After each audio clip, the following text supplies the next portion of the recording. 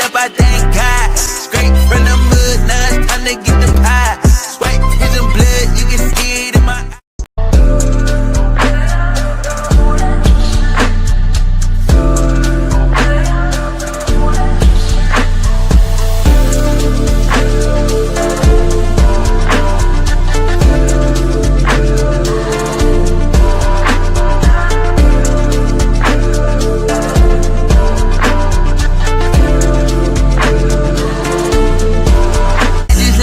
I thank God. Straight from the mud, now it's time to get the pie. Swipe his and blood, you can see it in my eye.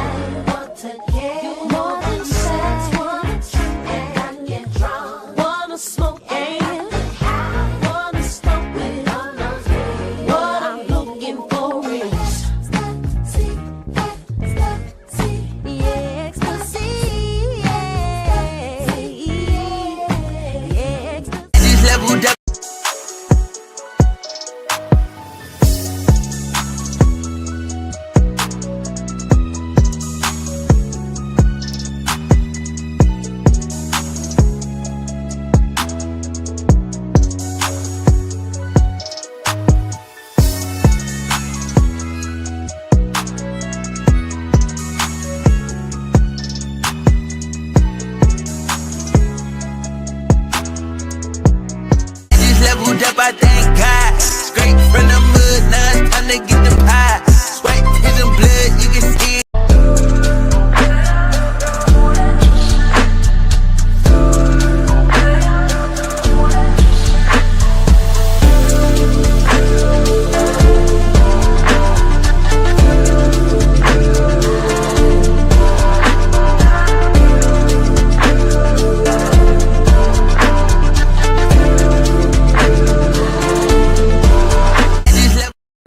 Alright, family, give me a second. I was trying to, hold on.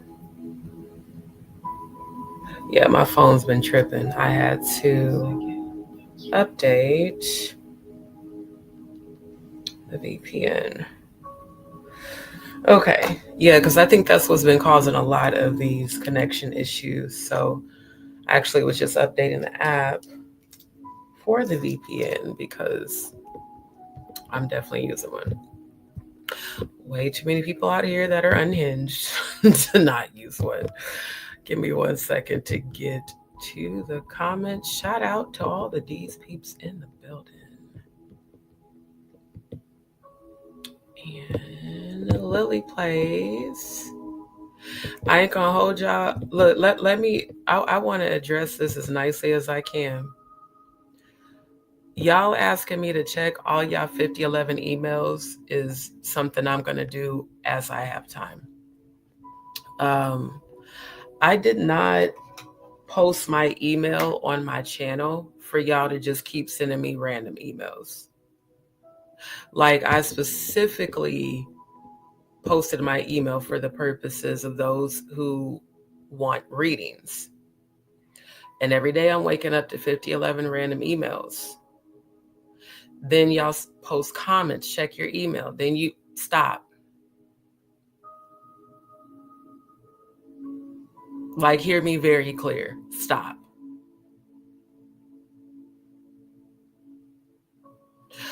I love everybody, but I'm starting to get agitated with a lot of energy. So my scorpionic self, I'm going to have to speak my truth. You guys sending me constant emails is literally delaying me getting through the readings. Then I got people putting negative comments about how I haven't gotten to their readings because y'all keep sending me random damn emails that ain't got shit to do with the reading. Okay? So I love all of y'all. If I don't get to your email, I don't get to your email. Okay? If it's not about you requesting a reading, which that is my number one priority right now, is getting caught up in those, then I will get to you when I get a chance to get to you. Okay? I don't want any more emails labeled receipts. I don't want any more emails about gossip. I don't want emails about what one person thinks they saw in a chat. And look, I'm gonna keep it a stack with y'all.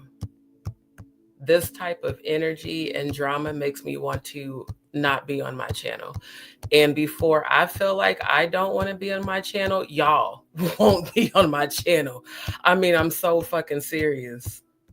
When I start blocking email addresses, that's a problem.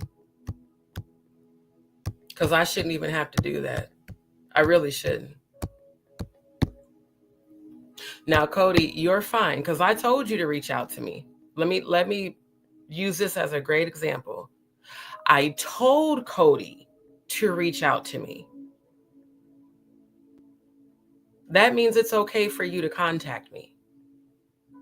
But if I have not requested for you to email me and you sending me random emails about shit I give zero fucks about, if I see in the title that this about to be some bullshit, I'm not opening it.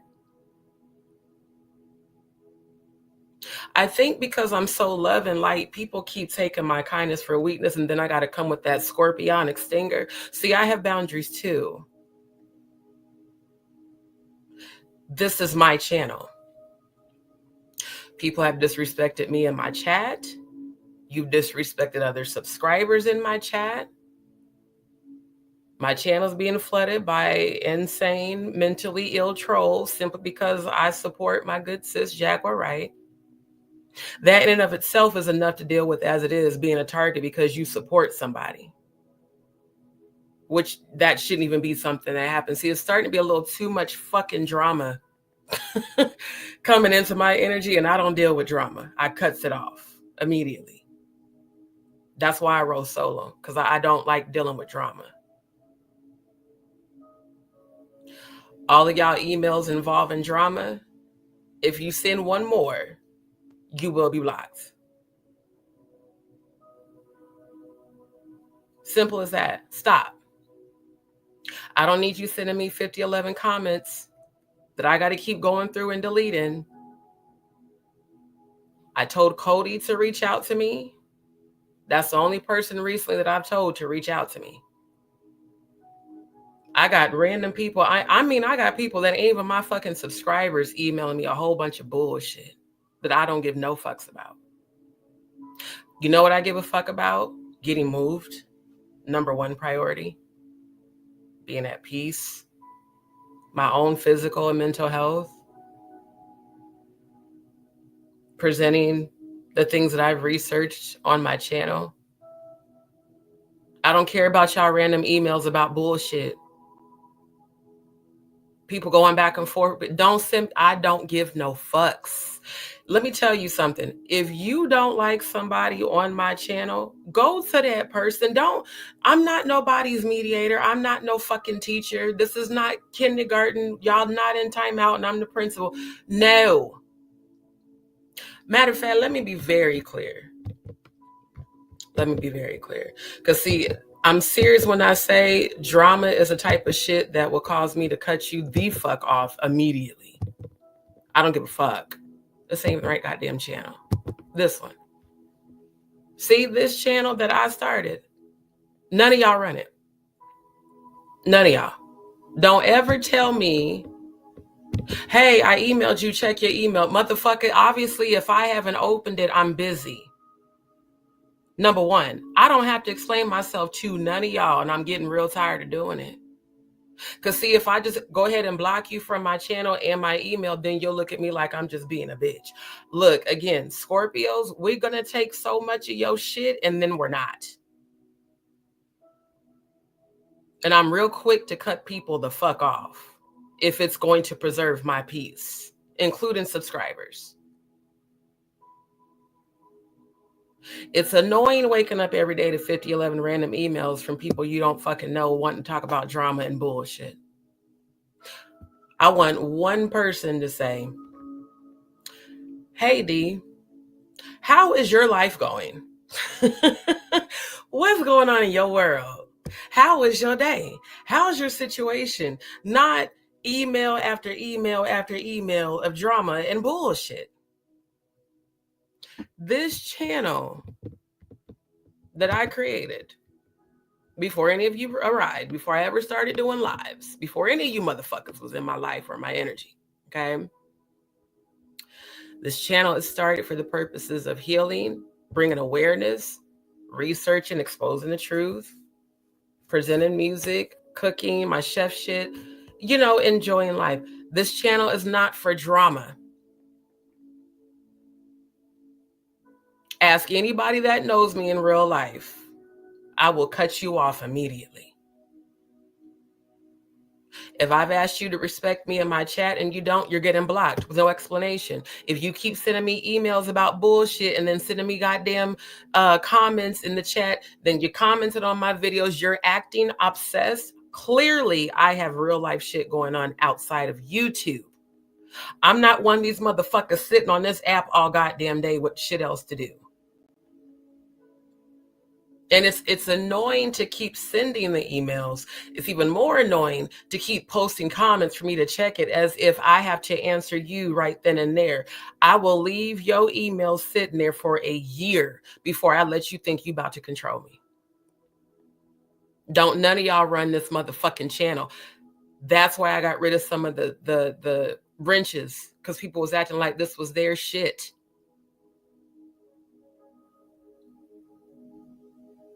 Look at the title of my channel. Is your name there? If not, leave me the fuck alone. I told you I'm loving light and death and demons. I'm a Scorpio. When I get tired of your shit, I'm going to let you know. Leave me the fuck alone. If you are not contacting me for the purpose of getting a reading, don't contact me unless I have asked you to. The only people I want contacting me are those who have evidence of other content creators making defamatory, slanderous comments about me that I can use for a lawsuit against them. If it does not involve that, or you requesting a reading, don't send me 50-11 goddamn emails. And don't keep posting for me to check my shit. Are you paying any of my bills? Fuck no. Are you helping me get out of my situation? Fuck no. Do you ever contact me to see how I'm doing? Fuck no. So stop sending me bullshit. Don't send me drama. The fact that I'm having heart palpitations even saying this right now is a problem. Because I know I did my spiritual cleanse today. I just did it again right before I started my live. And the first thing I see is, hey, I sent you an email. How many times are you going to post that shit in the chat every fucking time I go live until I block you from my channel?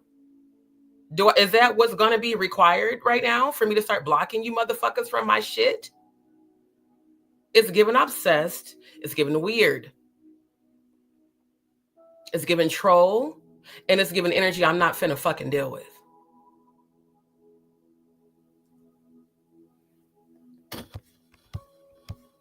I'm so goddamn sick of all this fucking bullshit. I swear to God, I'm sick of it.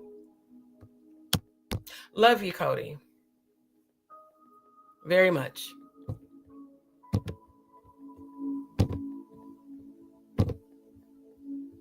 Appreciate you. You're the only person that says that. Hope you're doing well.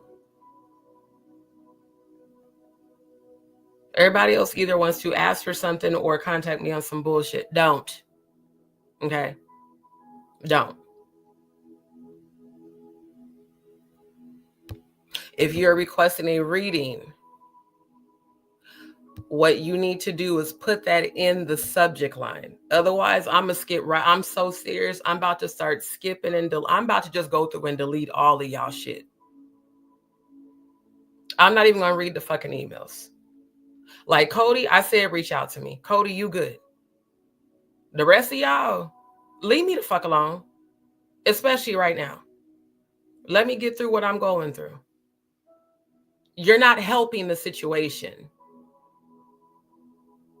Like, I've literally had to delete so many comments of people being like, how come you haven't responded to my email? Did you get, God damn, leave me alone. Shit. Do I really got to go off on y'all for y'all to get it, to stop? Me ignoring you wasn't a signal enough to leave me the fuck alone? Me deleting your fucking comments that you didn't see pop up under my lives wasn't enough for you to get the clue to leave me the fuck alone?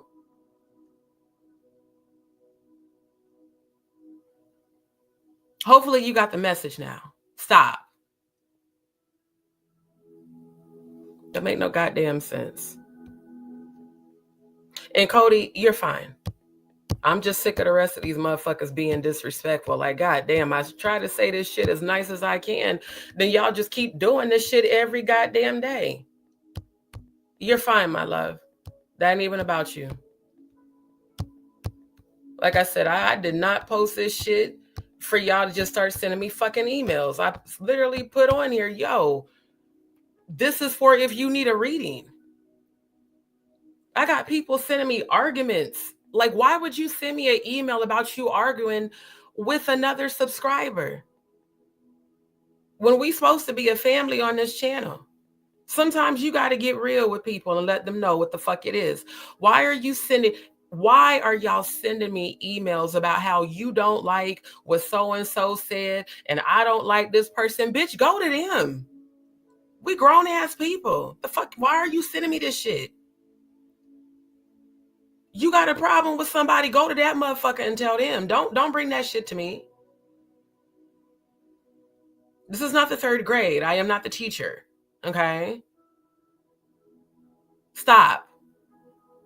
It's ridiculous and it's annoying. Stop it.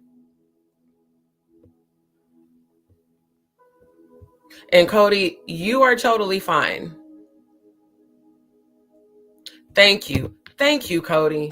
This is why I love Cody. It's like, I swear Cody is the only person that gets it. Because he hasn't. He might post like, hey, I sent you an email. Okay, I'll get to you. Ever since I woke up, I've had this, and this to deal with back to back. And I'm exhausted. So the demanding for me to read your shit is only going to get it deleted. I'm just telling you right now, you do that shit again, I'm going to go straight to your shit and click the delete button and not ever open that motherfucker. Don't demand my time. You're not paying for it. How can you demand time from a person you're not paying for their time? I give and give and give and give for free. All the time. When I really should be charging for the information that I'm sharing, for the information I'm researching, for all the goddamn editing and shit that I be doing, putting into all the work I put into my channel. And I support the family's channels too, not just mine. How the fuck y'all gonna demand me do anything and you ain't paid me shit? And when it comes to the readings, I've told y'all I'm trying to get caught up, but I've also shared with y'all what I'm going through in real life. And the more y'all keep sending these bullshit ass emails, I'm literally losing my place in my emails trying to get the emails for the readings. I'm literally trying to get to the reading emails, and all I keep seeing is all these bullshit ass emails about bullshit. Stop. Let me focus on my channel. Let me focus on my subscribers. Let me focus on the people who want readings. That is the purpose of my email being posted, not for y'all to just randomly keep sending me bullshit that I didn't ask you for.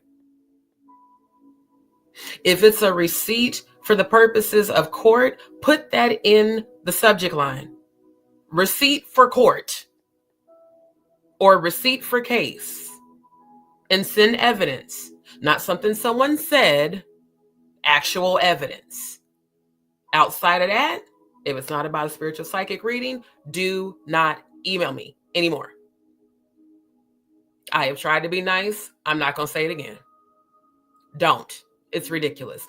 And I'm not finna even put my personal business out there, but if I was to show y'all all the damn emails I keep getting, you would understand. Stop it. If you do it again after this live, you're getting deleted and blocked. Period.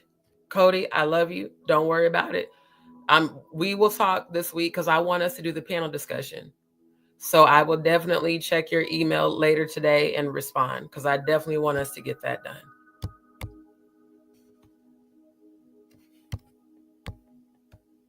Yeah, that's why I had to say something, because it's like, God damn, y'all, if I don't say shit, y'all just gonna keep doing it. Like, stop. Jesus Christ. Thank you, Nick. Yeah, because, yeah. And going forward, don't nobody send me no emails during my live labeled receipts. One thing I'm not finna do is let none of y'all have me get my channel fucked up because you sending me bullshit claiming that it's receipts when it's private information. Don't do it. When I say receipts, I mean, yo, XYZ content creator said XYZ about you that I know is not true. Here's the timestamp on the video. Here's a screenshot. Here's the evidence. Hope this helps your case. Boom. Leave it at that. Other than that, let me show you what other acceptable emails I'm going to accept. These. You need to put in the subject line spiritual psychic reading. Otherwise, your email will be automatically deleted. Simple as that. I've been nice long enough. I'm not finna keep being nice when y'all keep disrespecting me on my channel and disrespecting me in my private time. I'm available when I'm on live. Outside of that, I have to actually schedule the recording of my videos. And I have to be able to do it when I have time where I actually have the quietness and peace to do that as well. This is the purpose of me posting my email, not all this other bullshit y'all keep sending me. I know, I love you back.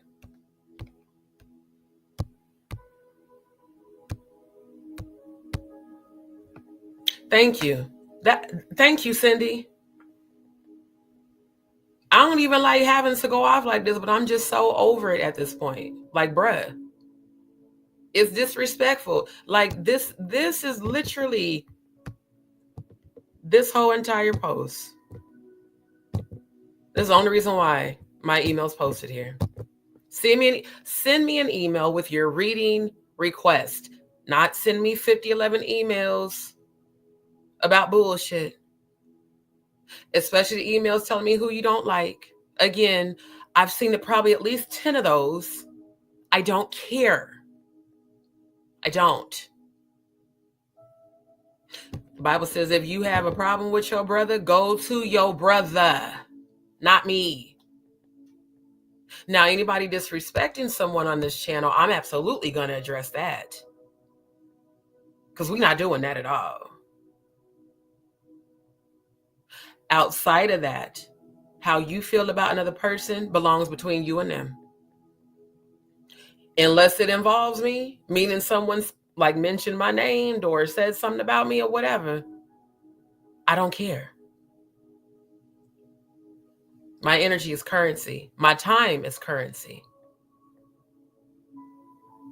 And I've been given way too much time.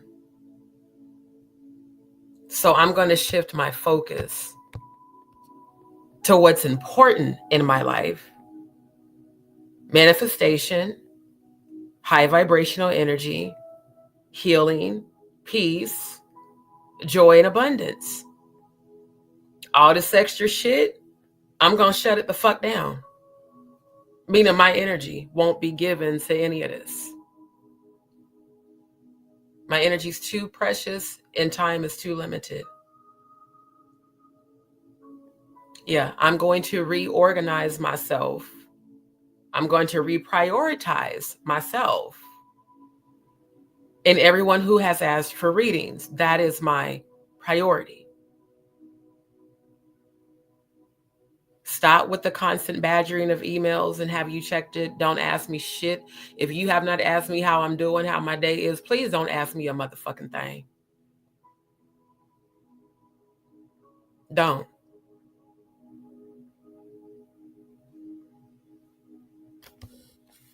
I'm over it. Thank you. And that's the reality. I do have a lot going on in the real world, you know, outside of this digital platform. I'm gonna be honest, none of this energy existed in my life before I started going live.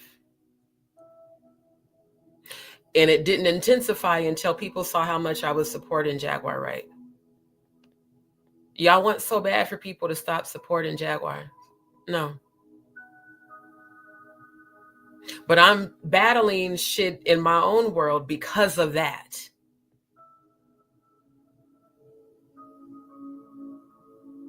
That's a lot. To be dealing with attacks, not just group wise, but individually, because you support somebody who you know is telling the truth. And then I'm still pouring into y'all. And you don't have the decency to just have respect to just, yo, I will get at you.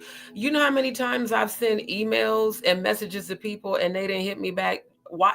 Okay, cool. They probably busy, yo. Like it's the demand of time and demand to do. Don't demand me shit. I don't belong to none of y'all. I'm single. You know what that means? If I choose to answer you, I do. If I choose not to, I don't. If I don't have time to get to your message and read it, I don't have time. You want to take that person? No, you can kiss my ass. Put your tongue out, then tell me how it tastes. I mean, I really don't care. See, again, love and light, death and demons, Scorpio, all or nothing. You piss me off, you're going to get this side to me. You keep disrespecting me, you're going to get this side to me. Stop.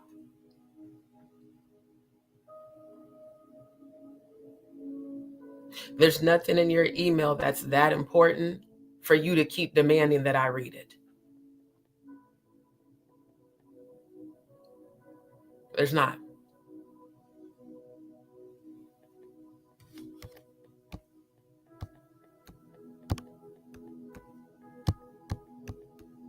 Thank you to everybody in the building. Love you back, Cody. No, I had to because I was like, if I don't, people gonna keep doing it. I'm going through approving the damn comments and I'm seeing all this bullshit like, bro, who the fuck do these people think they are? You don't pay not damn one of my bills. In the majority of y'all demanding I read your emails, you ain't even never financially supported my channel. You never sent a donation. Fuck you mean? I gotta answer your shit. Bitch, I wish I would. The fuck? That over the top, stop. Trust me when I say this side to me you don't want to see. Trust me when I say that. It will get much worse. Love you back, Cody. Yeah, it's the demanding of the time. That's the audacity for me. Don't demand shit from me. The fuck you mean?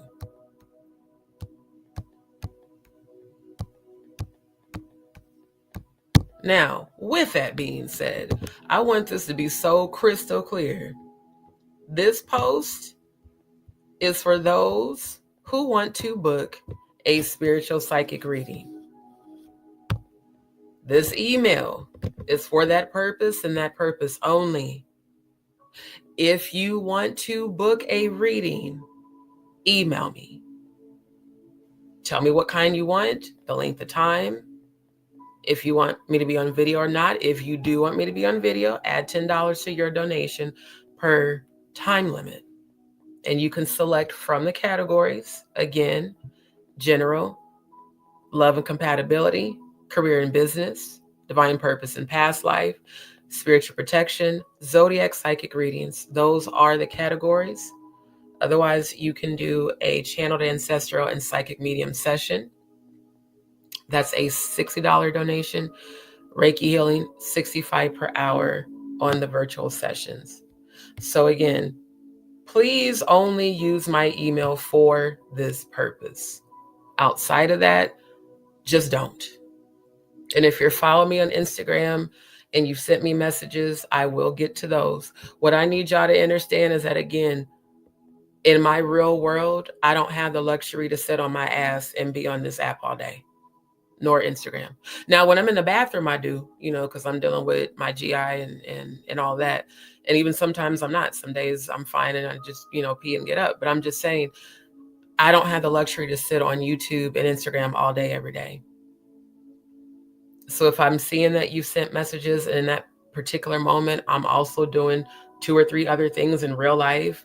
And I just happen to look and see, okay, so-and-so sent me a message, I'll get back to it. And then I never get the chance to get back to it. Again, it's never a personal thing. It's I have real life going on.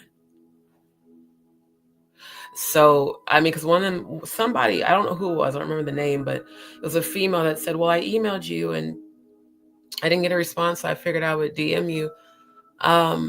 That's given you trying to rush me into a response.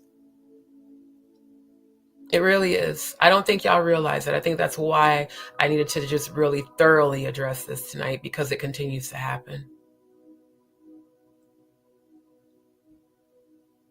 Okay. Normal people have normal things going on in life and can't always respond right away. I'm going to be honest, I'm not really on Instagram hardly anymore. I'm hardly ever on Facebook or TikTok. If I'm not on YouTube, it's because I'm doing other things in real life, editing, trying to make arrangements, researching things for my own individual cases. Because there's more than one person on this app that's getting sued by me. So yeah, I feel like I've done an over of abundance to show love and support to everyone on my channel and the entire Soul Vibe tribe.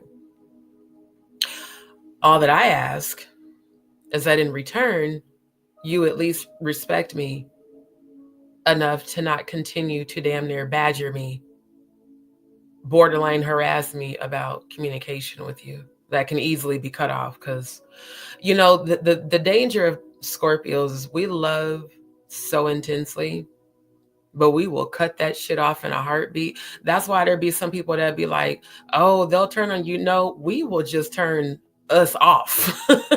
Like, for real, we'll just be like, you know what? I'm good. Done. This shit is costing me too much of my peace. Done. This person is not in alignment with my frequency. Done. They've proven it over and over and over. For those that I cut off, who are still talking shit, well, maybe you should have been loyal when you had access. So that's how I operate. If I feel like I got to tell you the same thing at least 3 to 4 times, then that just means you don't respect me. So why the fuck should you even be in my energy or allowed to have access to me? That's an access denied frequency. And then I go into that access denied. And once you're in access denied, it's going to stay like that. It's not about a grudge. My peace is my number one priority. So if I have to X you to keep my peace, if it's got to be me or you, it's going to be you. Always. See, now that I really love myself, I choose me first. I'm loyal to me. And I watch how people move and how they act and how they behave and if they show me consistency and loyalty. And when you start being inconsistent, I'm already peeping game. When you start to just blatantly disregard what the fuck I said, like I didn't damn say it, then I know you don't respect me. So then why are you here? Just like the people that don't like transgenders and gay and bisexual people. Why are you here on my platform when you know that I stand for that?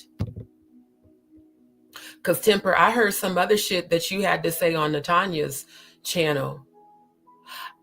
Maybe you're a person who, you know, maybe there's a certain level of ignorance, but I'm just starting to wonder, why is it that people, they claim to support me, but you say derogatory things to Cody about keeping his transition to himself, and I've been told that you said a lot of nasty things on Natanya's channel. Why are y'all here? It's obvious you're trolls, but why are you here? I'm not a celebrity. I really don't give no fucks about a lot of this shit that goes on. I give a fuck about justice. I give a fuck about elite predators who have gotten away with preying on people and hurting them and abusing them, that they get what they deserve. And I've seen a lot that's about to happen that I can't share publicly, but I've seen it anytime. I swear to God, anytime the ancestors and angels show me something 3 times, that shit's about to manifest. I've seen people that are going to be involved in car explosions. I've seen people drop from buildings. I've had a lot of premonitions lately and a lot of coffins. A lot of people, God is not playing. Like, y'all think this YouTube cyberbullying and gang stalking shit's a game, bro. When I tell you the Most High God ain't playing with y'all that's been doing all this fuck shit. All of y'all involved in covering up the Diddler and Jay-Z and Beyonce and J-Lo and Drake and LeBron, the Smiths, all of y'all involved in this shit. A soul for a soul. The minute you willingly sold your soul, they coming to collect. In 2025, a lot of souls are going to be collected by the angel of death and vengeance. Spiritual warfare is exactly that, war. There's a lot of casualties in war when people willingly sell their souls and give 5 names of relatives that they don't mind being unalive. See, when people accuse people of sacrifice, when that person actually didn't commit a sacrifice, and you compare that to the people who did willingly sacrifice, it's really diabolical how they do this mind game bullshit.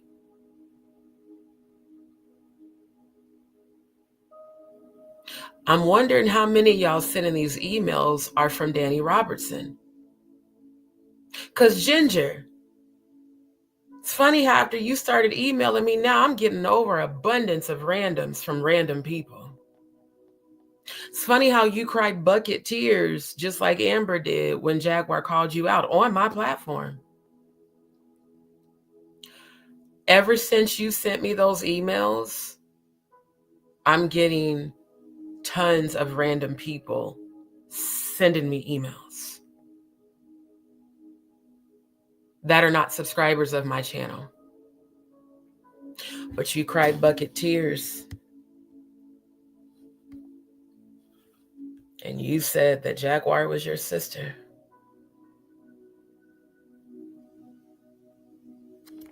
And how much you loved her and how much you loved me, and you would never, but you were always always sending screenshots from Danny Robertson's channel. Then even after we address you, you continue. I think you sent me like 25 emails, all with Danny in the subject. Amber jumps on the live and fakes tears, and, you know, I called her on her shit. Then I'm hearing she's on Danny's platform apologizing. But just 2 days ago on Jaguar is on the panel with me and Grace and Sis, she just blatantly lied. And I didn't disrespect her. I called it as I saw it. You're full of shit. I was right about you. I was 1000% right about you. Because again, my intuition is very strong. The gifts I was born with are very strong, especially since I've been celibate. There's no way that you're going to hide energy from me. Every last one of y'all that have been trolling all of our channels, especially you, Amber, because you even admitted on my own live in the chat under your fake channel that you had titled Salma, that you allegedly had all of our IP addresses. I invite you to show up if that's true, so I can have you arrested.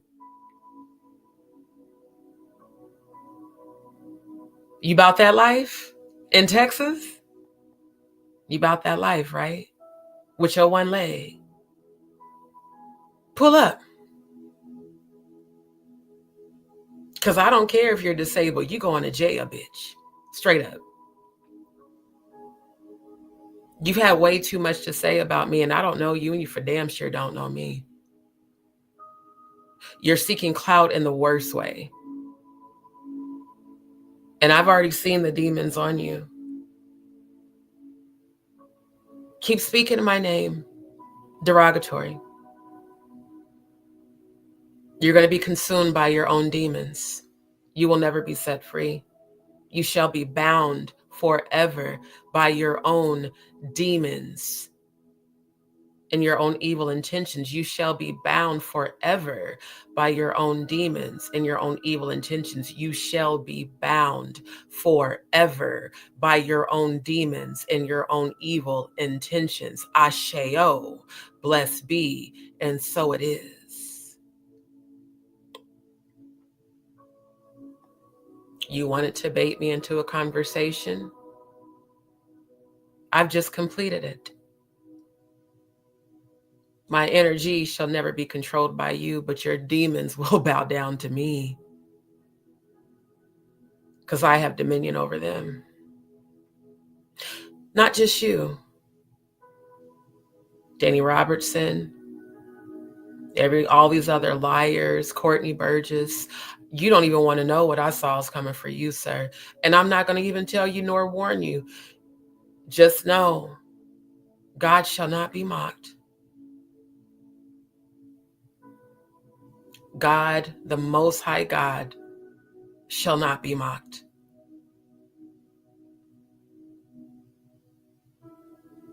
The Bible says the wages of sin is death.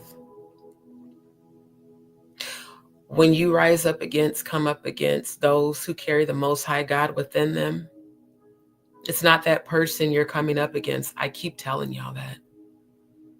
It's the God in us. It's literally the spirit of the Most High God within the human being that you are rising against, because it's your father Lucifer rising through you. Lucifer was kicked out of heaven, hurled, in fact, out of heaven. And 1/3 of the angels went with him for rising up against the energy of the Most High God, frequency, and trying to take over and take dominion and control.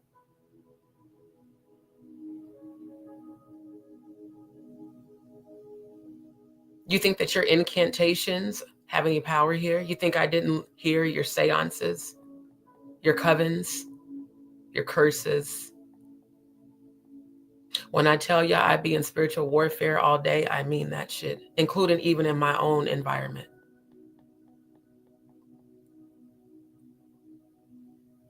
I know exactly what you guys have been doing. And just because you've done it in the dark doesn't mean it's hidden. I've seen your sacrifices that you've done. I see the deities that you conjure up. And guess what? Them deities you speak to fuck with me. Every demon and every ungodly deity that you have done spell work, including my name, those very demons are going to consume you for that very intention, let alone the incantation. 1,000, 100,000 years shall be added to you and your lineages. Your covens will burn. Your seances will backfire immediately. Reversal of energy. Any energy rising up against me, my Soul Vibe tribe, which does include Jaguar Wright, Odell, Maggie, Natanya Rubin, Jonathan Hay.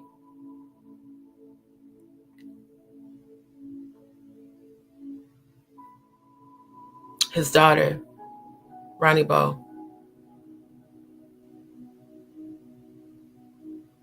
Gene Deal. And yes, even Cat Williams. I'm talking about all the actual chosen ones. Those energies rising up against us are the ones that are going to plummet into hell, literally. Your transitions are swift.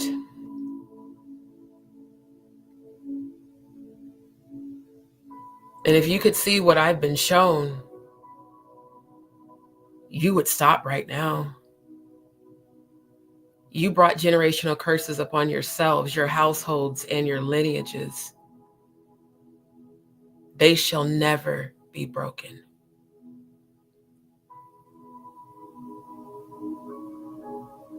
I keep trying to tell people this. Now you're going to see what I've been shown. I heard February. Very clear.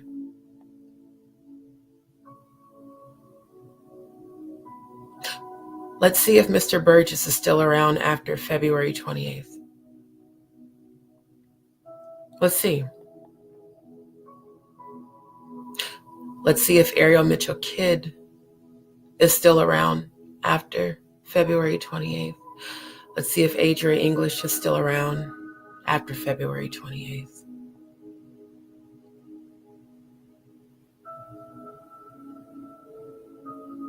It's interesting when you're a psychic medium, clairvoyant, empath, and you're shown very vivid images of events to come, and then those events manifest in real time. That's happened to me since I was 8 years old, starting with my grandmother's death. My grandmother that picked cotton, my mom's mom, I saw her funeral, and then she died. Exactly a week later. I've had that gift since I was a child. So when I see death and I feel death, it's coming. All of the demons that you guys have sold your souls to are coming to collect souls. A soul for a soul. Be very careful how you speak on and handle the chosen. It just might be your last time. Because once the ancestors get a hold of you, there's nothing I can do. And there's nothing I will do but sit back and watch you get your karma. Every last one of you that spoke on Jaguar Wright and Giovanni deserve everything coming to you. Every last one of you that has spoken on me when I've lost 5 babies, you deserve everything coming to you. Let me address Danny Robertson. Matter of fact, let me stop sharing screen so you can see my face up close and personal. Danny Robertson, let me be very clear with you.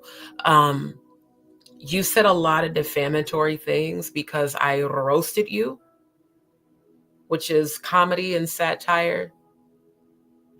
You put out a photo of yourself wearing so much makeup that it made you look like a man. Very masculine features. You posted photos of yourself standing up. You are shaped like a male. But I've never used transgender about you being an insult. What I said is when I zoomed in on your photo, I saw what appeared to be an Adam's apple. Now, let me be very clear. This scar on my neck is from thyroid cancer surgery. I don't have and never have had an Adam's apple. You used transgender as an insult, which I want to publicly say thank you for showing your transphobia. Because I've never used it as an insult. I said you look like a man, because you do.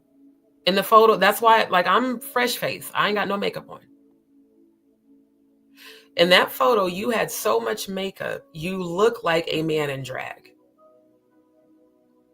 And I made fun of the fact that someone whose makeup is so horrible that you look like a man in drag, and it appeared like you photoshopped an Adam's apple because there was clearly a circle on your neck. Me speaking on that during a roast, as in joking, is not me saying, oh, you're a trans, to insult you. When did it start being okay to use transgender as an insult? Because I've been told, yeah, you said on your platform that I was trans. Then you said that me and Odell had something going on, and that me, Odell, and Jaguar. You know, the amount of lies and blatant slander and defamatory is going to help so much when you get sued. So I encourage you to keep speaking this bullshit on your platform. Thank you for the evidence. Because a roast is a roast, making fun of all of y'all for being stupid as hell, because you are. Anyone that sits on this app 11 hours for the purpose of trashing Jaguar Wright every day is someone who is displaying psychotic behavior. You're not a fan. You are psychotically obsessed with someone that wants nothing to do with you. So now you're targeting everyone connected to her because you think that by trying to target, us and say negative things, that somehow it's going to make us not support her. And it just makes you look stupid, quite honestly. Makes you look very desperate. And you clearly have no self-worth. So I'm just like, for you to say that about me when I've survived thyroid cancer twice, but yet in your photo, you just look like a person who doesn't know how to do makeup, doesn't know how to do weave. And therefore you look like a skinny male dressed in drag. That's my opinion, which I'm entitled to. But you calling yourself making fun of an actual cisgender woman who's lost 5 children because I was born with an autoimmune disease called Graves' disease, which causes hyperthyroidism. My thyroid's overactive. For you to make fun of a person who actually had thyroid cancer surgery. Thyroid cancer went into remission twice. 3rd time it was interdeterminate. So they removed the left side of my thyroid because I had what's called multinodular goiter, which is 7 tumors that grew on top of each other on the left side of my thyroid. Let me find my video. Here we go, right here. Yeah, let me educate you. Because see, again, seriously, pause. I never insulted you and said, look, she's an ugly trans. I said, yo, she looks like a trans. Like you look like either you trans or you a man in drag. And what I said was, live in your truth. If that's who you are, live in your truth. I didn't use it as an insult to try to make people feel like, oh, ew, she's a trans. And that's what you attempted to do towards me. That's why I'm directly addressing you. Not only is that cyberbullying, if I was a man, when I had my thyroid cancer surgery, you'd see my Adam's apple here. No, what you see is the scar. You see the incision mark. So I just wonder how someone like you feels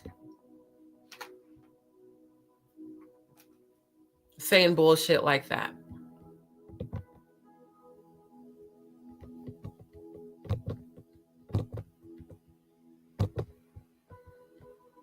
I wonder how that feels. I wonder how stupid you feel saying that bullshit. So I can make it bigger. And you know what? I pray you never know what that feels like, but it'd be ironic if you did. That was right after my surgery. That was when I went home. See, all of these stupid ass trolls that say all these negative things to me, you couldn't have survived half the shit I've been through in life. I had this surgery in my late 20s. I was diagnosed with this shit in my late 20s, very young, going through this.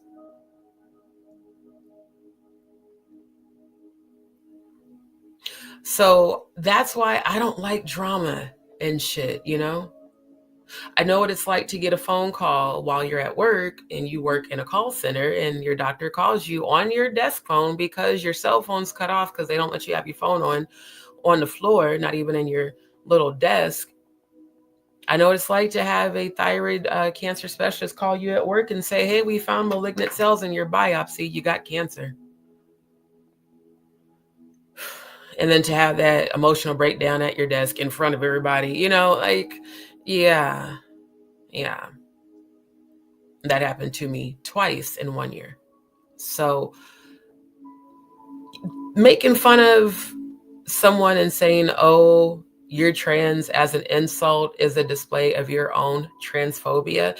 And if you don't want people to think that you are a man dressed in drag, look up some makeup tutorials on YouTube to better, learn how to accentuate your beauty. Because again, makeup is meant to bring out your natural beauty, not to create it. And if you're creating beauty with makeup, then that means naturally you don't feel that you're pretty. But I just want to show this to all the trolls that keep making negative comments, even including the ones who said I look like I'm dead. One said I look like a corpse. Well, that could have been me. That definitely could have been me 15 years ago during this time. But it wasn't. I survived it. I overcame it. And I'm still here today. But using trans term as an insult is by definition transphobia. I said, Danny, live in your truth. Just like I said about Rayford and all the rest of these alleged down low men. Live in your truth. And if I want to roast you and laugh at you for being a dumbass, I'm going to roast you. But ain't nobody saying as an insult, oh, you're a trans. And the blatant lie about Jaguar and Odell, bitch, you just trying to get information. Even if that was going on, which it's not. Even if it was, that would be our business. If I decide that I want to go out and get me a girlfriend tomorrow, and me and her decide to be together, that's my business. Y'all would never know it because I would never share that with people. But it's the blatant lies to say that we had something going on and Odell liked me better. Meanwhile, I'm in one state, they're in another.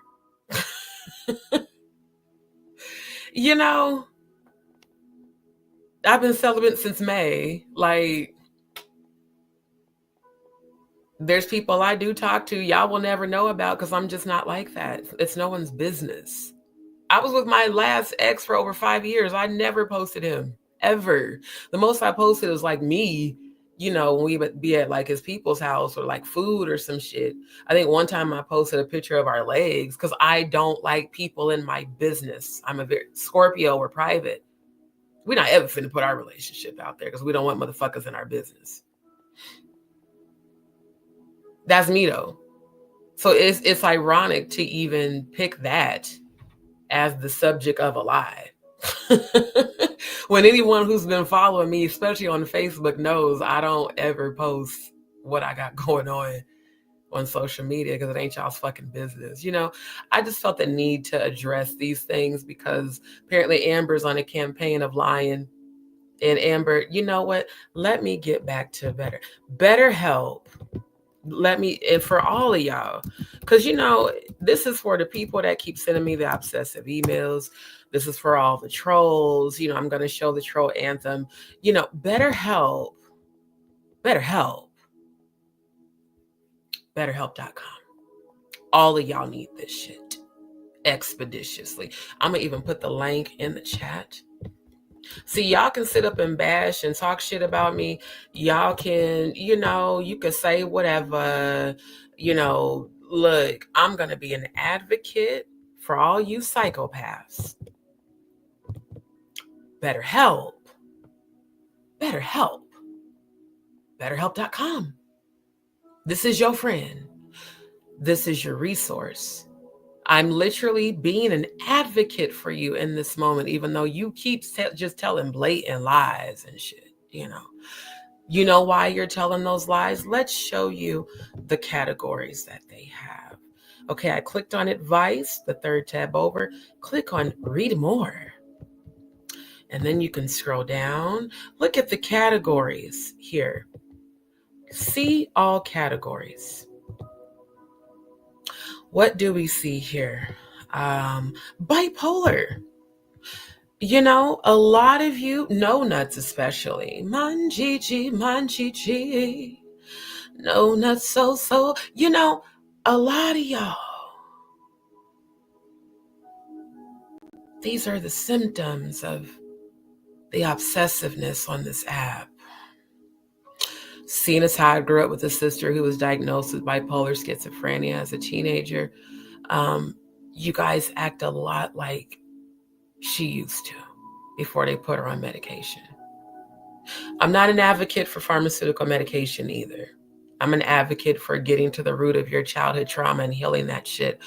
It is my firm belief that Danny Robertson, you especially, exhibit signs of bipolar disorder.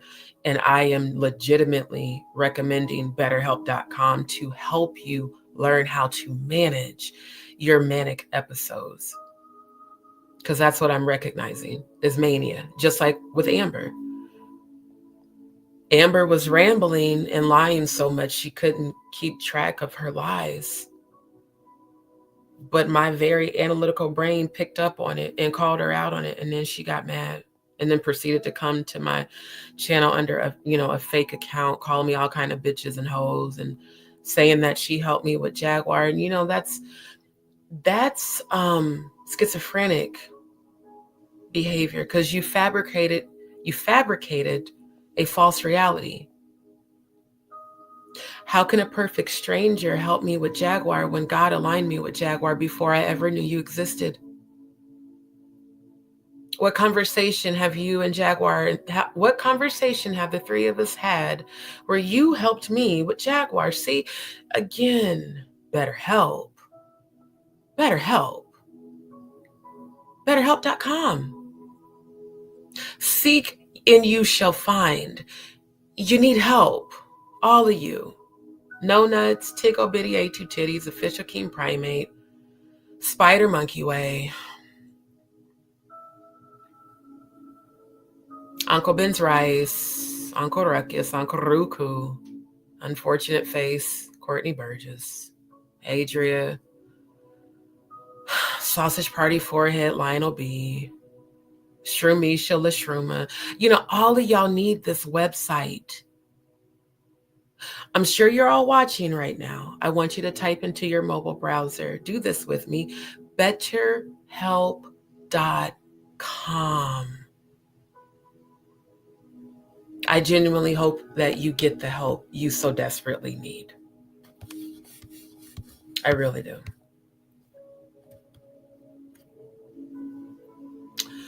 BetterHelp. BetterHelp. BetterHelp.com. Okay? Seek that out. I think you'll be a much better person once you get the help you need. Because right now, all of you are walking examples of unhealed childhood trauma. That's why even if I do roast and laugh about it, I'm giving you legitimately a resource because I see that you need help. If you're exhibiting signs that you could become a danger to yourself or others, I would rather you get help. Amber and Danny Robertson, you both have exhibited signs that you could potentially be a danger to yourself or others on this app. Danny, especially you coming into my live impersonating Jaguar under a fake Jaguar Wright effect account, which, by the way, I still have that footage, you know, the actual receipts. I have the copy of that live where you did that, which is also against the law, just so you know. So you might, you might be able to present a defense, you might be able to plead insanity once you get hit with that court case. But if you're going to do that, maybe start with betterhelp.com, because you're still going to be held responsible for your gang stalking and your cyberbullying. Let's go ahead and get the petition up. This is a perfect segue into that. And then I am going to get into tonight's subject. If Jaguar does end up going live, we will pop over and I'll share screen. But I just, sometimes you just got to be with that real scorpionic, letting people know what you ain't about to deal with. Now, family, please make sure that you have not only signed this petition, but shared it with everyone you know. Exactly what these people are doing is the exact reason why we decided to come up with this petition. And we thank you for the 632 signatures. We need to get to our minimum goal, which is 15,000. So please share the petition everywhere you can. And for those who asked about sharing from the petition directly, scroll to the bottom. You can scan the QR code, or you can share on Facebook, WhatsApp, Twitter, X, whatever. Copy the link or send an email. And of course, you know that if you copy the link, you can text that to people as well. So we want to continue to get the awareness out there, because things like what they're doing is actually against the law. But until people are held accountable by the law, they will continue to do whatever the fuck they feel like they want to do. And in my opinion, what YouTube is allowing them to do. Because again, YouTube, you're responsible for allowing people to blatantly violate your community standards. As a corporation, you are responsible for allowing it, especially when you've received an overabundance of reports from all of us.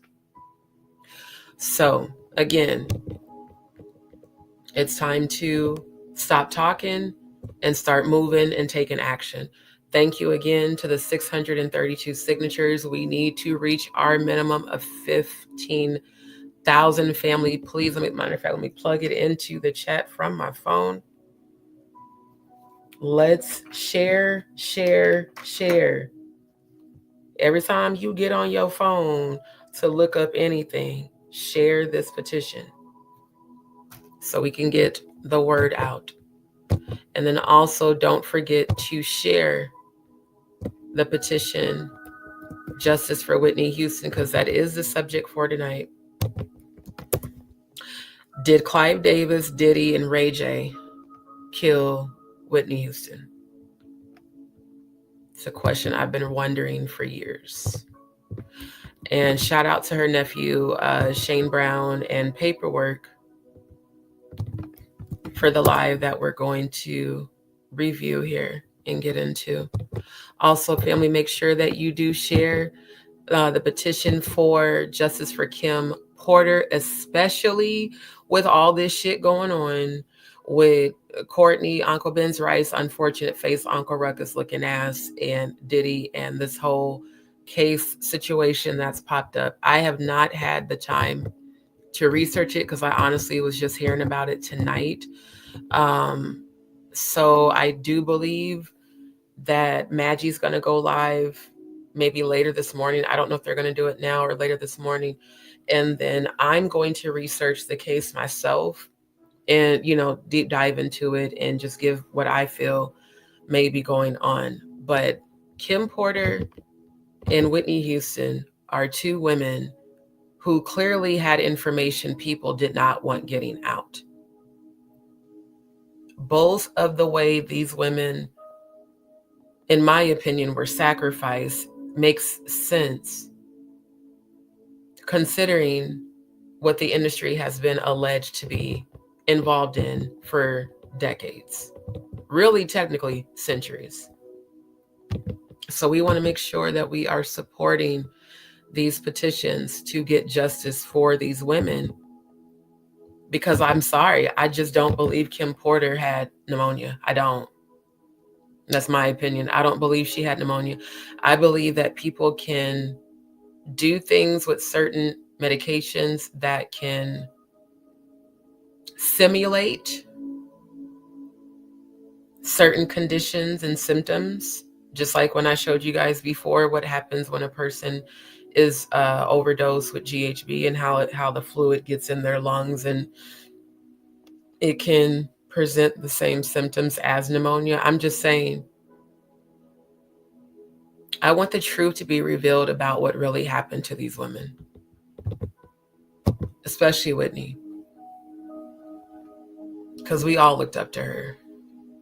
Like, I remember when I was a little girl, the first time I heard her saying that our children are the future, like just hearing her sing that as a young melanated girl in the hood and seeing this Black woman on this screen being a positive example for young women. Again, see, our generation is very different from this generation. There was no such thing as a sexy red when Whitney Houston was an artist. Like, those types, that trash didn't exist in our community.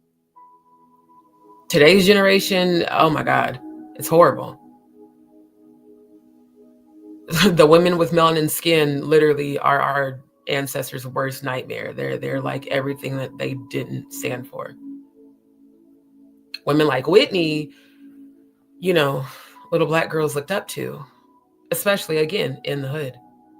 Just like Aaliyah, we looked up to these women who were examples of class, talent, beauty, strength. And y'all really want to insult our intelligence and have us believing that she drowned in a tub by herself? Meanwhile, Rayford's knuckles look like he was boxing chalk all night. What else is white like chalk? A porcelain tub? You know, just obvious clues. Why this motherfucker kept hiding his face afterwards, the whole time his photo was being taken in the videos. Why was he hiding his face? Meanwhile, Brandy's sitting there smirking, looking evil as hell. Like, oh, good, she's gone. But these are folks y'all worship and look up to, and these are good men and women. These people present themselves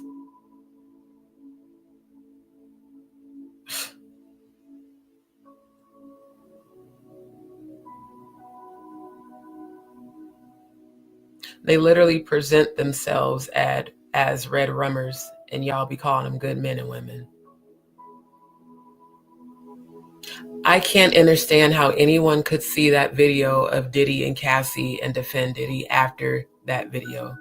Not even his own mama.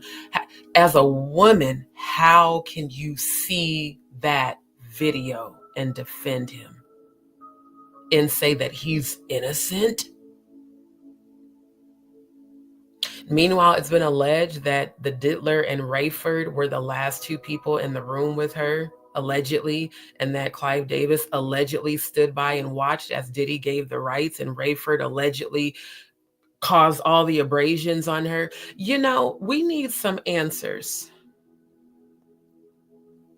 Not the clout chasers, not the trolls, the actual real truth seekers. We demand answers, and her family deserves it. The constant insult of intelligence to think that we're going to believe she drowned on her own in a tub is ridiculous. That shit is ridiculous. And it's definitely been said that Diddy and Rayford were at that hotel, at that party with Clive. And Clive was 2 stories down. 2 floors down. And when they told him what happened, he said, keep the party going so we don't cause a scene. Keep the party going so there's no scandal, so people won't get scared. Just like when I was raped and the pastor said, you know, keep going so that people think everything's normal. Why do predators and red rummers always just want to keep shit going? Like, oh, that didn't happen. The perfect time to unalive somebody is during a loud party, because no one's going to hear the screams, especially if you're 2 stories up and you have had allegedly security outside the doors and make sure nobody comes on that floor so that Rayford could slip in through the back door, allegedly. And allegedly, Diddy and Clive were brought up there performing the satanic rite, allegedly.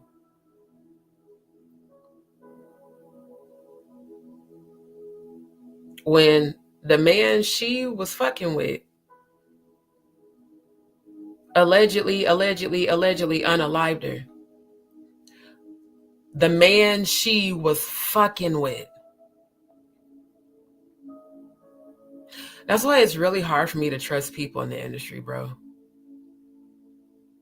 It is. A lot of people be full of shit. And they be with the shits. Trying to take out those who know the truth. She knew the truth. She knew the truth.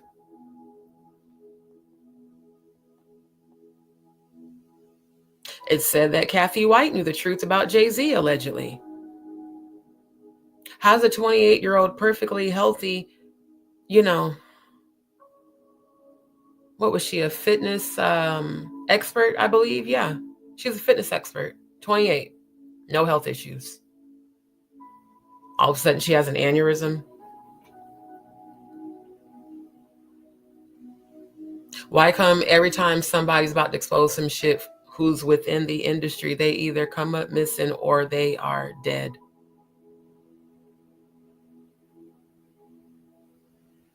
You know, I've asked that question for decades and was called a conspiracy theorist.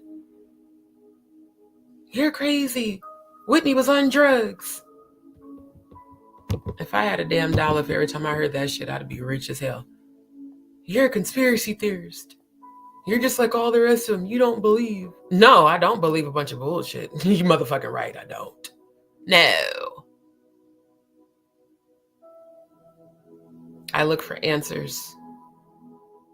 I look for the shit that they want to hide. I go digging for it. I always have. I'm not going to believe some shit just because you fucking told me to. Let me go research it myself and see what's really up. And then let me go be in the environment so I can feel the energy. That's the only way you truly know people, is to actually be around them. Because again, people present what they want online. Some people present their true authentic selves. Some people present the ego, what they want you to believe. Then you meet them and either they are exactly how they present themselves to be or they're not. Shout out to my good sis Goddess Mercy, who I know in real life. Been down since day one. Can't wait to see you, my love. When it comes to all of this industry shit, I'm so thankful that as much as I love music and I am producing my own music, that I'm an independent artist. I'm so thankful that I never signed any sort of contracts or got with any sort of labels, because this industry is full of elite wickedness, spiritual wickedness in high places. Powers and principalities that they worship and sacrifice humans to.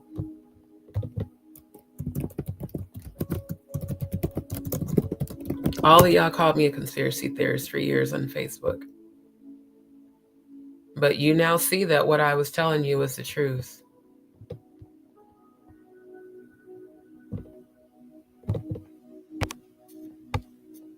want you guys to pay close attention to the timing of right now.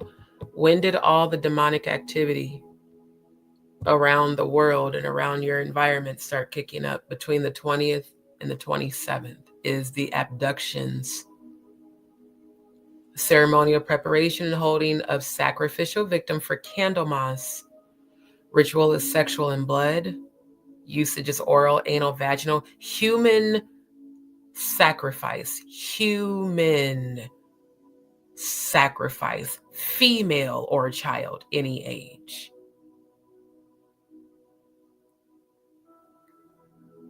Then you've got Candlemas. See, this is this week. Let's see, until next Monday. So from starting this Monday, the 20th, until next Monday, the 27th. So much satanic energy going on.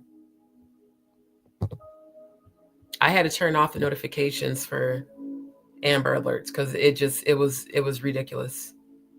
Waking me up all in my sleep and shit, you know. Yeah, abduction, holding of sacrificial victim. Sacrificial victim. That's what I want to focus on. How do we rescue? How can we? Is there a way to rescue them? Female or child.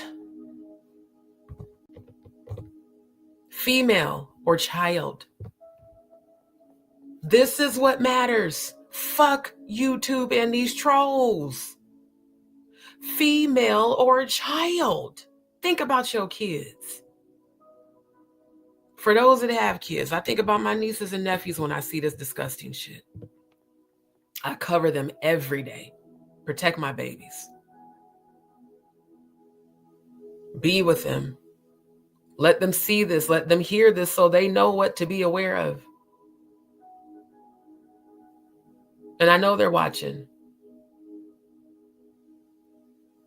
Abduction.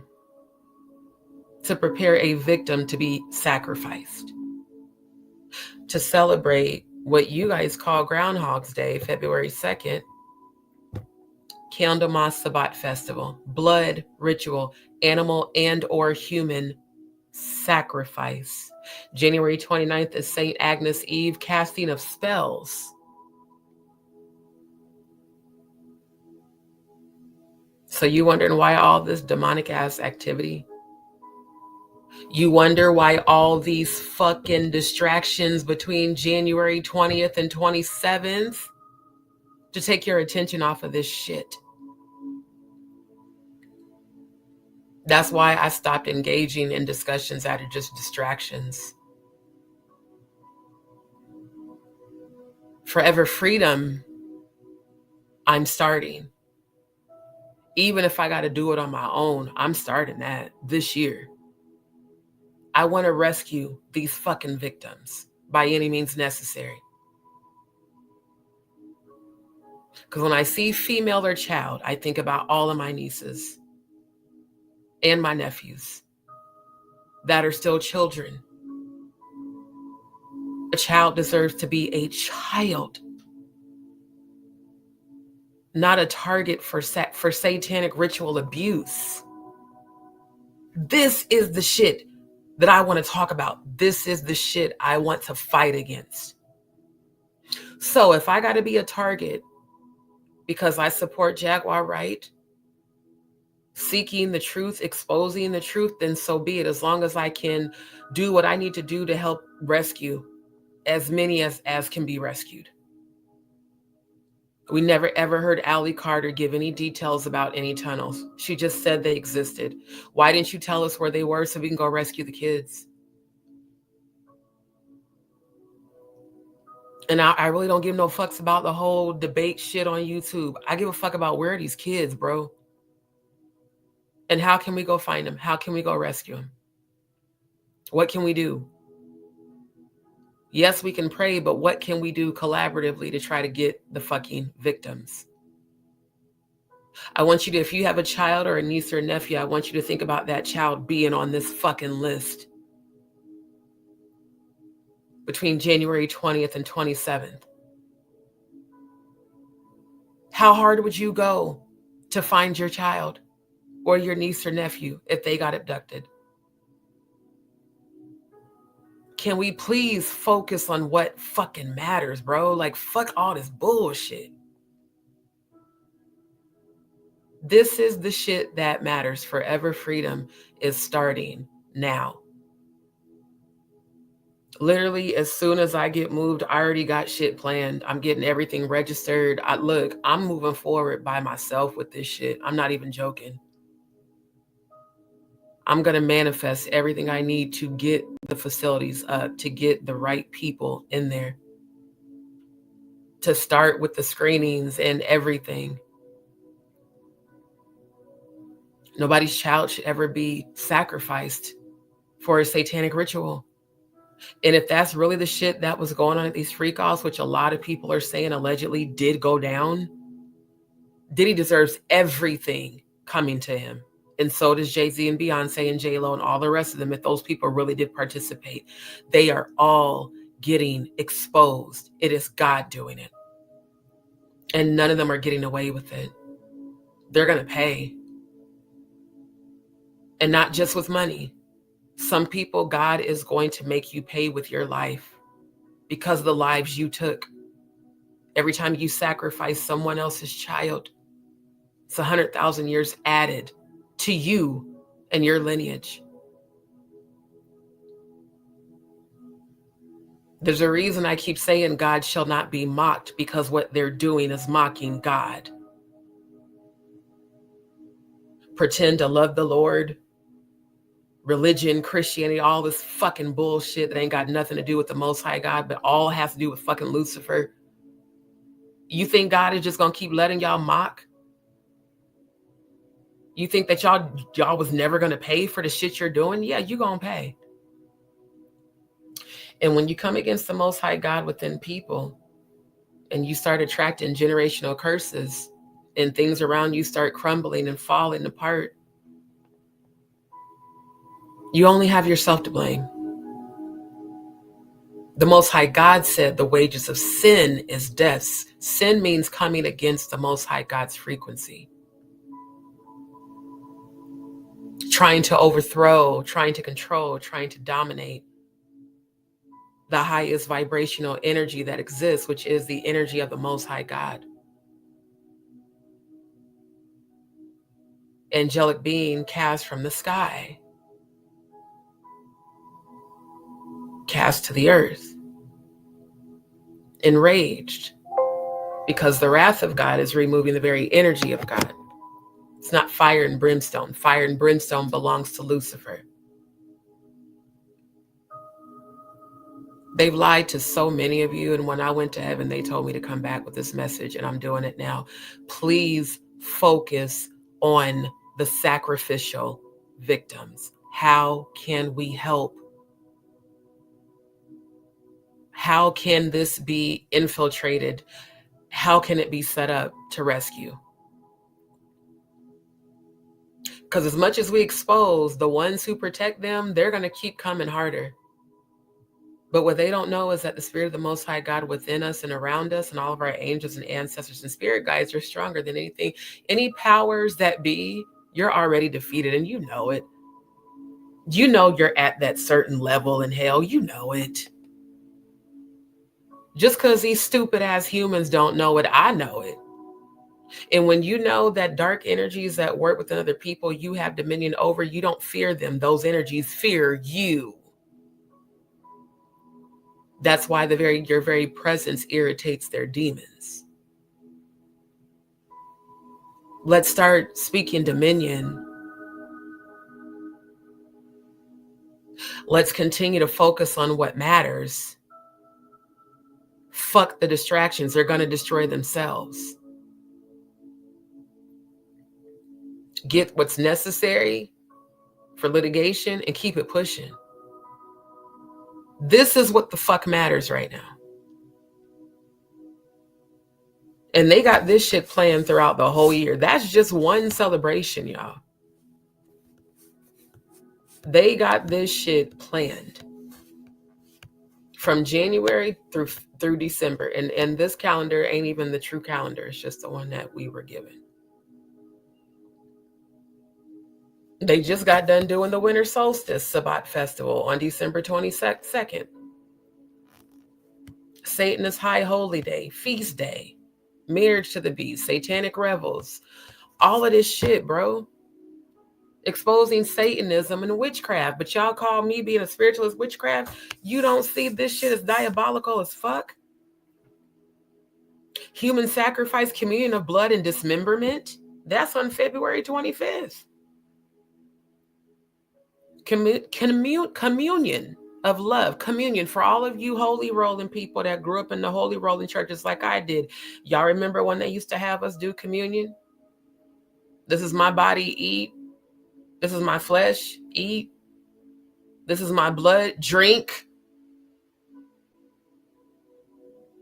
Y'all don't understand, you don't understand that the very practice of communion is satanic, and yet every apostolic Pentecostal church I've been around does this shit all the time, saying that it is a representation of honoring Hey Zeus,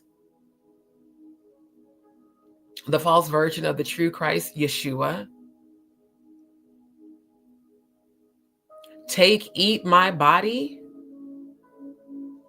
which is what they do at these fucking events, allegedly. I gotta say allegedly for YouTube, but I know it's true because I've found the receipts where they do this shit. They consume. Take, eat, this is my body. Take, drink, this is my blood that I shed for you. Blood sacrifice. Damn, I just heard computer red again. Blood sacrifice. Now, I've been talking about blood sacrifice. I started in 2008.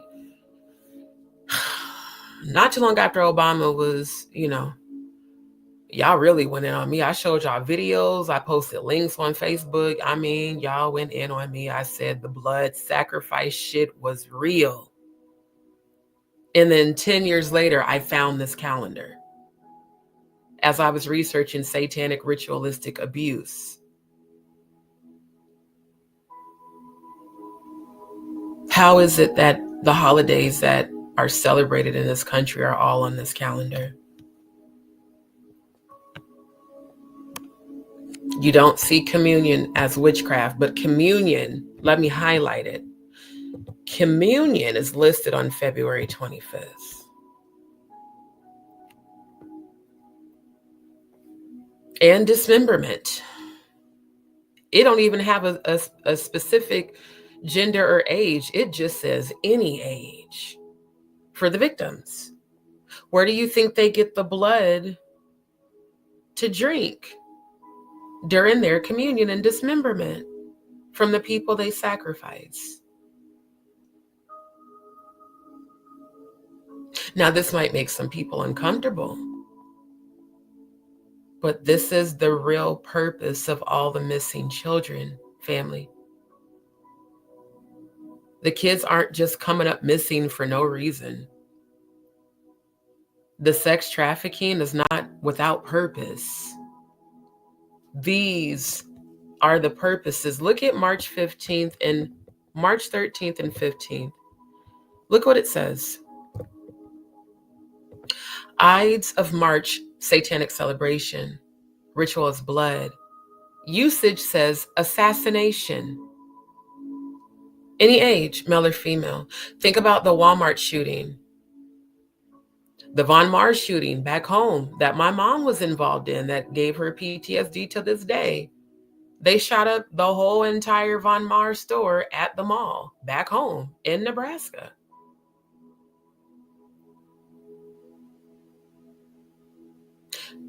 Human sacrifice is also under the spring equinox, March 20th.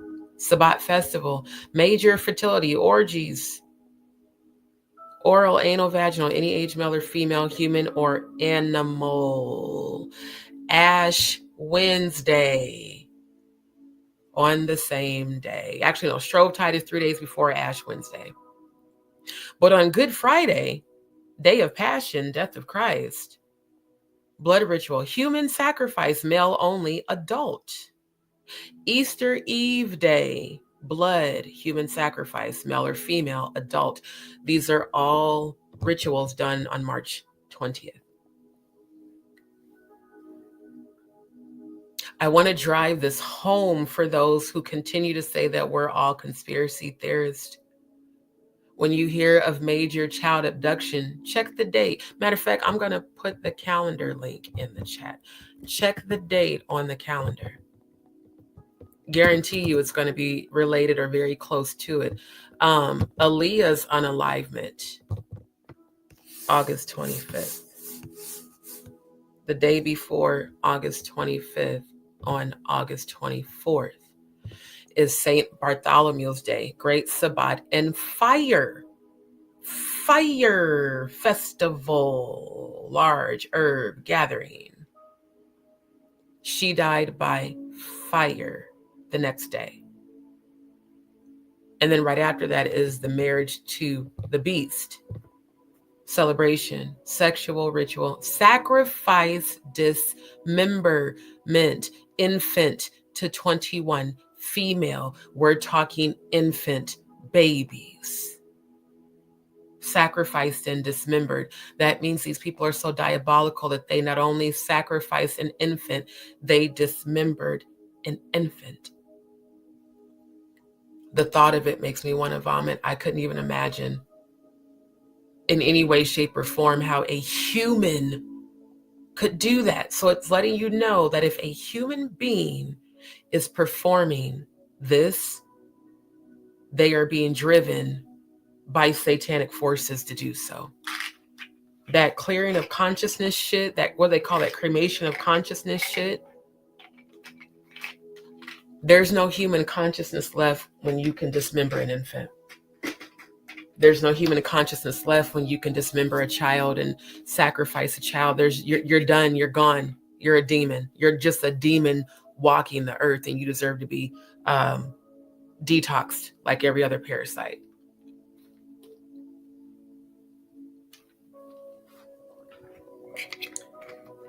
This be the shit. This be the shit they want y'all distracted from. That's why they're creating all these fucking distractions. Because they know people like me that are very overly analytical and don't be believing the hype that the media puts out there. We're going to research this shit. And when we amass the power and the resources, we're going to stop it. Look at September 21st.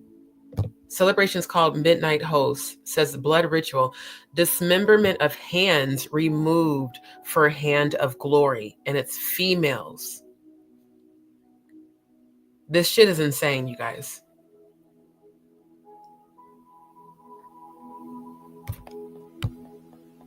Am I therefore become your enemy because I tell you the truth?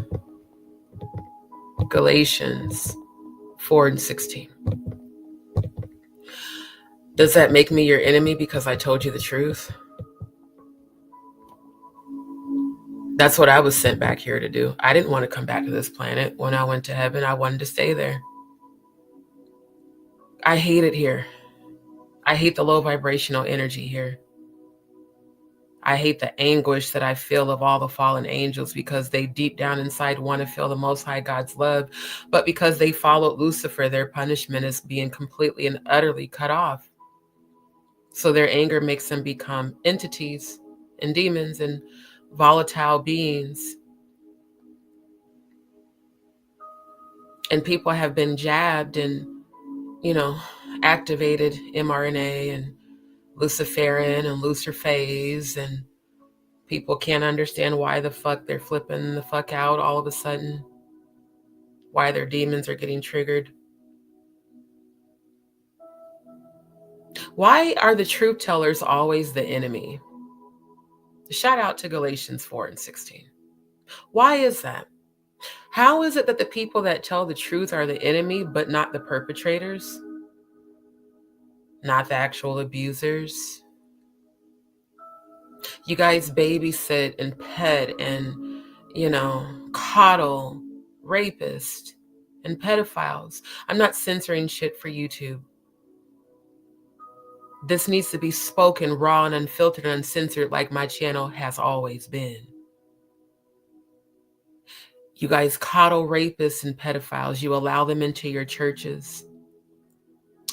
You allow them to be assistant pastors, TD cakes. Your son-in-law was accused of pedophilia, and you made him and your daughter the assistant pastor. That didn't bode well with a lot of your members, and a lot of your members left, but a lot of them stayed.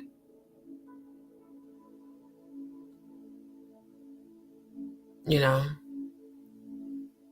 why do churches get infiltrated with rapists and pedophiles? Why are they allowed to sit in the crowd when they are on the list of registered sex offenders that are not supposed to be within 100 feet of children? Why are they allowed to sit in congregations and be hidden? Usually it's because the pastor is doing it too. And maybe those people know it. And maybe to avoid being exposed, maybe they say, well, let me sit in the crowd. Having to sit next to your rapist in church is one of the most insane things in the world. And how many young girls, adult women, young boys, adult men, you know, how many people have had to do that? How many of you gospel artists have been accused? You know, how many of you sing praises to God, but you've been accused of sexually assaulting children and adults? Why is it that you guys don't want us to speak about it? Why don't y'all want me showing this calendar? Why don't you want people talking about the abductions that are going on right fucking now, starting January 20th? Why is nobody talking about this? If it's on the calendar, why is nobody talking about it? A whole week of abductions? For Candlemas? On Groundhog's Day? Maybe, just maybe, she knew something about that. See, everyone's paying attention to the freak-offs. No one's paying attention to the satanic rituals at said freak-offs, allegedly. A lot of people been saying they've seen satanic rituals at these motherfucking freak-offs. Diddy has everything to lose. So does Jay-Z.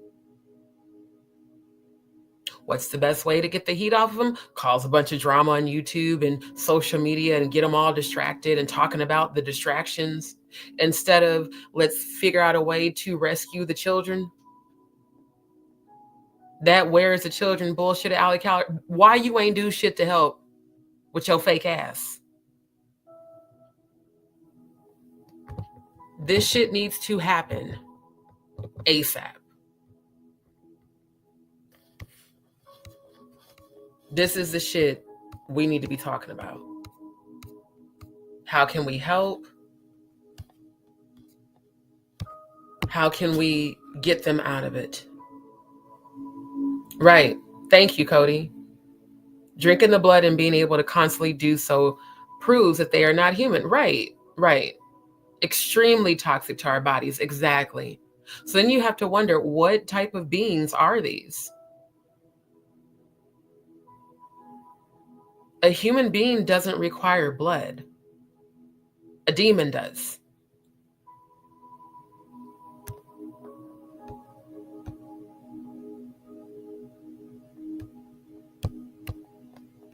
That's crazy. Like this shit, bro, when I tell you this shit is so fucked up. Yeah. Yeah. My mom was an alteration specialist for Von Maur for 15 years. My mom has PTSD to this day. She said that when the shooter came up, because the alterations room was on the 3rd level. Because I used to go like surprise her, you know, on my off days when I was off work, or when I would get out of class when I was in college, I would pop up there and, you know, bring her something from the food court or just stop by and make sure she was doing okay. And when that happened, I was living in Kansas City. And my sister called me and was like, Mom's store got shot up and we didn't know if she was alive or dead. And like, I had to get on the highway and like drive all the way there. Yeah, they came in and shot up the whole store. And Von Maur is like the nicest store in the mall back home. It's you know, the high class, expensive ass store. And my mom worked, the alterations room was like in the men's department, and then there's like this little door and you go behind the door and then there's all the alteration specialists with their sewing machines and shit. She said I just remember having to hide behind the suits that I was alterating to hide from the shooter, and that she watched one of her good friends that worked in the room with her get shot in the head. Like the first time we went to the store, a can of soup accidentally fell and my mom started screaming because she thought there was a shooter in there with her. That's why I say people make fun of people with PTSD. You have no idea what causes the type of trauma that causes that. That's why I even, you know, say what I say about Jaguar. People be judging her like, bro, that's complex PTSD from severe trauma.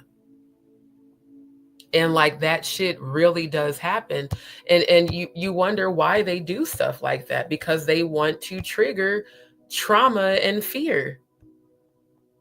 That's the way that they can, you know, get people on that lower realm. Right. They expect you, right. So like it's insane to me.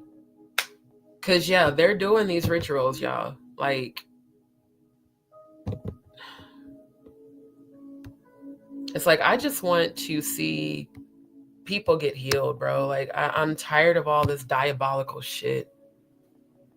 I want to know like the truth. What can we do? What can we get started on to stop this? There has to be a way. Because when I keep seeing they have abductions April 20th through the 26th. And then they start doing all this human sacrifice on Easter Eve day. Like when I seen this shit, then I was like, I'm so glad I found something that confirms why I don't celebrate holidays. They all have some sort of root in either Luciferianism or in Satanism. And people celebrate it like it's innocent, like it's no big deal. Like, no, there's a reason that they're doing what they're doing. Okay, I'll check it out in a second. So I want everybody to like really take this stuff serious, you know? It's my opinion. I feel like Whitney was going to expose something about Clive and Diddy. Allegedly. That's what I'm feeling in my spirit. And I think she had receipts just like Kim Porter did. And I think that's really what's behind what took her out, was what she knew. And if they did that to her and to Bobby Christina, imagine what information they had to have had. And that's what I want to know. Are we ever going to find out whatever the receipts were that they tried to keep hidden by allegedly unaliving her?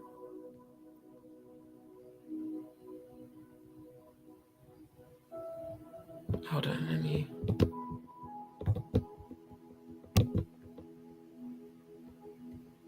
Okay, I'm gonna tap in on her live and share screen.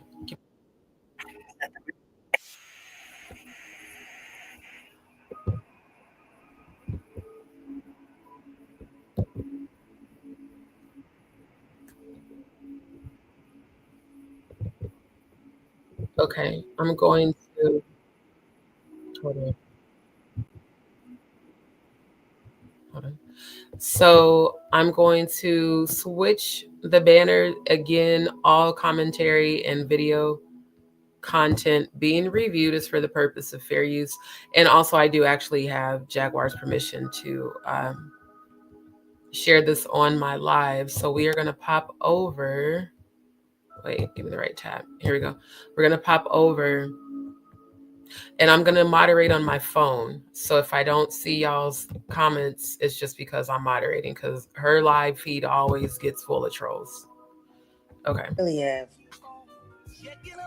I have single-handedly destroyed every one of your fake Diddy people. And y'all let me know if you can hear it.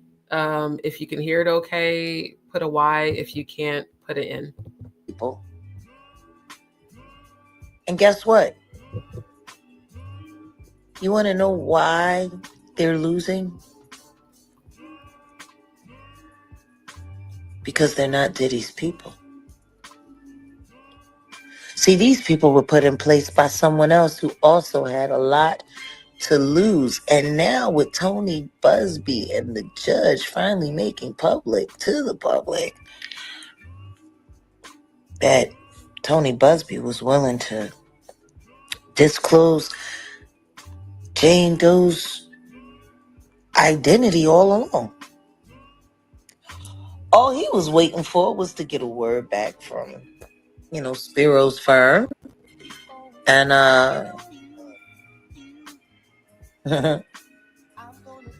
once they heard back, they would have told him who the Jane Doe was. But no, they went helter-skelter online like some bitch-ass homos. And in classic Peacock fashion, crashed the hell out, then demanding that the judge make it known because of due process. This is what I find funny. If you had responded, money would have definitely been discussed. And you would have made yourself look like you were interested in making it go away, which would have given Busby's law firm the ability to squeeze. Kind of like how Cassie did Diddy back in late 2023. So, now it's your turn, Jigga Man. You knew since September. You knew since I done Piers Morgan that you were the unnamed celebrity. I'm trying to tell you. I'm trying to tell you, bro. For real. Like, everybody knew that shit. And here comes Ariel Mitchell Kid to save the day. It's looking more suspect to me when I really think about it. Super suspect. Ariel Mitchell Kid came in to save the day, the great defender of the public against the diddler, and after all that she's done and everything she said, now all of a sudden, on this matter, Diddy suing her? I mean, she's representing the client.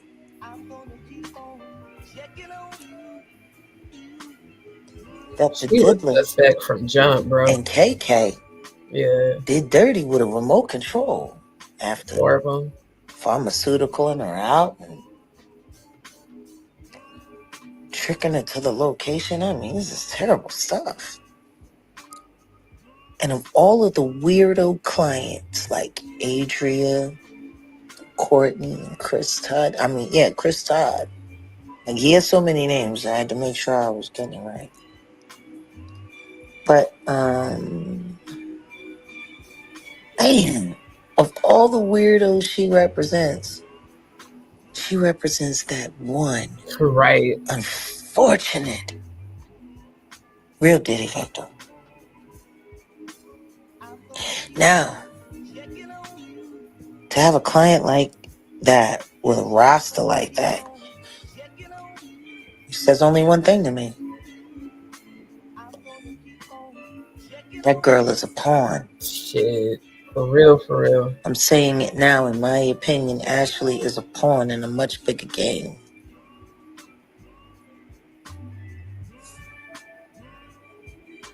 See, if it's just a lawyer representing a monstrous case with a horribly abused client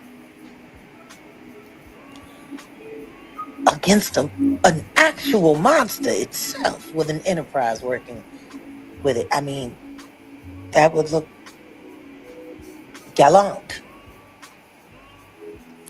brave. But what if that attorney is a shill for another interested party? Why don't we take the Jigga Man jersey and put it on Ariel Mitchell Kidd? This is all speculation, of course, and just for entertainment purposes. This is just my opinion, no facts. That makes sense. No receipts to back it up. Just I said it a couple of lives ago. Like, she gotta be smacked. Human intelligence. For real. Allegedly. If we put the Jigga Man jersey, if we put the Rock Nation jersey on Ariel, then this is a brilliant play. See, contrary to the statements made by Alex Spiro, the Diddler and the Jigga Man are very close. They know all each other's dastardly deeds. Just like Gene Gill said, they're a package deal. Yeah. Straight up. Peanut butter and jelly. It's peanut butter jelly. You need them both for that sandwich. You can have a jelly sandwich, you can have a peanut butter sandwich. But in order to get a peanut butter and jelly sandwich, you got to put them both together, smashed together. The taste is undeniable. Yep. So, that leads me to this. If Diddy got the goods on Kathy White, which could destroy Jay-Z's life. Right. Then why wouldn't the Jigga Man want a mutually destructive ace in his pocket? Diddy got Kathy. Jay-Z got Ashley. Now they've already linked the car,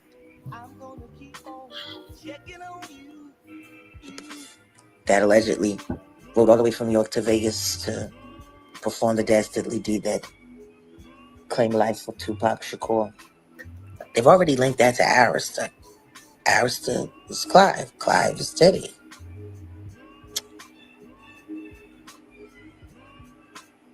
They got all kinds of wild statements, and they got Keefy D dancing on a string. If this witness, Ashley, has any knowledge that could attach the diddler to Tupac's unalivement, that would make Ashley just as catastrophic a nuke as the Kathy White conspiracy. Checkmate. And if not, at least check. You get, allegedly, a shill lawyer like Ariel Mitchell Kidd who likes to play dress up and likes to look smart. But isn't. Probably has a secret connection to the Jigga Man. Or make sure maybe y'all like even Alex Spiro, allegedly. Now, you put her on the dummy mission to not only make sure that Diddy knows that you're holding his absolute destruction in the palm of your hands. But in a sign of good faith, you're willing to throw a bunch of fake weirdo victims at it I to mean, make sure that all of your cases get dropped and then everybody gets to walk away so you can go back to business. it's a bunch of true, actual Keep playing, weirdos, not actual victims. in my opinion. It's all speculation for entertainment purposes only, but it really is lining up. Yeah. It honestly is. Now, to thicken the plot, or should I say the roux, because this is definitely gumbo, baby. Dirty gumbo. Diddy gumbo. Greasy. Not greasy. Now, if Tony Busby is secretly taking all of this on to protect the Knowles family interests, to make sure that if there is mutual destruction between the diddler and the Jada man, that Beyonce and Giselle will be able to walk away clean. Keep the money, keep making money. Become the new absolute superpower. Right. Representing all things demonic national convention. Yep. Oh, yeah. This is really looking interesting when you look at it from this perspective. For real. Now, the simple fact that Sean Atwood is mentioned numerous times in this thing, but not sued, says one thing to me. They want to pressure him into not doing any of this content at all. No Diddy content, no Jay-Z content. I think the Ramir thing really pissed them off. I know the me thing didn't help, but the me thing has been a thing. The Ramir thing, though. Ooh. Hold up. I ain't think about that. Because Sean did have Ramir on his fucking... Ooh, Sean. And I'm talking about Sean Carter.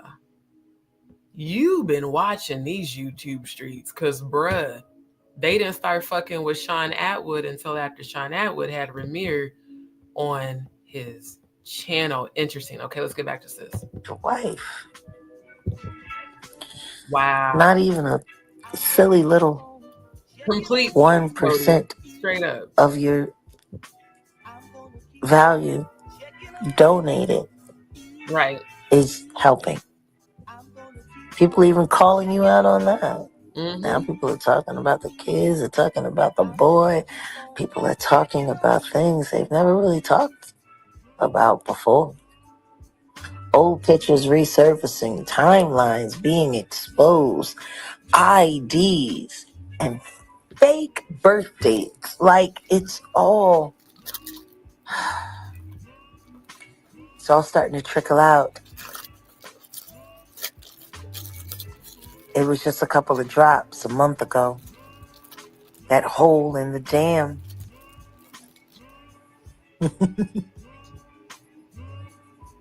Man. It's streaming now. It's actually coming out with pressure. It almost looks like a little water fountain. Walk up, get yourself a fresh, cool drink on a hot day. Man, it's looking so interesting. Freak de Soleil.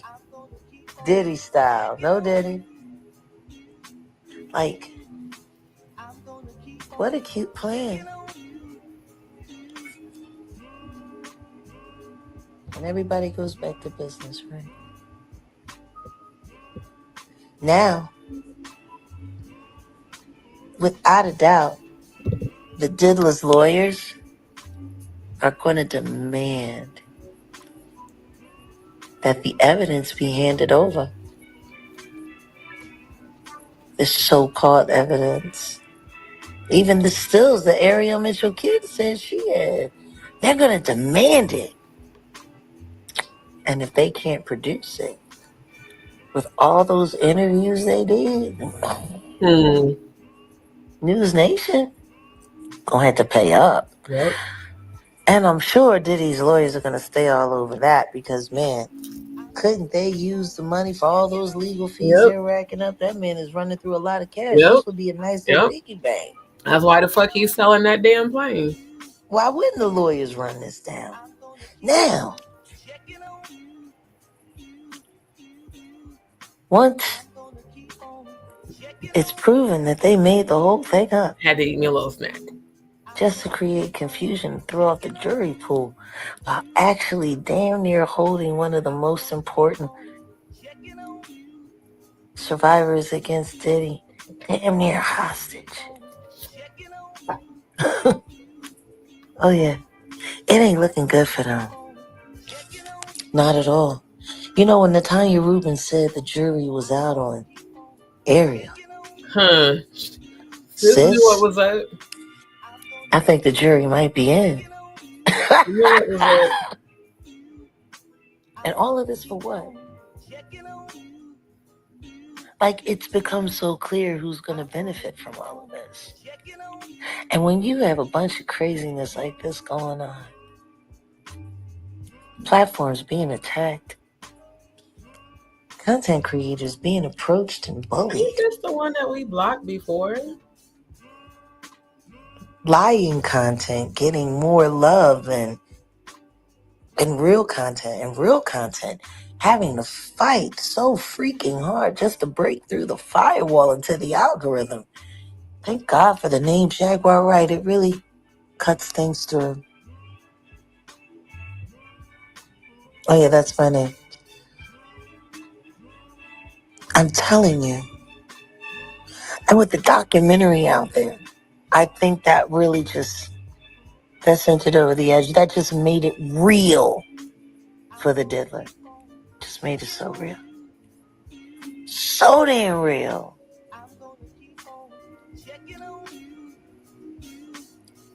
There's certain truths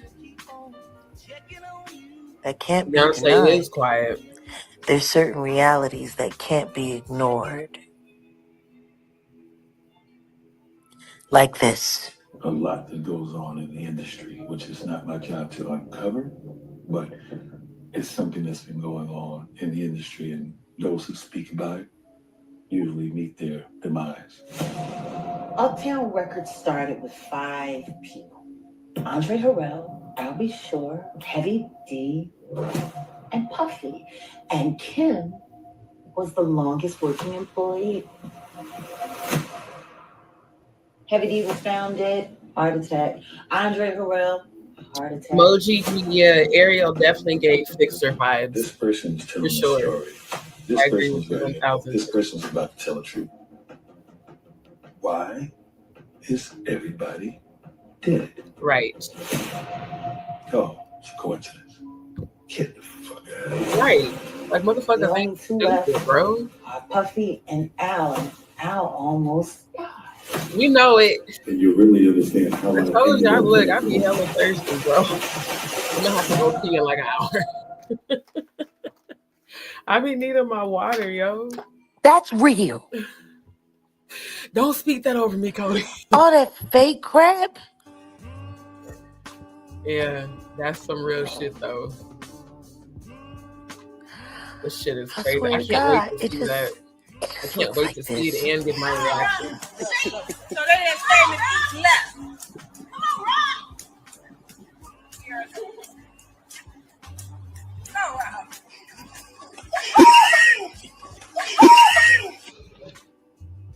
And so help me God, every time I had to endure listening to these people tell these insane and maddening lies when I know the truth. For real. Hated it.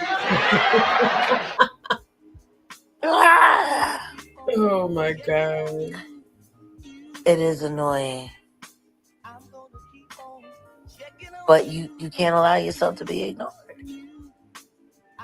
No matter how stupid people sound, you know. First of all, we must internalize the flatulation of the matter by transmitting the effervescence of the Indonesian proximity in order to further segregate the crux of my venereal infection.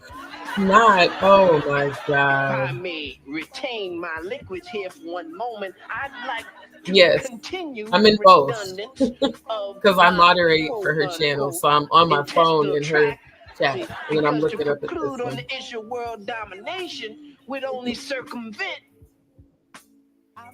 I don't know. Is there anything there? There ain't none there. Like, it's annoying. It's annoying. I know. You know, it's just so freaking annoying. You know, all of the stuff, all of the weird stuff. There's so many other important things going on that are really happening in real time, and people are just ignoring it. And kind of sick of it, kind of over it. And look, guys, Maggie is reviewing the documents. It's like a romance novel to her tonight, you know, Maggie. She loves her details, and we love her for it. So, you know, Mornings with Maggie, we got that coming back, and I think we're going to be discussing this when we do. Yeah, it's about to get real. Yeah. Oh, and by the way, Mims, I haven't forgotten. Let me finish that off. How about rather than you doing subliminal disses to me, you just say what you gotta say. I mean, for real. I say what I gotta say about you. I think you're suspect as shit. Like, for real. I think you're suspect. And I think you're a part of that little email chain that works stories together. And I think that, you know, sneak dissing is just corny as hell. It's just corny as hell. You looking real Aubrey. You starting to look real Aubrey with the sneak dissing. And I suggest you grow a pair and say what you gotta say. But then again, you know, I see the company that you keep. Right. It's all weak. Y'all kids need to grow up. Seriously, it's embarrassing. Straight up. Look, sorry, I'm out here. Sorry, I'm blowing your little stories to smithereens every chance I get. Sorry, we'll be reviewing the documents, and we'll be doing a real and thorough and comprehensive look at how all of this goes down. But I'll tell you one thing, and salute to my friend David. You know, people asked him how he felt about me and the things that I had to say. And you know what? He said, I don't see how it's going to happen.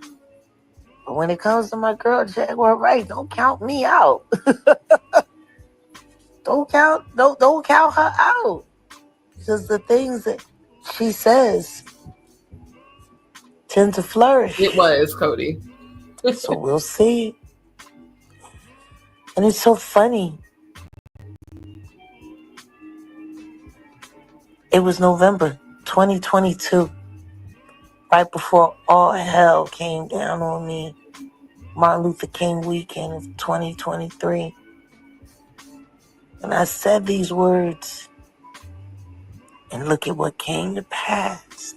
A lot that goes on in the industry, which is not my job to uncover. Wait, not Benny Hill said Courtney lied his way into a lawsuit. Yeah, he did. Those who speak about it.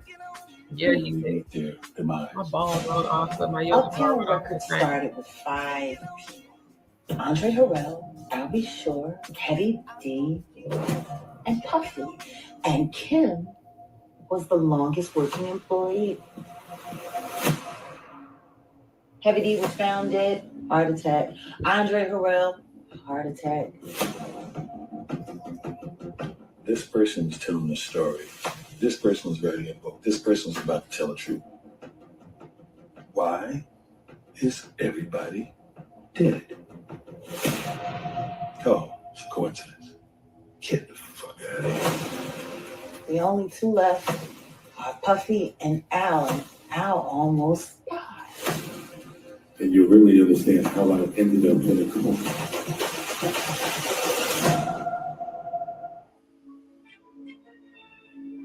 Yeah, I need that to And on that note, that.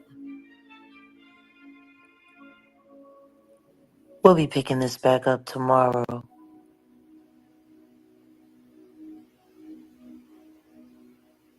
It's weird. The songs that I write sometimes just kind of reminds me.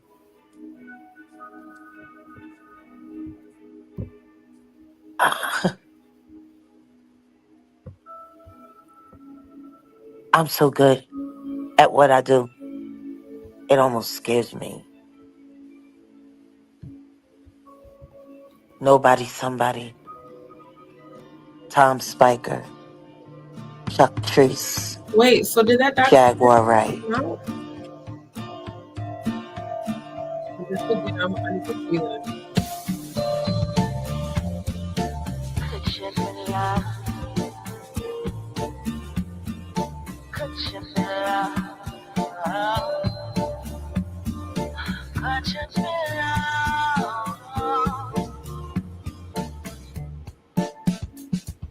Standing on the dock of reality, every man comes looking for his fee.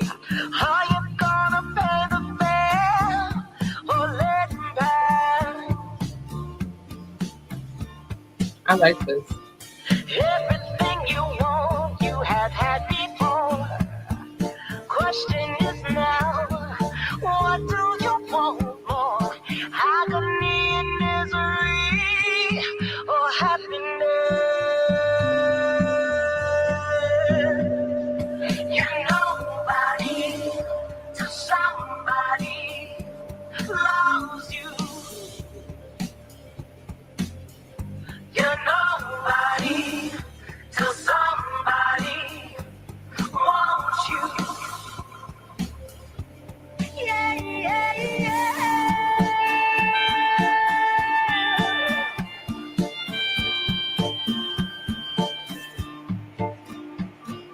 I have seen you go down this road before, turning your nose up at future's open door, spinning your wheels underneath Mississippi mud.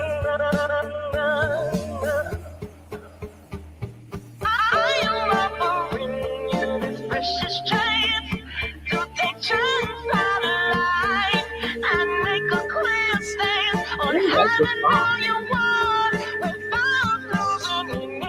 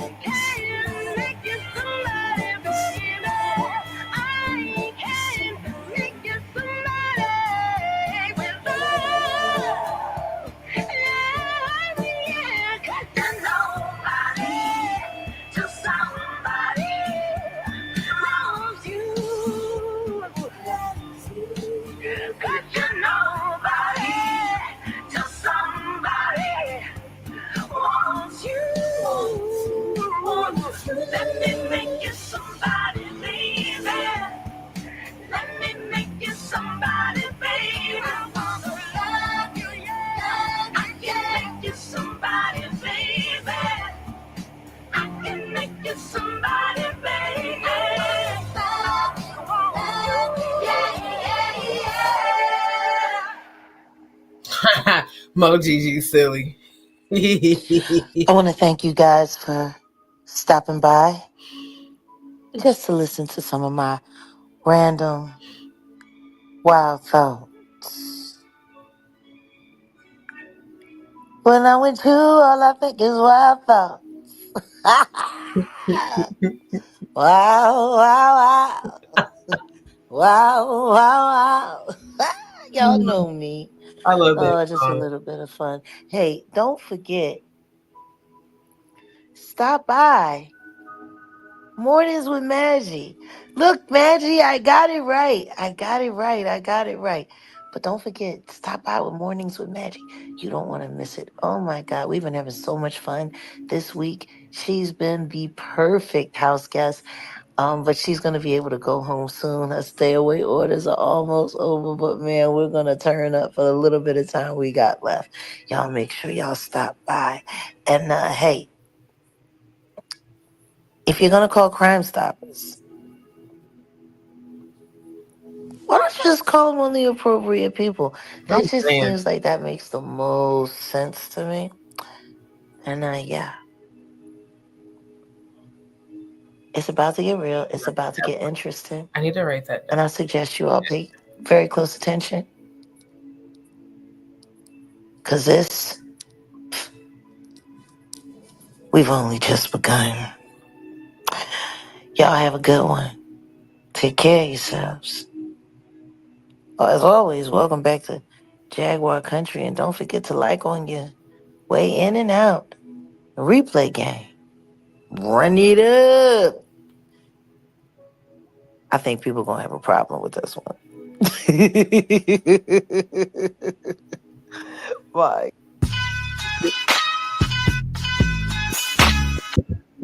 So I don't know if that song is copywritten or not, so I don't want to play that too long.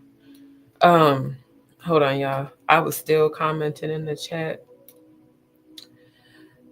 Okay, so shout out to my good sis. I'm trying to figure out if this person's a troll because I think that I ain't gonna say their name. I think that person is a troll. I'm gonna have to watch him. Okay, so let me get back to where I was at. Shout out to our good sis, the Jaguar Wright. The thing I love the most about this spiritual alignment, I won't say validation because I didn't need anyone's validation, but the confirmation, that's the word. The confirmation that these things that I've been researching all these years were real, and not only real, that every time they called me conspiracy theorist, I wasn't, that I actually was on point.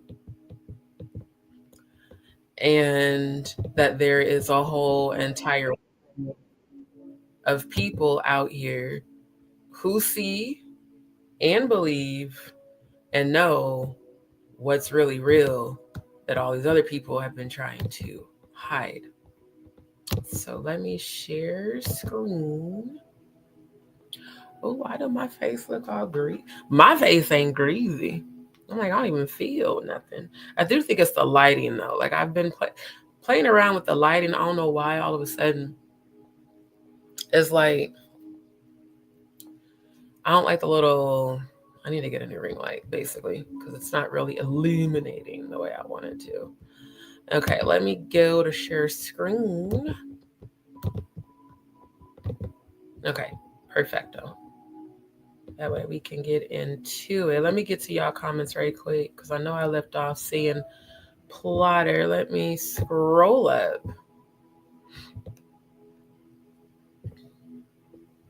Oh, I missed quite a few comments. Okay, hold on. I remember seeing this one. Shout out to George. Actually, it's not just about Courtney. Courtney got served with a lawsuit from the diddler. And we found out about it this evening. And Maggie found the case online and she's deep diving. And then I'm going to do a deep dive later today of research. And then when I come back tonight, I'll come back with, what I find. But it is my opinion that this case is another distraction. Anything the media hypes up is a distraction, y'all. Just so you know. You know I am. Look, I already know, and I'm still thirsty. Okay, I think I went back too far. There we go. Yeah. Let me get caught up. So yeah. I was already live, but I knew sis was gonna go live, so I told her that once she decided to go live, we would pop over and I would share screen. But yeah, Courtney got served with a lawsuit from the diddler about his interviews on YouTube, specifically the interviews he's done on Sean Atwood's channel. And even if it is a distraction, I'm happy it's happening, because Courtney has been out in these YouTube streets saying so many defamatory things about Jaguar that have just really irritated the fuck out of me. Like I said, especially when he spoke on Giovanni. And y'all remember when I did that prayer of protection and I called Giovanni and the ancestors specifically to him? Because I was like, you done said that shit on too many platforms. You said it on Sean Atwood's platform. You said it on Lionel B's platform. You said it on Adrian English's platform. You have spoken on Jaguar Wright and her son way too many times. So even if this is a distraction, if I see a projection of someone's fate, I just sit back and watch for it to manifest. Definitely, I love when she hits the God frequency, for sure. Kumari, hey, no problem. Look, y'all see, look, I be on my live and moderating and sis live. Like, it ain't no competition. We family. So nah, it ain't never no cheating on me. Cause shit, if they tell me she's going live, I pops over and share screen, then I jump on my phone and moderate. That's why y'all keep seeing me looking down, because I was moderating. So now I appreciate that y'all support us both. Again, we're all family. We're all family. I'm trying to tell you, they starting to dissipate though. Her laugh cracks me up. For real. Just catch the replay. You'll be able to catch it. Kat, thank you. Thank you. Mo GG, that's what's up. And you know what, Mo GG? I agree with you 1000% on your comments you put in the chat. Because this whole now he's suing Courtney Burgess shit is just going to feed more and more attention to Courtney Burgess and put everybody's eyes on him. Then next thing you know, he's going to be trying to make his second round on these YouTube streets. And, he's like Trasha K, aka TK Opioid. She ain't learned shit from Cardi B suing her. She still be talking shit about Cardi B. Clearly, Courtney hasn't learned from speaking on Jaguar, but you're going to learn today. You're going to learn. You are going to learn, sir. And I can't even say publicly what I saw. But what I saw was complete and utter destruction coming for him in the spiritual realm. Straight up. I really loved that music, that song, the melody and the energy. It was different from her normal frequency sound, but it still fit. And like, it made me feel like a renegade. Yeah, like this revolutionary renegade that's going after the truth and don't give no fucks. I love my sis music. So yeah, I want to review a little bit more of this live Grand Rising. And I do want to play Look at Me. Thank you, love. I do want to play Look at Me before I end the live. I'm trying to tell you, Mo GG, because I'm like, bruh, this ain't just like how Ariel Mitchell Kidd was doing all those rounds until after they did the TMZ, little news press or whatever. These people insert themselves to be distractions on YouTube, and they're also, in my opinion, being sent to be a distraction on YouTube. Question is how deep does that bond go? Because if it's true that Shayne is the one that invited Courtney, then who the fuck is Shayne? Anybody ever thought about that? If Shayne's the one that booked Courtney, Krakow Fowler, and all the other guests, including Lionel B, including Ariel Mitchell Kidd, including Adria English, including Shramisha Lashruma, if Shayne, the producer, thank you, my love, if Shayne is the one that invited him, I'm good. I just had to check some people at the beginning of the live. I'm good now. If it was Shayne, and Shayne has trolled all of our lives and all of our channels, then is it safe to say that Shayne is an agent? Is it safe to say that Shayne's an op? Is it safe to say that Shayne's probably with the feds himself? Just like how he added Mojiji.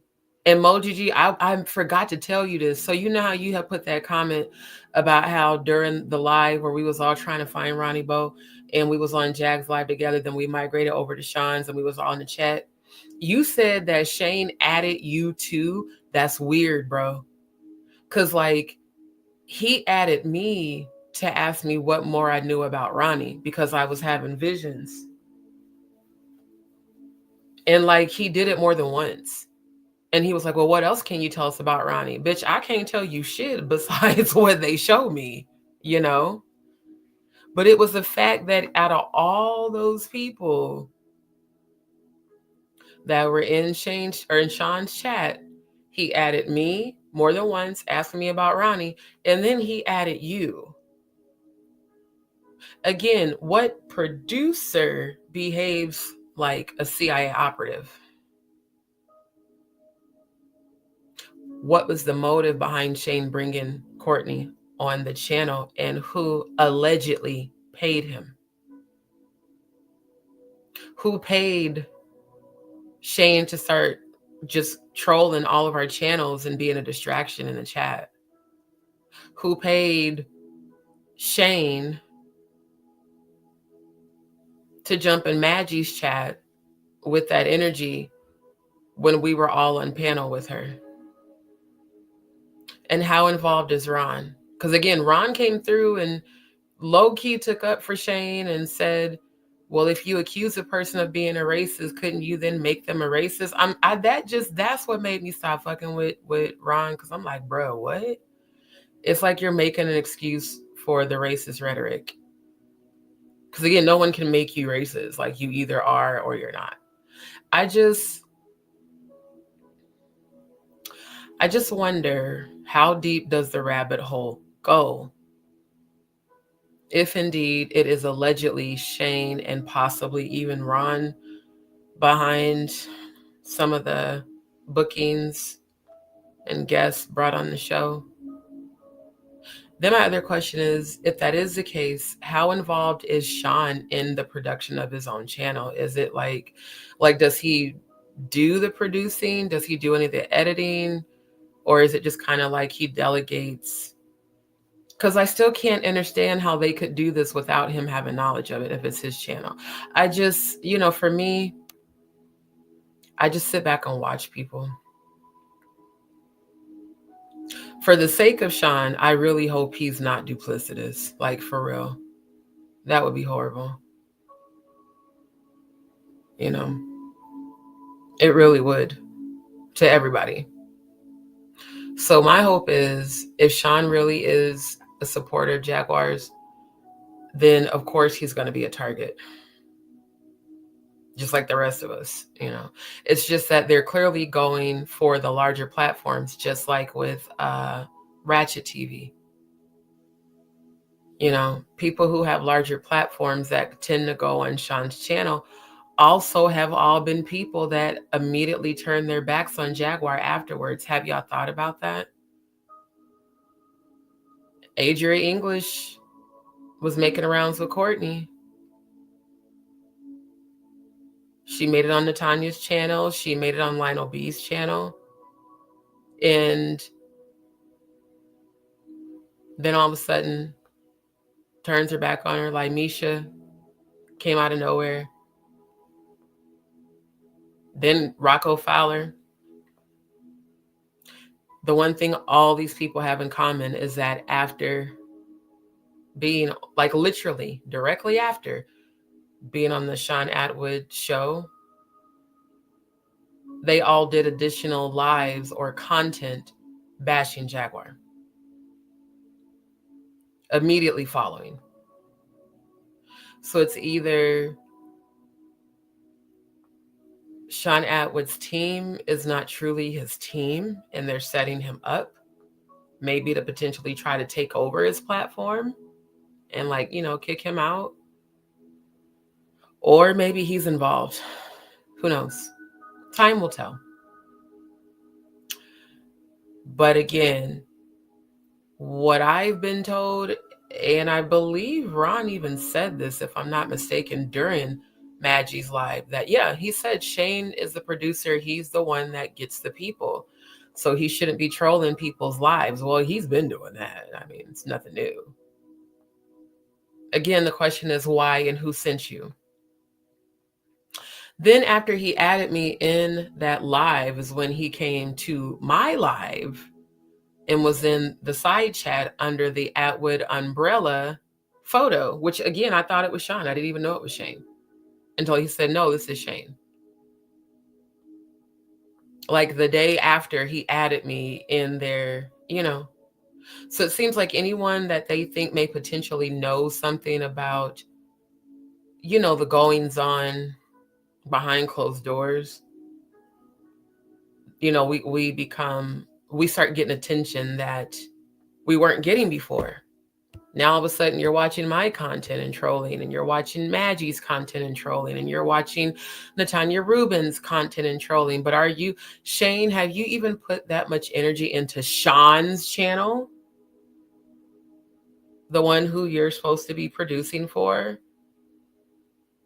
I don't recall seeing you put super chats in Sean Atwood's lives, but you certainly put some in No Nuts and Tiggle Bitty A2 Titties, the ops.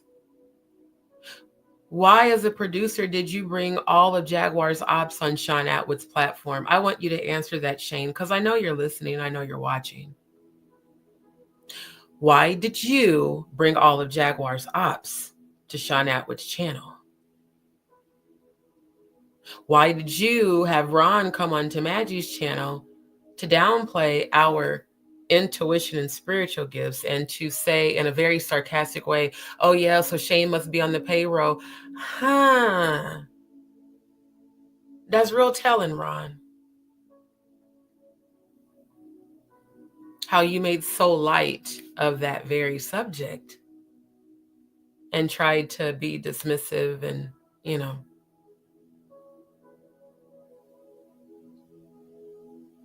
For the sake of wanting to see people's children not be affected by their parents' decisions, I'm praying for the children of everyone involved. Their innocent lives.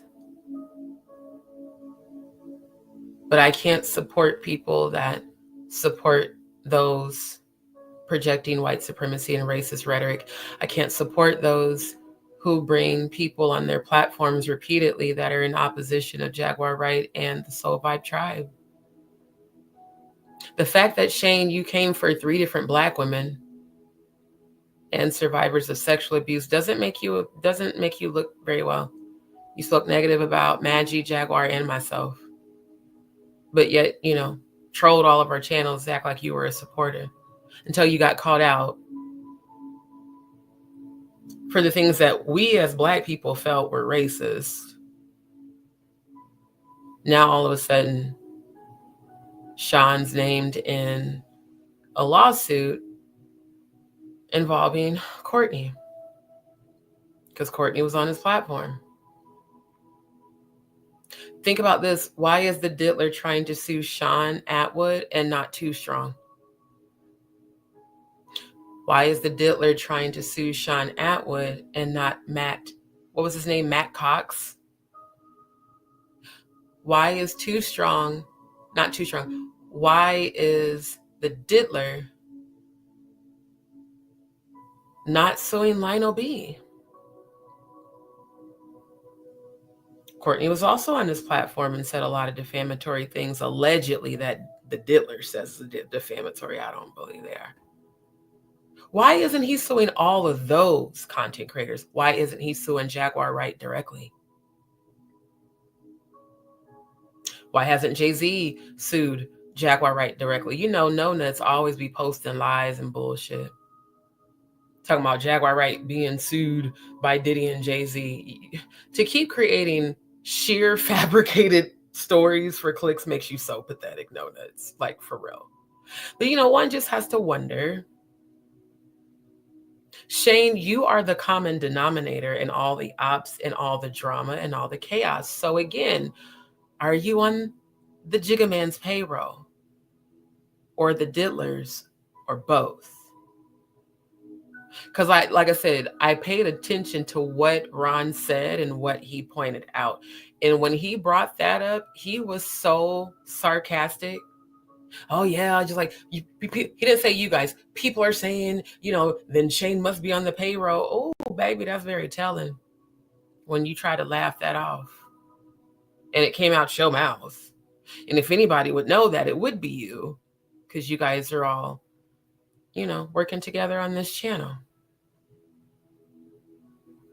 How do we know you aren't on the payroll to get close to Jaguar? I really hope you're not. You have such a beautiful family, beautiful baby girl. You don't want to put yourself in harm's way for money. Remember what happened to Judas. Remember that. Judas didn't even live long enough to enjoy the silver he accepted to betray Christ. I just realized I forgot to send you guys the link. Hold on. You know, it always, again, people have always told me I overthink, I'm overly analytical. Well, you know, it's coming in handy right now.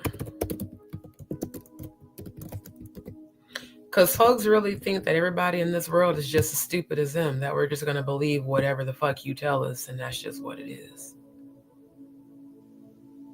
You know? Like, oh, that's just what it is. No.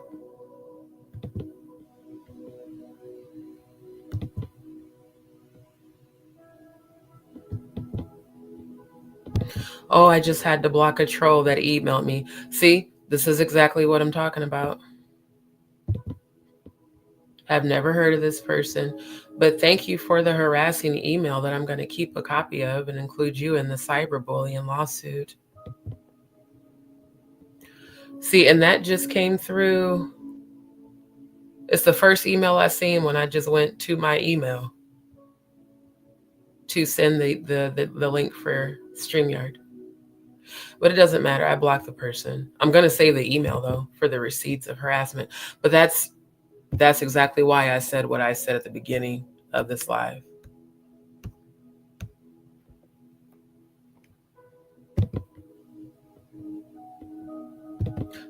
Right.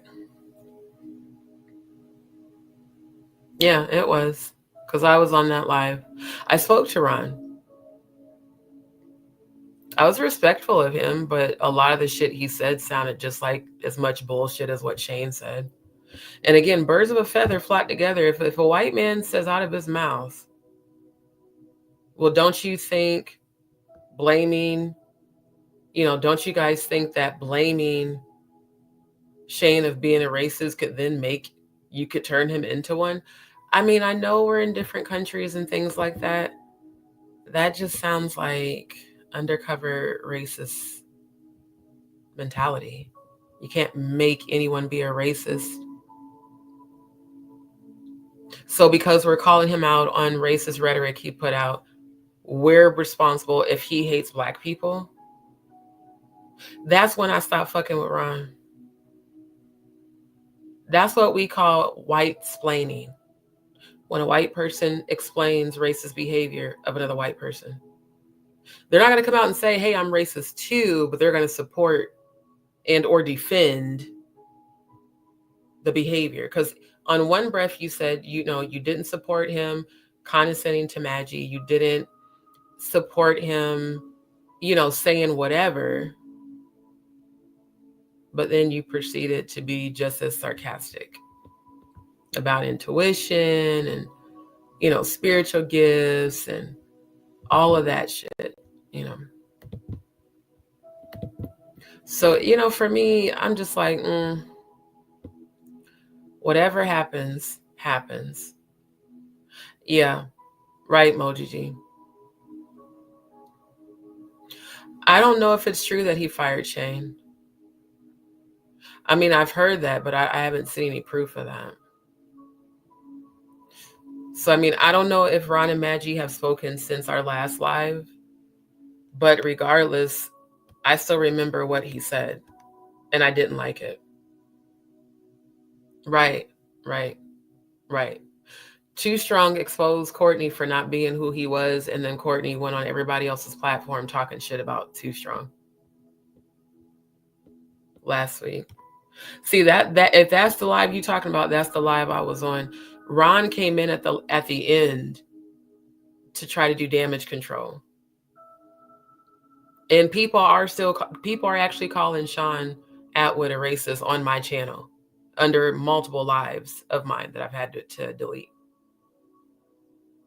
So, I mean, him doing that to try to embarrass Maggie really just completely backfired. But then again, I don't feel bad. I keep telling y'all the way ancestral protection is set up, they see the bullshit coming thousands of miles away from us.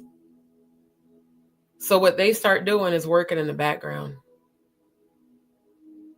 Because even Shayne's demeanor, his aggressive response, him trying to check Maggie, him condescending to her, those are all insults. So if he got fired, good. That's them black ancestors on your ass. I just don't know if it's true that he did. I mean, I've heard both. I heard that he got fired, then I heard, well, no, he just got suspended. Either way, anyone affiliated with your brand that's making you out to look like you're racist, or that's making you out to look like you're behind them causing drama for you, isn't a good business professional anyway. Straight up.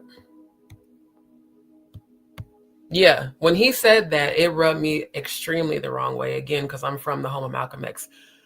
He literally said, well, don't y'all think that by calling that man a racist or accusing him of being a racist could then turn him into a racist? And I said, absolutely not. I said it too, Ron. I said, no, for him to become racist means that was already in his energy. So after that, didn't fuck with it no more. Yes, that's what I heard. I didn't hear he was fired. I heard that he just wasn't, apparently he was reprimanded and told to apologize, which I definitely haven't seen any evidence of that, and that he was put on like lower duties. Anyone, again, who makes, think about this. If I have a producer and a co-host for my show, and my producer is running from platform to platform trolling, that's a reflection on me. I would have a conversation with that person and I would eliminate them, because if you did it once, you'll do it again. It is that simple. There's plenty of people that can help you. And really, I mean, I don't know what Sean's setup is. You don't really need a whole production team for YouTube. Now, for a movie, absolutely. For a documentary, absolutely. Not for YouTube. You can get on this shit on your phone or laptop or mobile browser. I mean, it's just, I don't know, it's weird. Yeah. Well, and Courtney also declined returning to the grand jury on November 12th, because I did a live covering that. He said that he pled the fifth and he didn't want to be a witness in the Diddy case anymore. And he said that Ariel was a good attorney, but he just decided he didn't want to go back to the grand jury and he didn't want to be a witness. He said, I don't want to have nothing to do with this Diddy mess. You know, I'm being harassed, blah, blah, blah, blah, blah, even though we've all seen him harass people on this app. You know, but now all of a sudden, on that very live that I took the screen recording of from Adria's YouTube channel, where him and Adria were bashing Jaguar, he said that Ariel was still his attorney. Well, which one is it, sir? You lie all the time. You lie as much as you breathe. It's ridiculous. Yeah. No, Ron didn't misspeak. He spoke that's how he felt. And anybody who can defend a racist might just be racist behind closed doors themselves.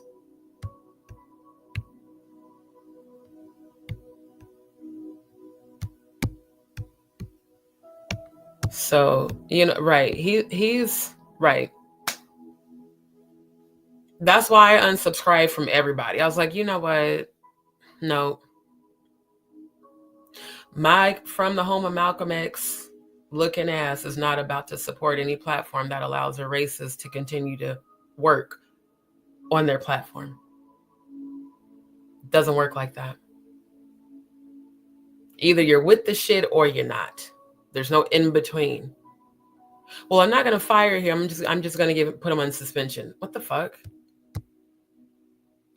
And I can agree with Maggie because I was on the fucking live, bro. Like she had me to come down off the panel because she knew I would have ate Shayne up live during her live. But I was right there in the chat. He can't undo what he did. You said what you said. And whether Sean is truly a racist or not, even if he's not, people now believe that he is. I've had to delete a shit ton of comments off of my lives of people saying that. We believe that Sean's racist too because he allowed it. What if Sean didn't even know that that shit was about to happen? What if Ron had some sort of knowledge that it was going to happen? He just seemed very nonchalant for someone who was allegedly doing damage control.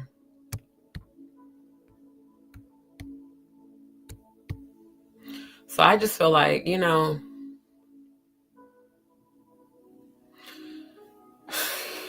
a hit dog will holler. Shayne definitely hollered and screamed like a child and definitely tried to backpedal. Ron, in my opinion, white-splained it and tried to defend it. And now Courtney is allegedly being sued by the diddler. And Sean Atwood's channel is being named. Think about the pattern of the series of events. It was Shayne that started the drama. It was Shayne that added me, that added Mojiji, asking us information. It was Shayne trolling everyone's fucking channels.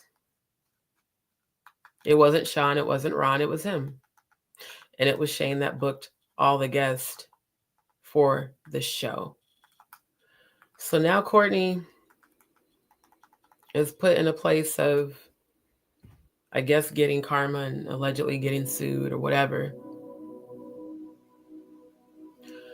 And we're supposed to follow this story and believe that this is real. I do think Diddy is going to sue Courtney.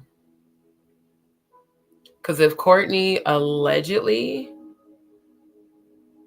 participated in any of these activities, and now you out in these YouTube streets snitching, and the diddler is an unevolved Scorpio male, you think he ain't about to get his revenge? And you out here writing Kim Porter books and capitalizing even after his sons sent you the actual cease and desist to stop? So whatever happens to Courtney on behalf of Shayne, both of y'all deserve whatever karma's coming your way.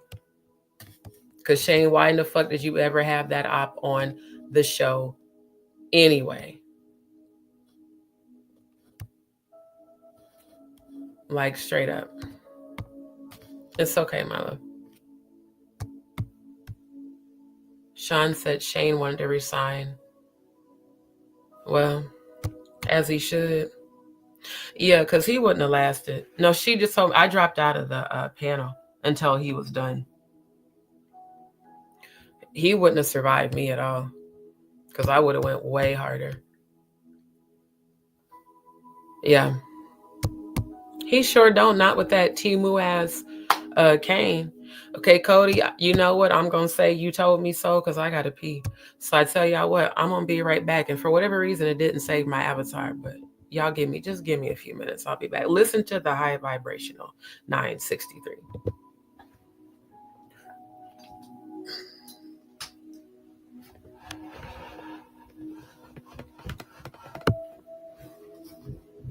Shoot. Oh, there it is.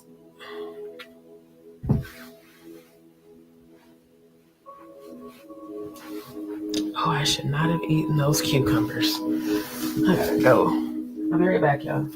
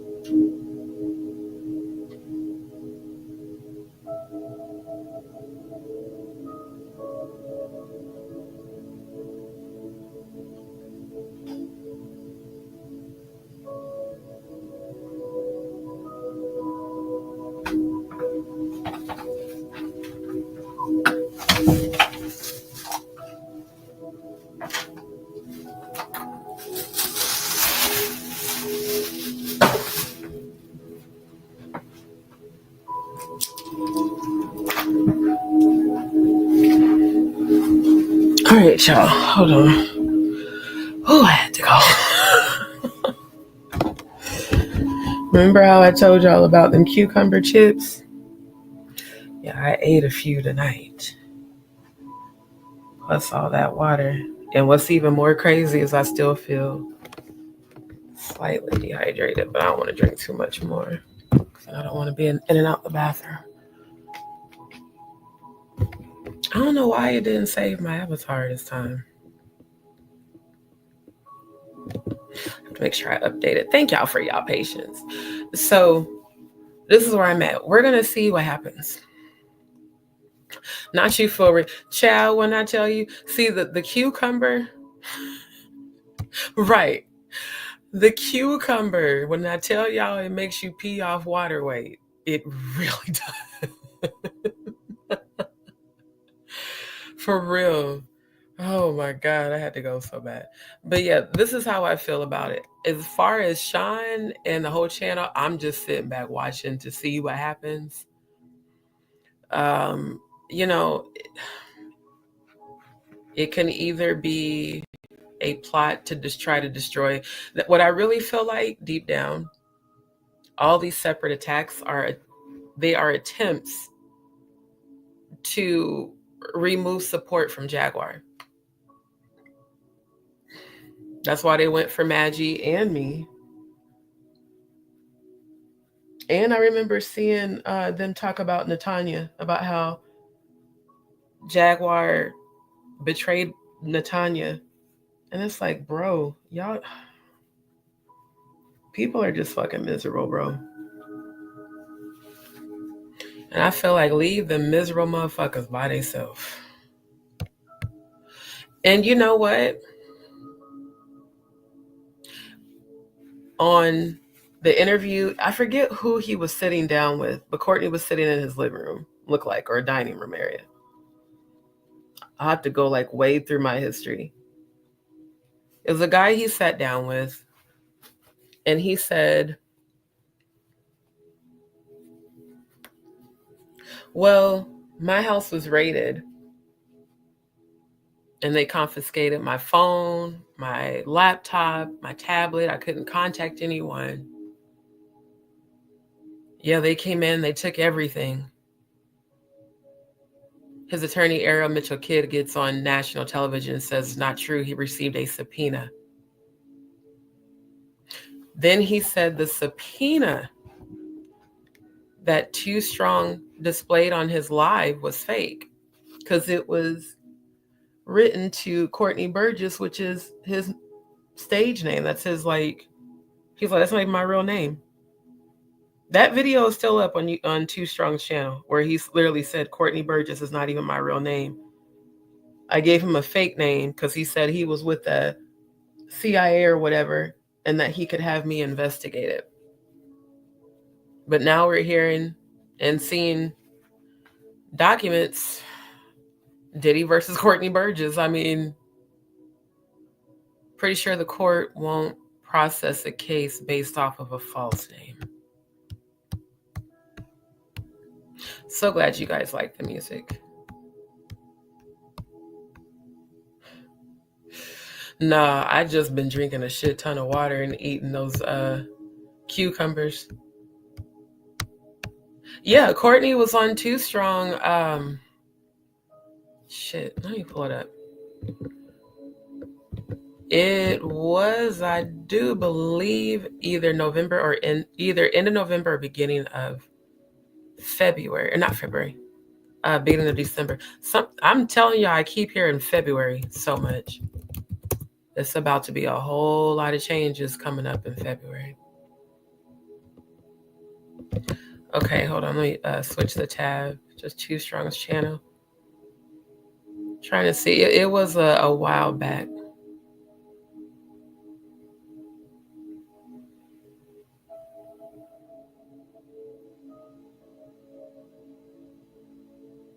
Trying to. Oh, not unless it was pre-recorded. Let me check under his videos tab.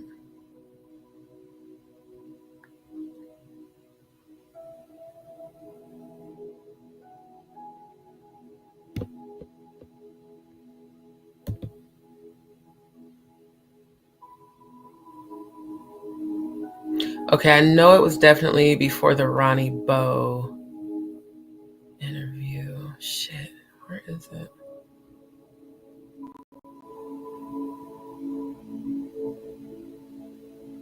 Because he was on Tuesday. What was it? October. Fuck. What was that date? October 22nd. Okay, so that would have been a few months back. There it is. Yeah. Too Strong exposes Courtney B's lies and the truth. I'm going to click on it so I can give y'all the link. Because this is a video where Too Strong produces evidence of all of Courtney's lies. Why won't y'all stop playing this? Like, God damn. I'm trying to get the date. So, yeah, November 15th. So, yeah, I knew it was like a couple months ago. I'm going to share the link in the chat. That way you guys can go check it out. You'll hear Courtney, you know, say what he says to Too Strong. And then you'll see how Corey exposes his bullshit. Yeah, this man has been lying forever. Actually bought the book when it first came out before it was taken off the market. Sure. Yeah. Right. He's a 33rd degree made man Mason with a Masonic cane that looks like it came off of Temu.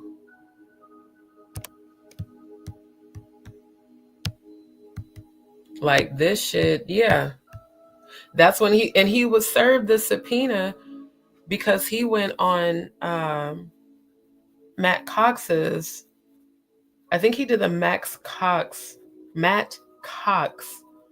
interview, I want to say the 22nd. I did a previous live where I had all the receipts up and I showed you guys, but regardless, yeah. Right. He made himself relevant. You wanted clout. Now you got it.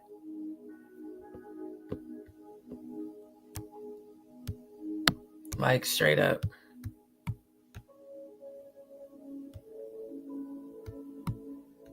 Right. Yeah. He said his name wasn't Courtney Burgess. He's like, I gave that Too Strong guy fake information to run with, since he said that he knew he could find out who I am. And because according to him, he's saying that Too Strong threatened basically to expose him. Sir, you expose yourself as a liar every single time you made an appearance on this app, because you told so many different stories you can't even keep up with them anymore. Like straight up.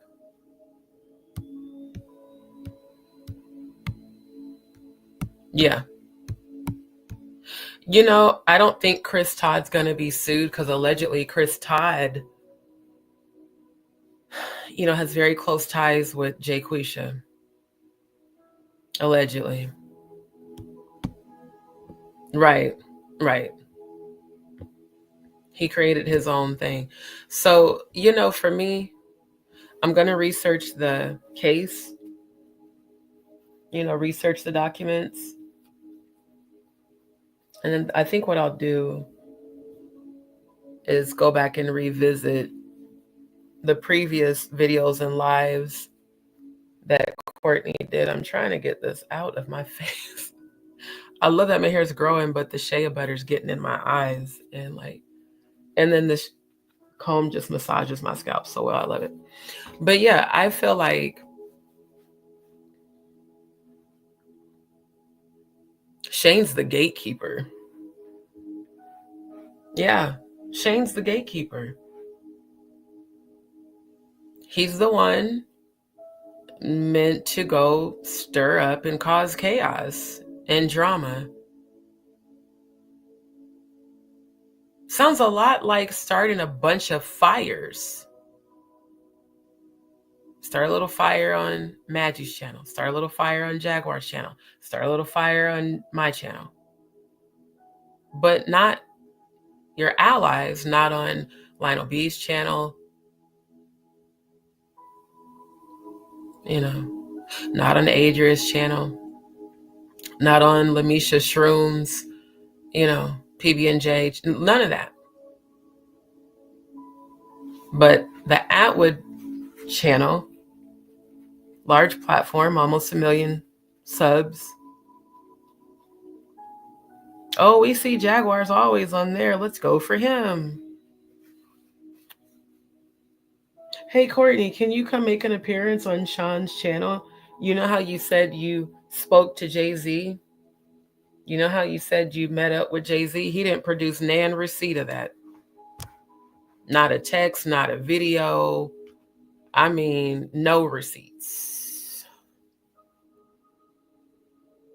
Just clout. Let me get on YouTube and get seen. Interesting. Yeah. Yep. Right.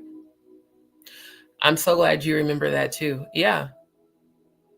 That's when he was saying that, you know, that Too Strong guy, you know, he's nothing. He don't have nothing on me. You know, I gave him the fake name. I said my name wasn't Courtney Burgess just to see what he would do and see how far he would go. Just like when he sat on Sean's channel during the first interview with him and Jaguar and passively aggressively did everything he could to trigger her CPTSD. Said she was ugly, knowing damn well that face is so unfortunate. You know, stupid shit.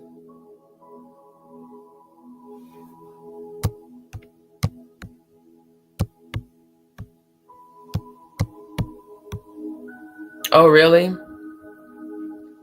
Interesting.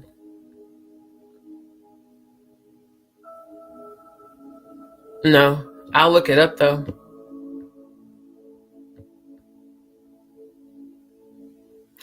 Right.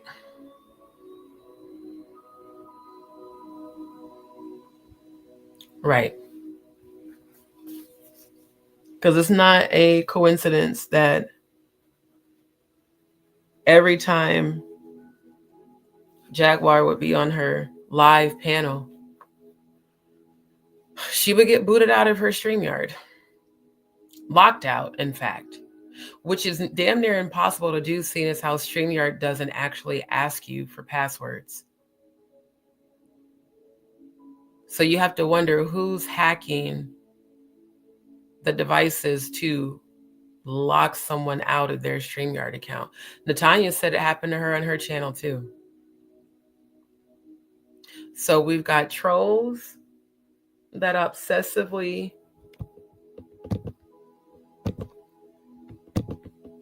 gang stalk and cyberbully, who are being allowed to gang stalk and cyberbully, and to publicly display that they're hackers by alleging that they've picked up on everyone's locations. You know, we have all your IP addresses. Well, just because you have a or an IP address doesn't mean you have mine. You might have an IP address in another country. You might have an IP address in another state. And above all, why publicly confess to hacking people's information? You know, most people who profess to be hackers are pretty reclusive. They're the people that never, you know, fuck with others. They're the people that sit day in and day out from the time they wake up to the time they go to sleep, just watching and monitoring people's content for the purpose of hacking and stealing information, and also, you know, posting a bunch of bullshit. It's definitely given mental health. It's crazy. Right. How can he be Pac's best friend and Jay-Z's?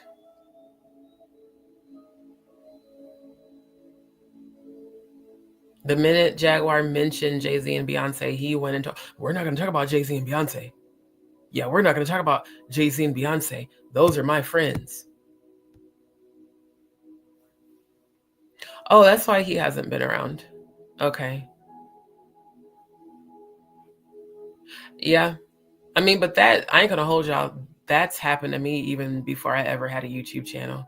Hell, somebody hacked my information and started applying for loans in my name. So yes, it's important to get a good VPN. No actual curse words in the chat, please. Abbreviate your curse words or use symbols. Thanks. Right. He said the reason the subpoena didn't say Courtney because right. He did it because he's an idiot. Right. A true hacker's not going to tell you, hey, I hacked your computer and I have your IP address. People who are not mentally well do shit like that. And then to have the audacity to post it on your channel so that everybody can see the video proof of you admitting to this crime, which is indeed a crime. Like, I got a homeboy who I know for a fact has monitored people after he was hacked. When he told me all the information he was able to find on the people that hacked him, shit was creepy, bro. And then the whole, I have all of y'all's location. Okay, and what are you going to do with that? Are you going to pop up and commit trespassing and potentially, you know, burglary? I mean, why should that scare anybody? Because if you pull up, you're going to get arrested and go to jail. I mean, it's almost like these idiots want to go to jail on this app. Y'all be doing mad, illegal ass shit, which leads me to believe you don't have any intelligence. Because if you did, you wouldn't perform criminal acts publicly on an international platform. Just doesn't make sense. Right. Yep. Right. Yep. He did. And that's the other thing. Why is a producer tagging and adding people in the chat? You shouldn't even, you should be working on producing the show, not being a troll. Oh, bars. Turn that into a song. And then now all of a sudden, Courtney B is being allegedly sued by Diddy, and he's calling out Sean Atwood. He's calling out everyone who's around. You know, it's just stupid shit, bro. Get some rest and rest your mind, my love.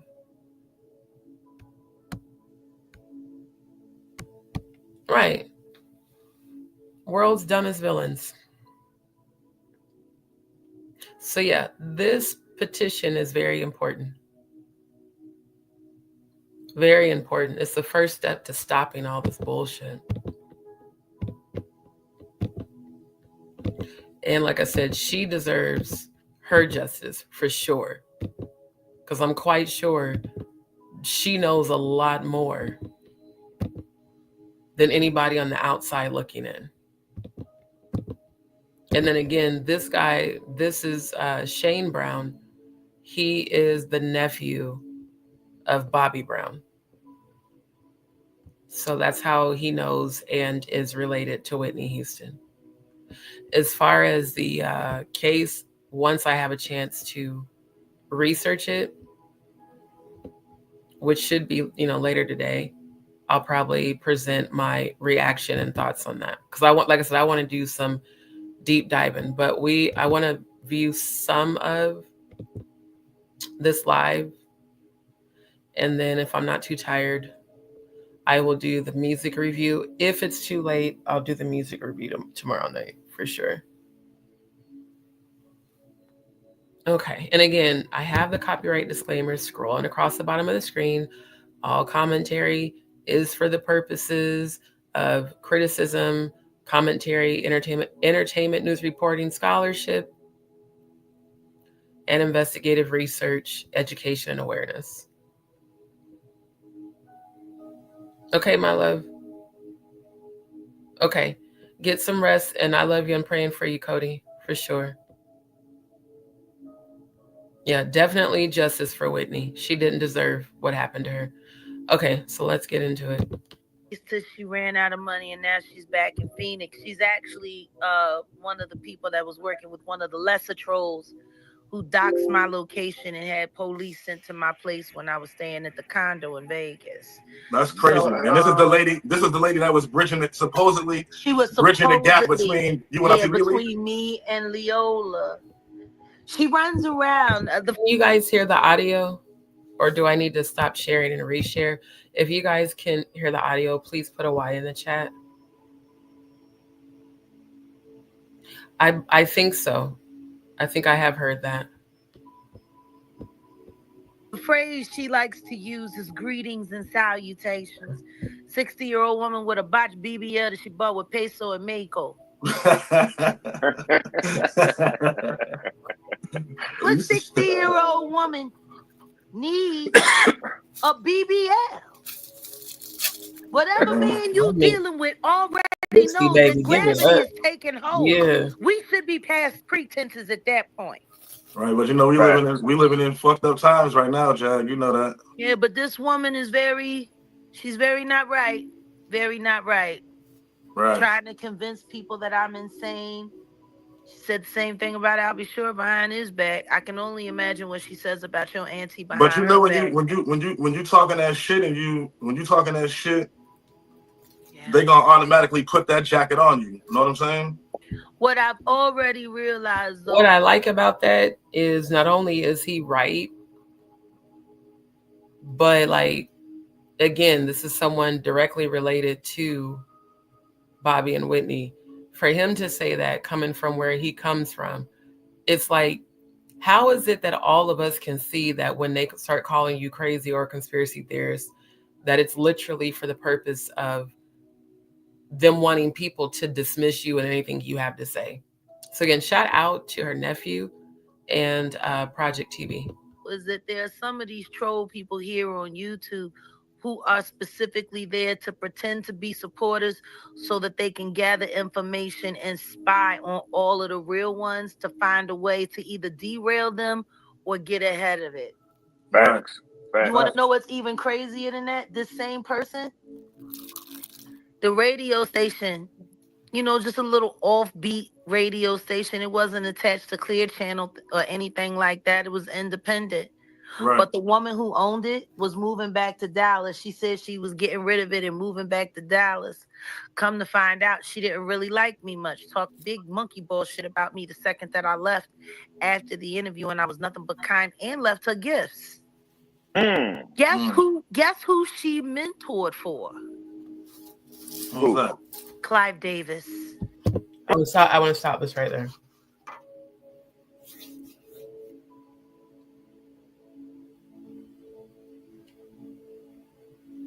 Worked for CLIVE DAVIS. Now this whole time,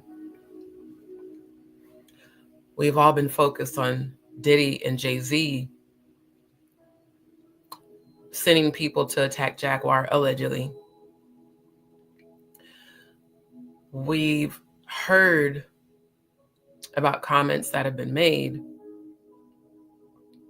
from their different collective groups, the Diddlers and the Jayquisha folks. Why has no one ever mentioned CLIVE DAVIS? That it could be extremely possible that Clive is behind Diddy and Jay-Z sending people and distractions to YouTube. Because, we got to shut her up. Put everybody out there you can to discredit her. We got to shut her up. She knows too much. Why is everybody only focused on Jay-Z and Diddy? Nobody focuses on CLIVE DAVIS, except the people who are either on the inside or the people like me who can see. How is it that someone that was mentoring for CLIVE DAVIS decided to pretend to be an ally just to turn out to be a traitor? Just saying, food for thought. I didn't know that until after we had done the interview. You know what, Jag? I got a jewel to drop to you, Jag, and I want you to give me your expertise on this, Jag. Exactly, because what I have even heard over the years was that Clive is allegedly Diddy and Jay-Z's pimp. That allegedly they've participated in satanic, ritualistic sex activities. You know who else spoke on this? Jonathan Hay. Shout out to Jonathan Hay. And I think, given all this shit that's going on right now, I think this week I need to revisit that very first interview Jaguar did with Jonathan Hay. And then I'm going to re-review the interview that Jonathan Hay did where he talked about the alleged gay orgy that went on in the basement of the studio when he was there producing music, and how it sounded like what I described as the Thelemic satanic ritual sex acts. It just, you know, I just think that there's no limit Clive Davis will go to allegedly cover up the trafficking allegations and all the sexual assault allegations. And Clive is open about his sexuality now, but everyone in the industry has said for years that, yeah, Clive is the one you have to go to get through, and you have to allegedly let him get through your anus, or you have to drop on your knees and give him head. And these are men that he's doing this to. Not just women. It's mostly men, because that's his sexual preference. Allegedly, allegedly, allegedly. So if Jay-Z and the Diddler are allegedly on Clive Davis's payroll, because you got to think about it. Clive is said to be even more wealthy than both of them combined. Because I was like, all the shit Jonathan Hay has said, he has said it wasn't alleged. Why ain't nobody came for him yet?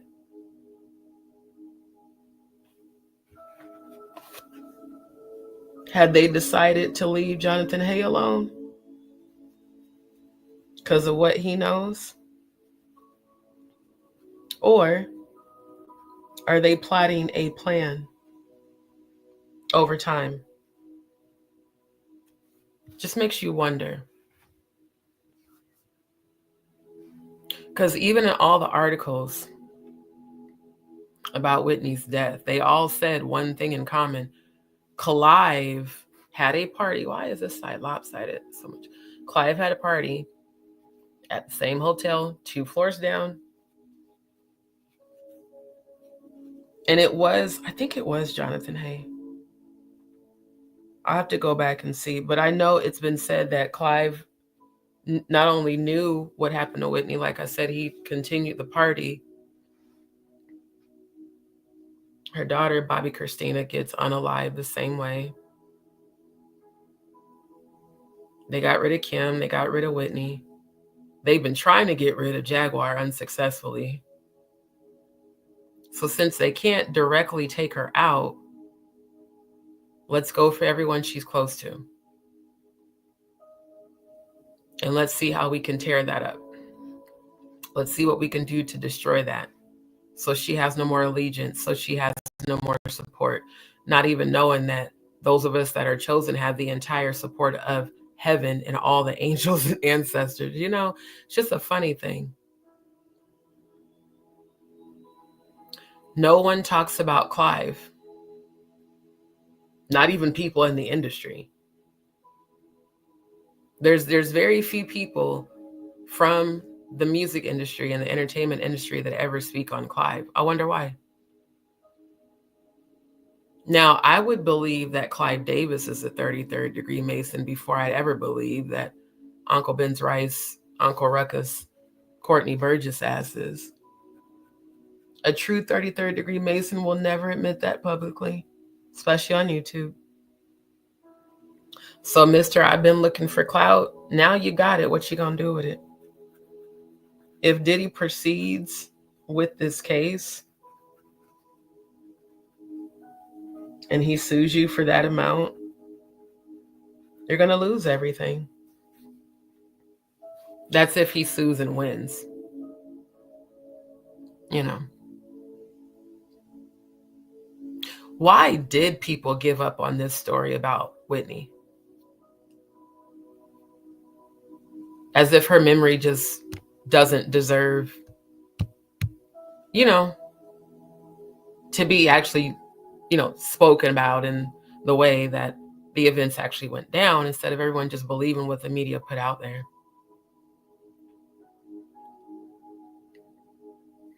I don't think it's because of his age. I think it's because of his connections. Right. Exactly. Exactly.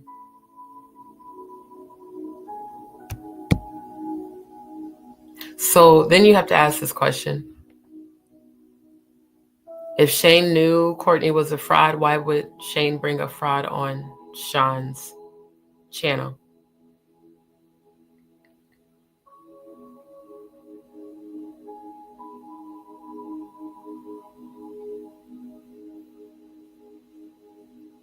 So I think we're about to be in for a couple of rude awakenings. Right. Mm-hmm. How do we know that it wasn't Clive that taught Jay-Z how to start a bunch of little fires and walk away? How long has Clive Davis had a relationship with Jay-Z and the Diddler? Why didn't Clive Davis come to the rescue of his artist, Whitney Houston? Why did he keep partying and tell them to not call the police? Maybe it was so that the crime scene could be, you know, cleaned up. Maybe it was so they could make sure they got Whitney's body out of that room while no one allegedly, and this is all alleged, my speculation. If they wanted to be able to sacrifice her, knowing she was going to physically struggle,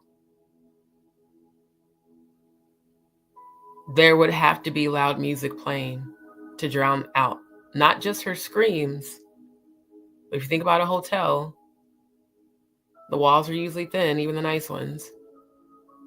You would, if a person's banging someone's head against a porcelain tub or strangling them and that person's fighting back, you know how much thuds and loud noises you would hear below? But if there's a super loud party, no one's going to hear it.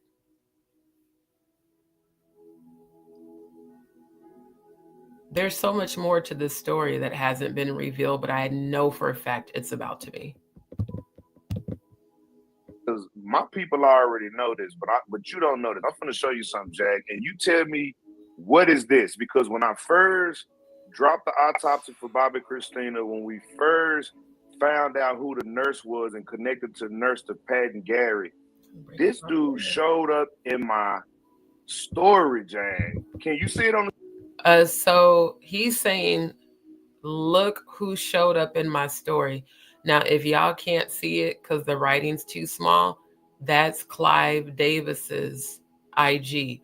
I know because when I've been previously speaking on the Diddler and his relationship allegedly with Clive that allegedly had to do with allegedly some romantic shit, I tagged him just like I do everybody else. Anytime I post a reel, I tag the people in it. That's his real account. Why would Clive be on Project TV's Instagram watching his stories? That is one thing I do love about the Instagram stories, is that it does show you who, you know, stops by and actually watches your content. That shit's crazy, bro.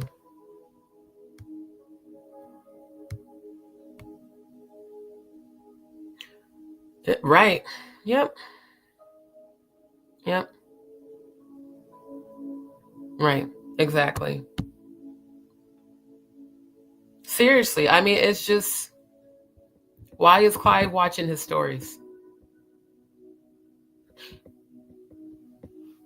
What is it? Project TV? I'm about to look up on my phone to see.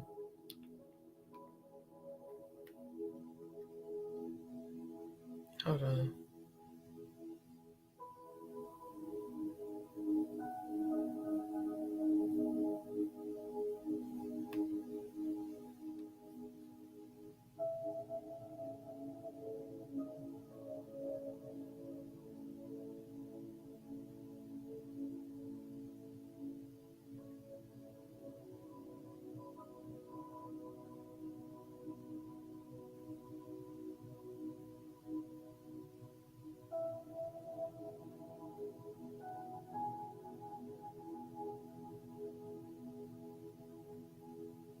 I might have said Project. I meant to say Paperwork TV. Oh, it's actually Paperwork Party. See, I still ain't got his name right. So he has 6,000 followers, right?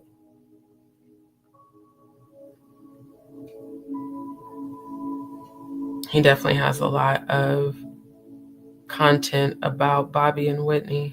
Now let me go to...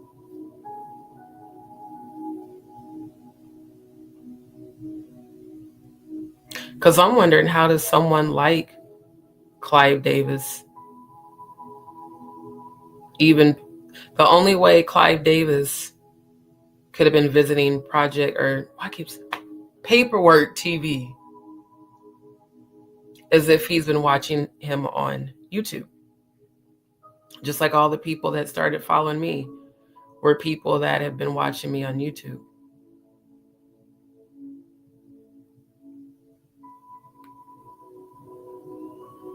Wait, did he delete his account? Hold on, y'all. Let me just take a look at something right quick.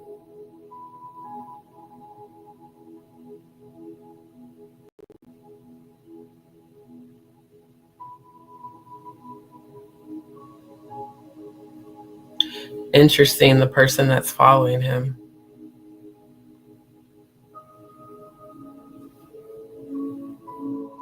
Give me 1 second, you guys. Because I just seen someone I know locally who's in the industry that's following Clive Davis. Oh, now I see why.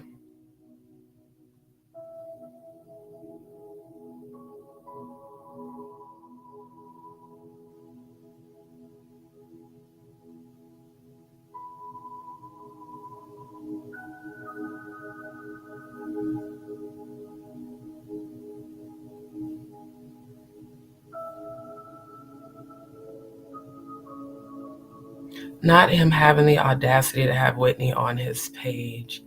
Okay, I found Clive's. I found his actual Instagram account. That's definitely his account.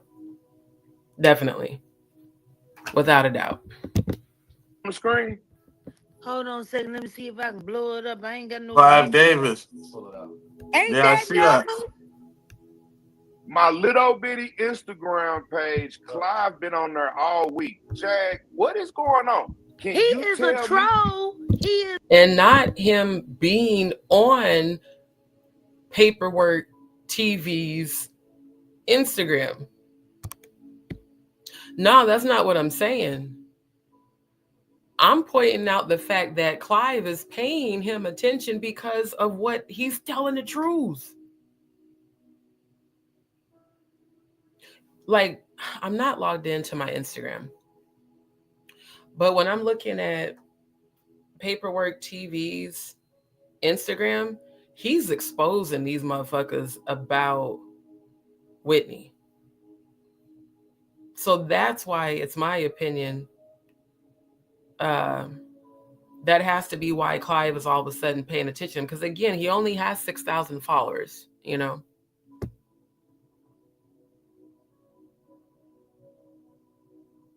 Matter of fact, I am going to sign in because I want y'all to see this page. And again, his page is public, so this is fair use. I want y'all to see Paperwork TV's Instagram. Then you'll understand why I'm saying what I'm saying. Clive is watching him because paperwork can expose Clive. I mean, his deeds go far. And I think Clive is afraid of that Paperwork TV is getting through to people. Well, clearly he is, because shit, I'm sitting up here reviewing his live and like, yo, he's saying a lot of the shit that I've been researching and wondering about. Okay, let me pull up and then I'll share the screen. Hold on.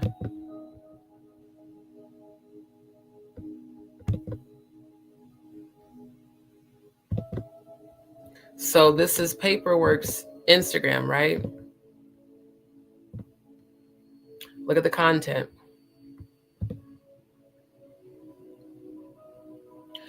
Look at the very first pin video. Houston wrote, Clive trying to kill me, help. In the note to Brandy. This is why Clive is watching him. Because he's exposing this motherfucker. The next one. Who killed Bobby Christina? Why did y'all kill Whitney Houston? And that's the live we're reviewing right now. The truth about Whitney. I love this picture of Whitney. So pretty.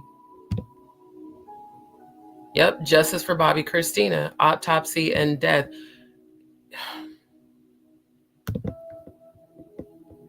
Let's definitely save that. This caption says, Bobby Christina was beat up and put in the bathtub by Nick Gordon in 2015. Put in the bathtub.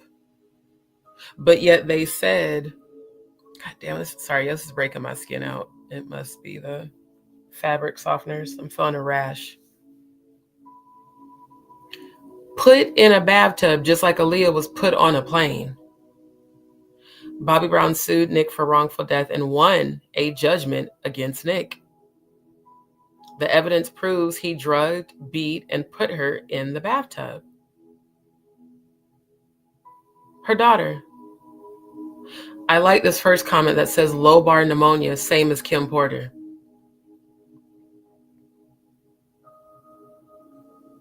Same as Kim Porter. But y'all still think we're all conspiracy theorists, right? Pattern of behavior, one common denominator, who I have heard will go to any lengths to protect their image.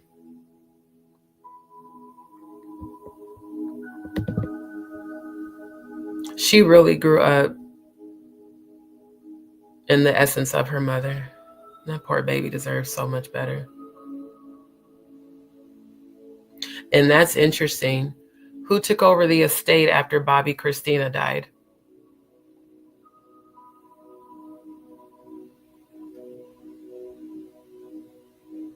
I wonder, did Bobby Brown take over it? Or, I'm going to have to research that too. Let me, I'm going to save that. So if you're seeing a man with this much content,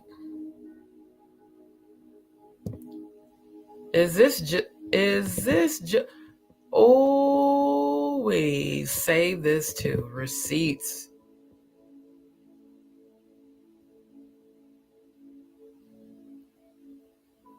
So we've got Ghislaine with Naomi. Boy. Yeah, I'm going to have to definitely watch this live. And this was with Gene Deal. And Naomi standing there looking like a good old madam, allegedly.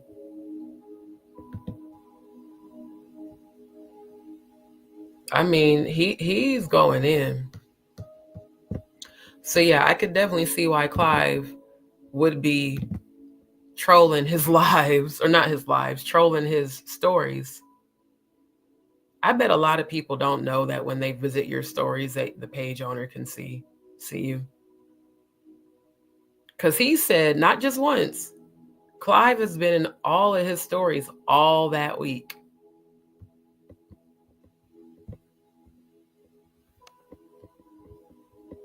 And again, we were just in this live. Yeah, 4 days ago. And you know damn well that Clive, I'm sure we can all agree Clive was watching this live, especially because Jaguar's in it. This shit ain't no damn conspiracy theory. This shit is intentional. It's set up. Everyone speaking out who's making waves, everyone who's speaking out where the voices are being heard and their audiences are growing, go after them. He's a troll. He used to send people to say smart comments to me and I say them right back to him. You know, he's weird. Mr. Diddy who? He's weird. That's crazy. So how long he been on your radar, Paperwork? Shit, 3 years. Jack, man, this motherfucker came. Who our Paperwork game from season 1, 2, 3, 4, 5? Can y'all tell the panel that CLIVE DAVIS been trolling Paperwork for 2.5 years? And I got the receipt. You know I got all the screenshots. I got the receipts. I see. But my people. Yeah, as far as Aaron Carter, there's been a lot of people alleging that he sexually abused them too. And I'll never forget when he was bragging about how aggressively he allegedly fucked this girl once and how she was screaming and you know, she acted like she couldn't take this dick. I was like, it sounds like you're admitting to rape, sir.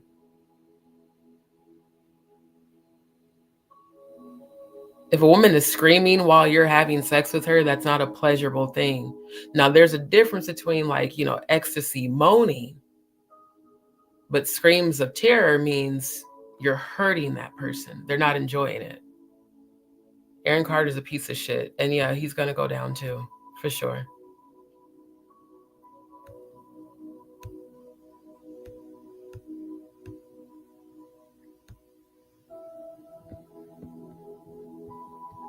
This shit, boy, when I tell you God is uncovering all this shit, bro, we about to hear a lot more shit. No, Clive was trolling me way back on another murder I was looking at. You see what I'm saying? Every time I look at a murder, Clive start trolling me. Notice what he said. Every time I look into a murder, Clive starts trolling me. He's watching to see what you're going to expose and how deeply you're going to expose him. And the next thing you know, you'll get some sort of correspondence asking you to have a meeting with him. And then next thing you know, that person, you know, gets unalived from some random medical condition that they never struggled with or had any sort of prior medical history dealing with. He pop up. You want to know what? You want to know what'll really keep him? What's up? All up in your business? When you start talking about two particular females who he used to manage, who are now both deceased. And guess what? They were found unalive in bathtubs, supposed overdoses. Phyllis Hyman and Janis Joplin. Ooh, they was talking about them. That's what they were saying in my crowd the other day. And Janis Joplin. Yes. Janis Joplin. I gotta look into them. Janis Joplin died in the tub, roughed up, just like your Annie, just like Nippy. And she passed away. Bathtub shit? She passed away in the 70s. Jaguar, is the bathtub the water ritual, or is he just? It's a ritual. Yes. It is a ritual. Yes, I remember I was in the comment answering that. Because again, all the research I've done about satanic ritual abuse and what it means.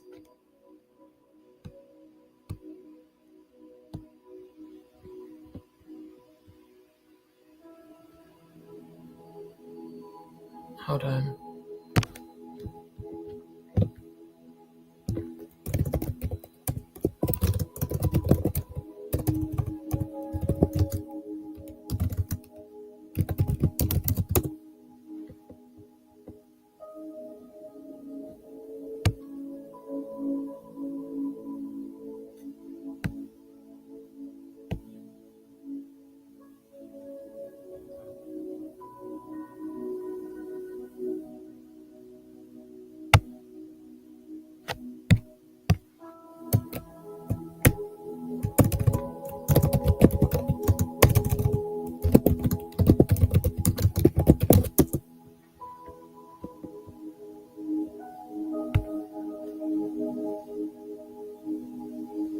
Okay, hold on. I think I found it.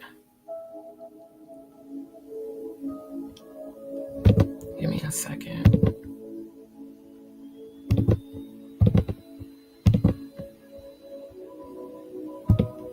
And you remember when I showed you guys last night in Wikipedia about Anton LaVey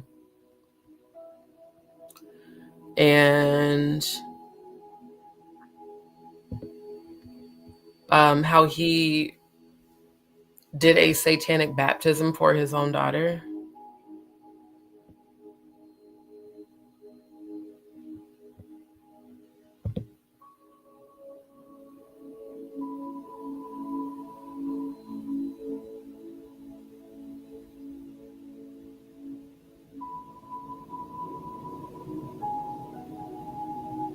Damn, this is too long. I wanted to get right to, you know what though? Fuck, that is interesting. Wow. You know what's crazy about this is how much it looks like the Dark Crystal. They about to ruin a whole entire part of my childhood memory.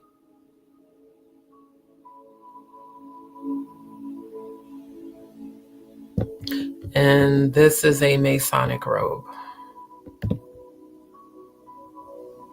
And they're also positioned like those men were when I showed you guys the video in front of CERN, that ritual.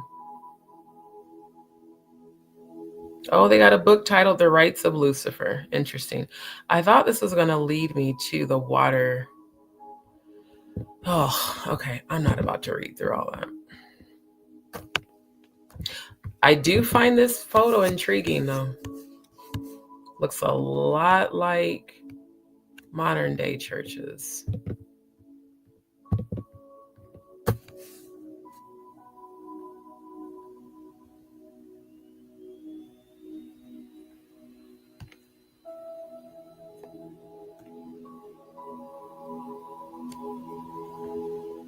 Okay, I think I might have found. Give me 1 second, because I want to show y'all why they use water.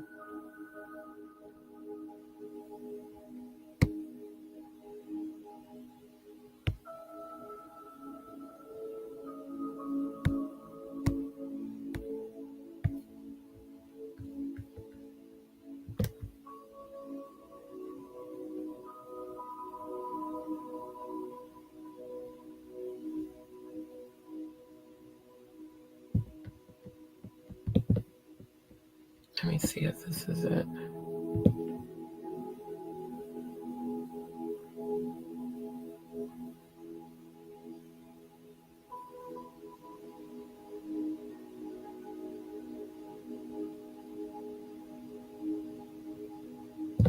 Damn it, that wasn't it. Hold on.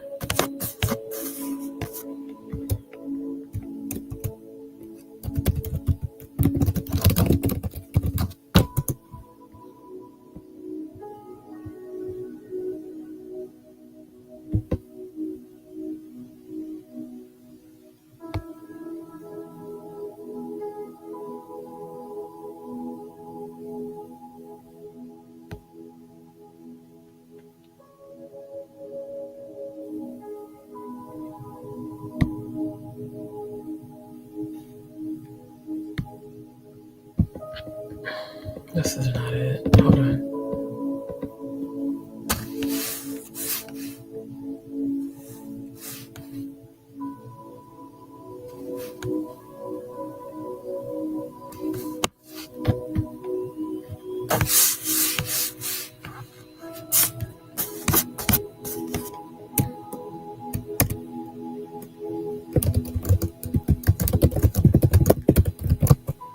Because one thing that I know personally about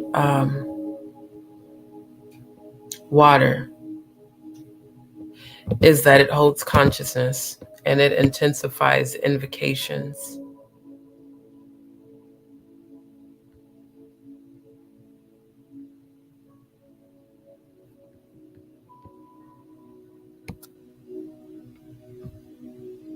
Here we go.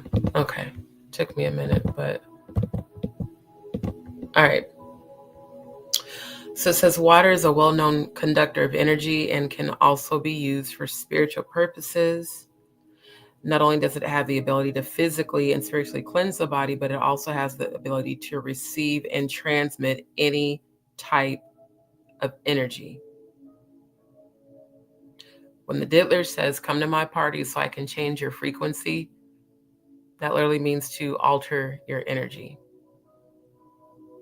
Now it says this makes it a powerful tool for many spiritual practices, including healing. In real Satanism, the use of energized water is a simple and effective way to tap into the power of Satan for healing. The healing prayer is said over the cup of water, which is then consumed or used to bathe the affected area. This combines the physical and spiritual aspects to aid in the healing process.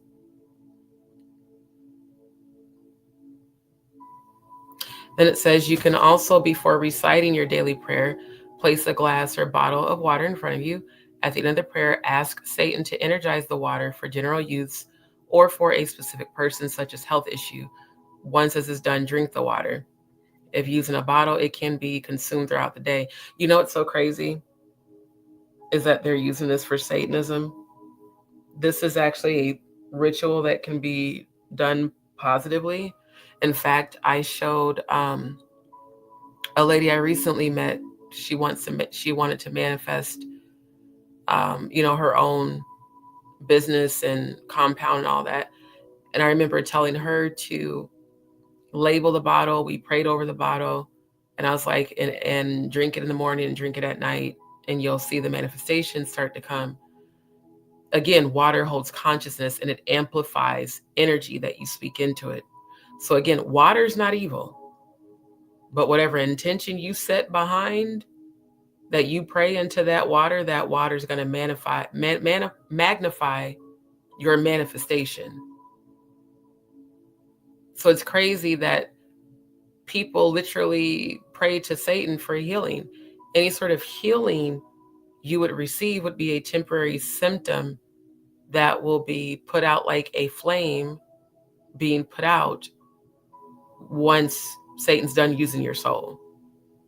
It's insane that people literally pray to Satan for healing and do water manifestation rituals with those types of intentions. It said it's important to note that this practice should not replace any medical treatment you may be receiving. If the problem is physical in nature, it should also be treated with physical resources. However, the energized water can enhance the effectiveness of the treatment and speed up the healing process. So, it's really insane that once again, a positive ritual is used to amplify and receive and transmit energy. So you think about Whitney and Bobby Christina, and I'll put the link for this in the chat. You think about Whitney and Bobby Christina, both killed during alleged satanic water rituals. I really needed to break this down because I don't think people, I don't think they understand about that.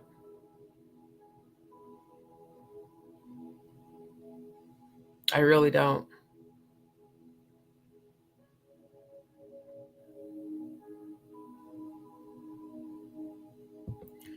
So yeah, if y'all want to research this again that I was just reading, check out that link. Again, I always show y'all receipts because I want you to educate yourselves and truly know what's going on.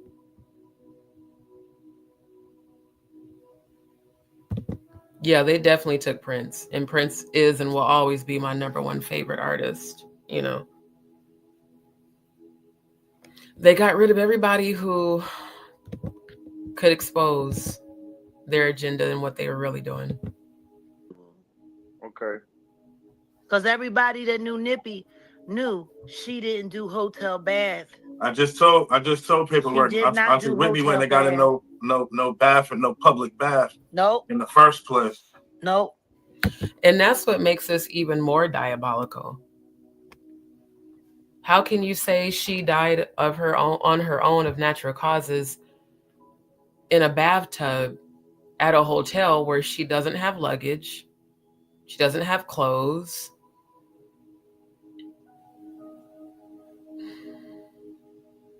and if she didn't like taking baths in public places, why would she go to the same hotel as Clive Davis and the Diddler and Rayford and decide, hey, let me just get in this random public bathtub with no, was there ever, and here's another question I want everyone to ask themselves and use critical thinking.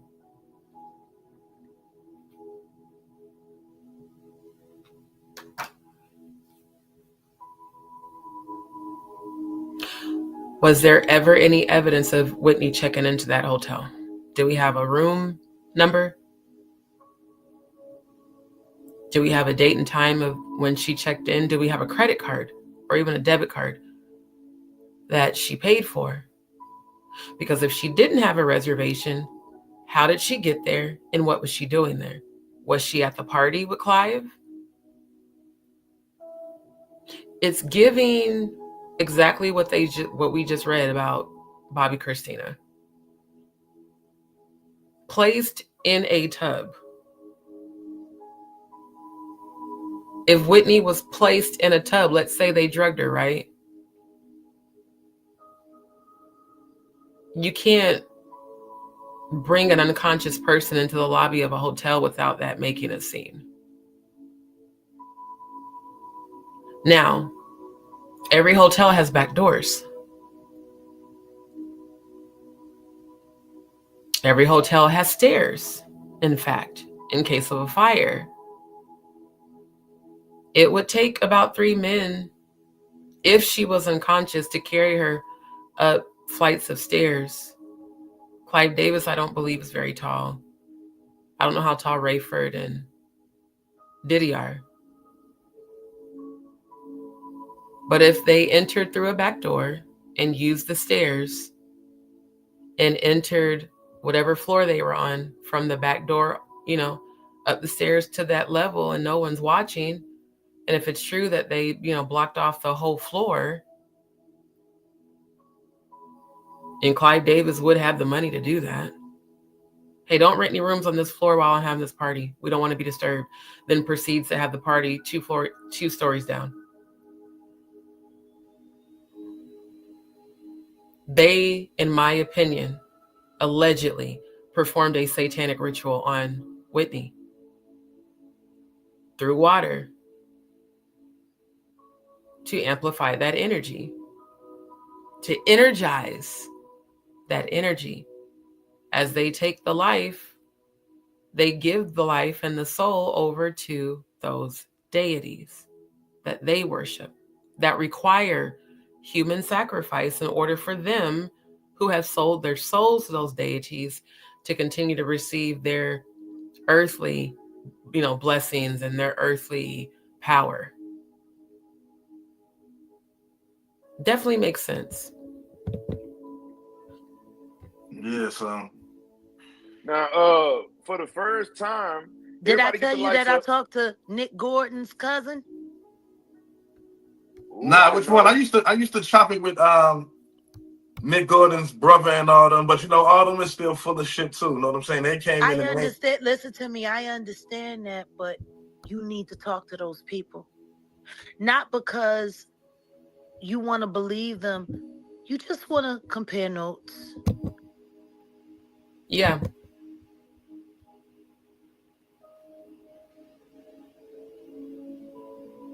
Interesting. All expenses paid, just come by.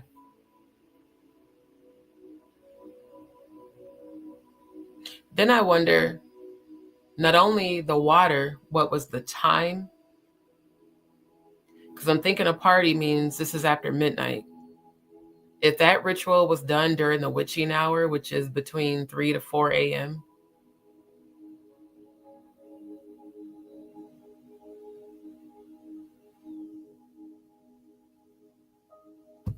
Let me pull up the date of her.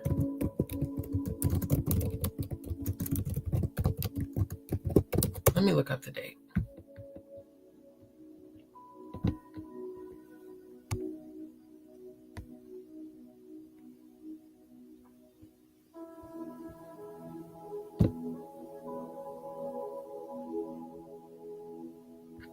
Okay, that's not the actual date. I need the date. Okay, let's go to Wikipedia. February 11th.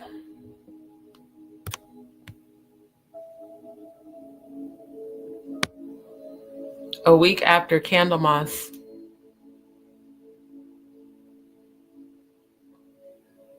And it's crazy that that's what came up before Jaguar's Live that I was speaking on, about the rituals and the abductions.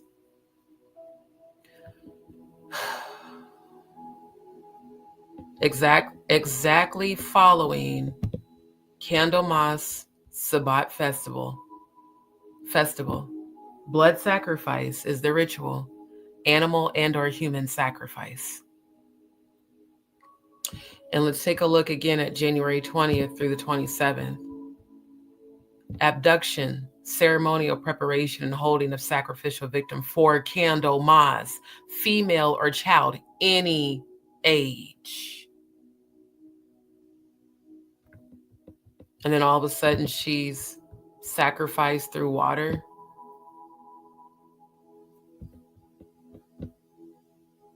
A week and 2 days. So 9 days, and 9 means completion. 9 days after their Candlemas Sabbat festival, that's, you know, where they do human sacrifice. She's sacrificed on the date of completion. I mean, it just, I hope y'all can see what I'm trying to show you. I really hope this is not going over y'all's heads. Like, I really hope y'all can see what I'm saying.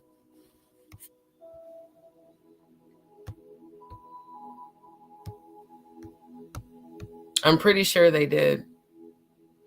I wouldn't be surprised if she was at the party with Clive and someone handed her a drink infused with a GHB or Special K cocktail. Because again, remember, GHB and ketamine causes you to be completely defenseless. Like, you can't fight, you can't push back, you just like go comatose. How do we know they didn't do that to her and Bobby Christina? And then place them in tubs.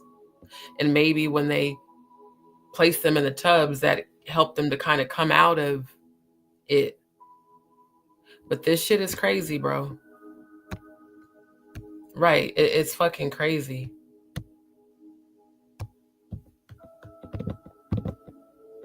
Nick Gordon's cousin came to me 2021 begging me to help him.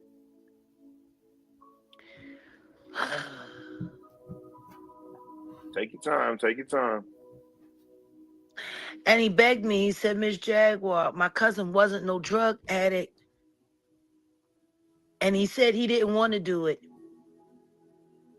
And I said, didn't want to do what? And he said it wasn't his fault. And I said, what are you talking about? And then he said, Bobby Christina, it wasn't his fault. And I said, did it have anything to do with that last meeting that Clive had with Nick at the Ivy? And he just couldn't say nothing else. So Clive had a meeting with Nick. Clive had a meeting with Nick at the Ivy, the same place that Kim Porter had a meeting with Cassie right before she passed away. Beautiful connection. The same place Kim Porter had a meeting with Cassie right before she was unalived.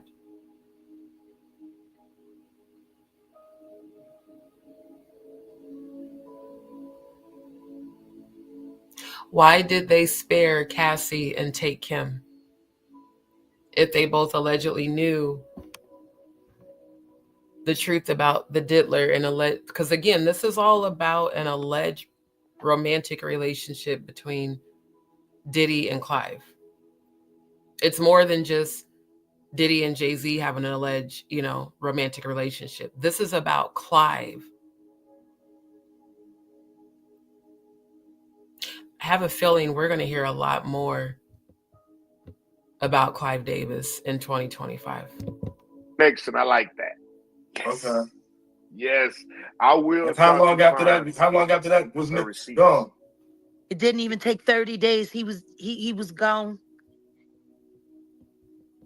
Wow. Because I remember Nick had went to jail for something domestic down there in Florida. Then I remember him coming home, and right after him coming home, I remember right around New Year's night, I believe, we heard about him as well. Know what I'm saying? I know. Yeah. And I'm telling you, he met with Clive, and he wasn't around 30 days after that. Damn. He met with Clive, and he wasn't around 30 days after that. That's kind of deep. That's actually very deep. Again, if a person doesn't want attention on them because they see that they may be getting exposed, what's the best next thing to do? Divert attention elsewhere. No, let's get them off of me. Let's get them all on Jaguar. Let's get them all on the YouTube. Let's get them all on this. I don't think it was that Cassie was lucky. I think it's that Cassie was selected.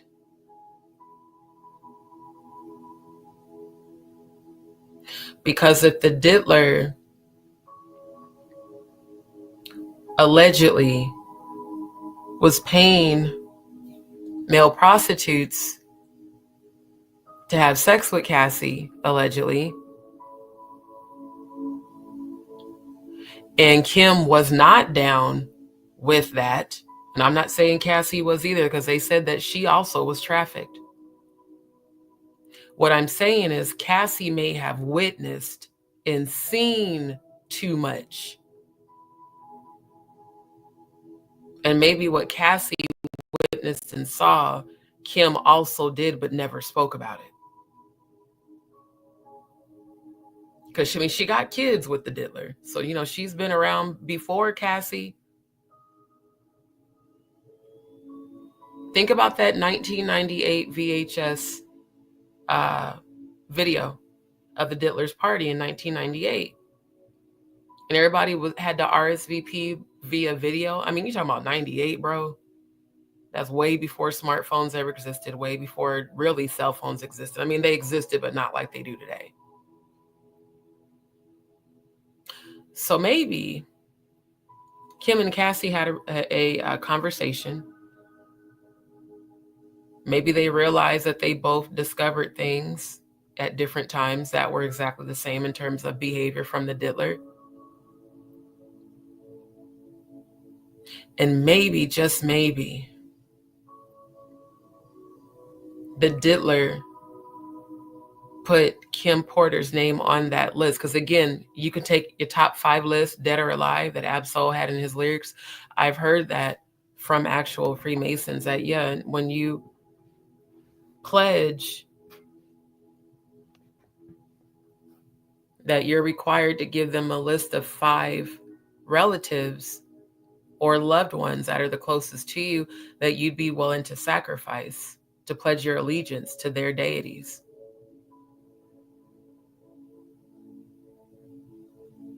Why and how could the diddler allegedly sacrifice the mother of his kids? Because they got 3 kids together, which means she was in there with him for a minute as far as their relationship. Then here comes Cassie, young, beautiful young girl, who spoke in detail about her being trafficked and raped. But she continued to smile for the camera, because what other choice, I think Cassie was selected. Yeah. Right. Thank you. Seriously. I really believe Cassie was selected to not be unalived. Let's go even deeper. Let's just say that the rumor is true about Clive Davis and the Diddler having a romantic relationship.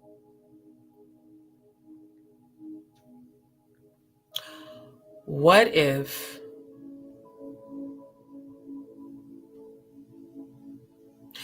Clive set up all of this?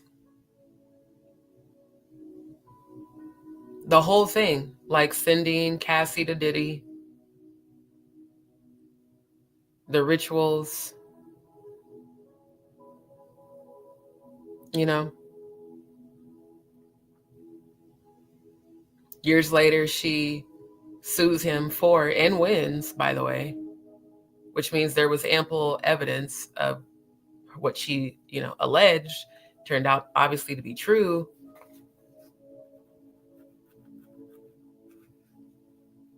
I mean, because you got to think about it. This industry is very cutthroat, and it's all about who you know. Not necessarily your talent, who you know, and allegedly who you be fucking and sucking. That'll get you far. For decades, I've heard that the Diddler used to allegedly give up head to Clive Davis. Hell, I heard that shit back in the 2000s, So if the Diddler has all these women around him that have witnessed that alleged behavior, who may have had cameras and proof, well, how far is Clive Davis willing to go to protect his image? Why is he giving so much attention to Project TV? And thank you, Archangel. I'm just saying, my brain goes very deep. It is my opinion that Clive Davis could very well allegedly be behind all this. Because again, why do people turn up dead or missing after they have meetings with him? Right. I had a feeling that Clive was working Nick, because I don't know if you heard, but you know that Bobby Chris, she caught some of that last bad argument that Nippy had with Clive right before they tried to drown her in the pool, and then she brought the note to Brandy. Right. Mm-hmm. There was an argument. They didn't know Bobby Chris was around. Bobby Chris heard some of what was going on. And there's another mutual friend of mine that said she had told Clive back off, or she was putting out her tell-all. Let me run that back.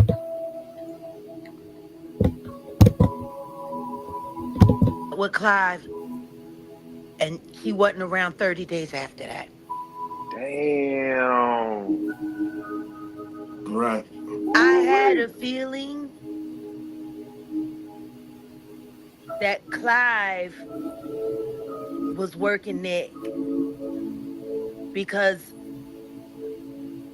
I don't know if you heard, but you know that Bobby Chris, she caught some of that last bad argument that Nippy had with Clive right before they tried to drown her in the pool, and then she brought the note to Brandy. Right. Mm-hmm. There was an argument. They didn't know Bobby Chris was around. Bobby Chris heard some of what was going on. And there's another mutual friend of mine that said she had told Clive back off, or she was putting out her tell-all.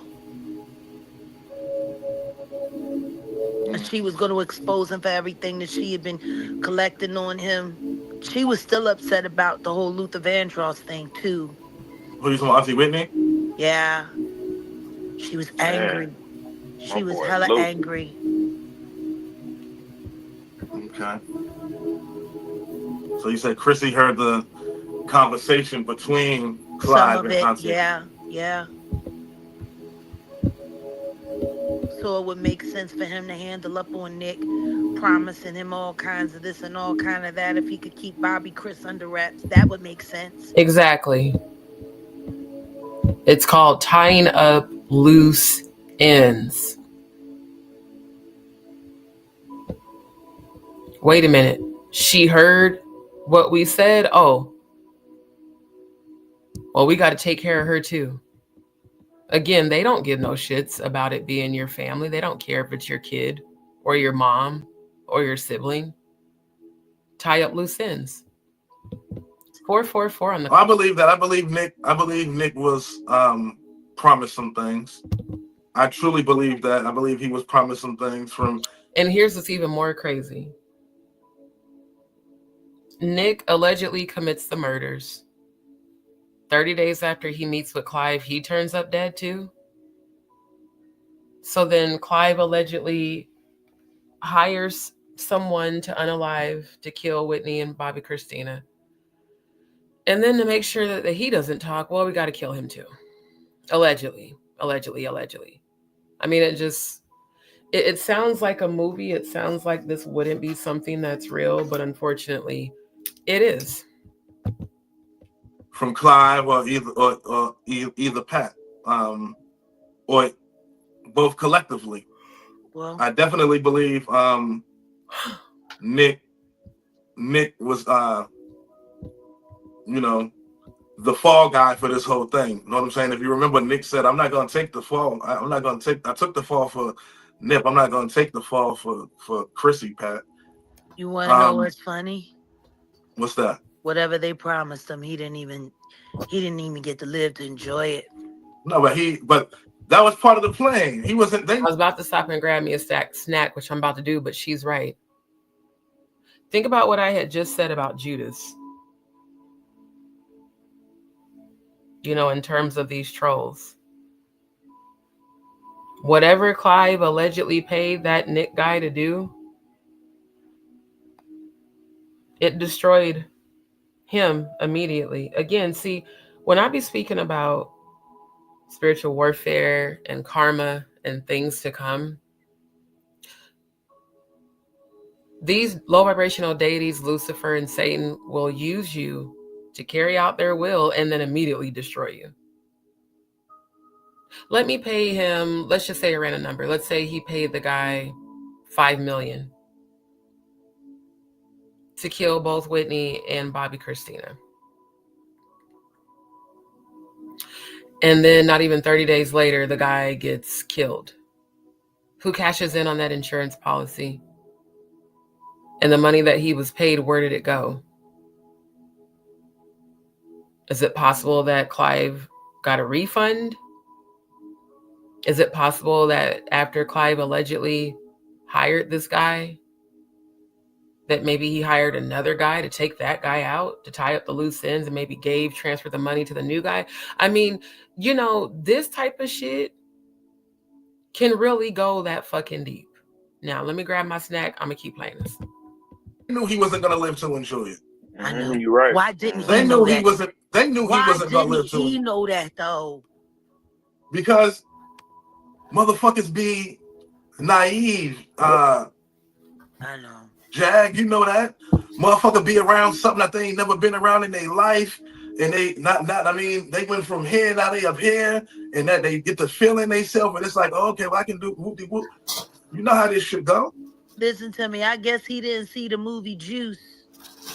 People need to go back and watch that movie Juice, because when you got somebody around you that got a taste for blood, you can't turn that off.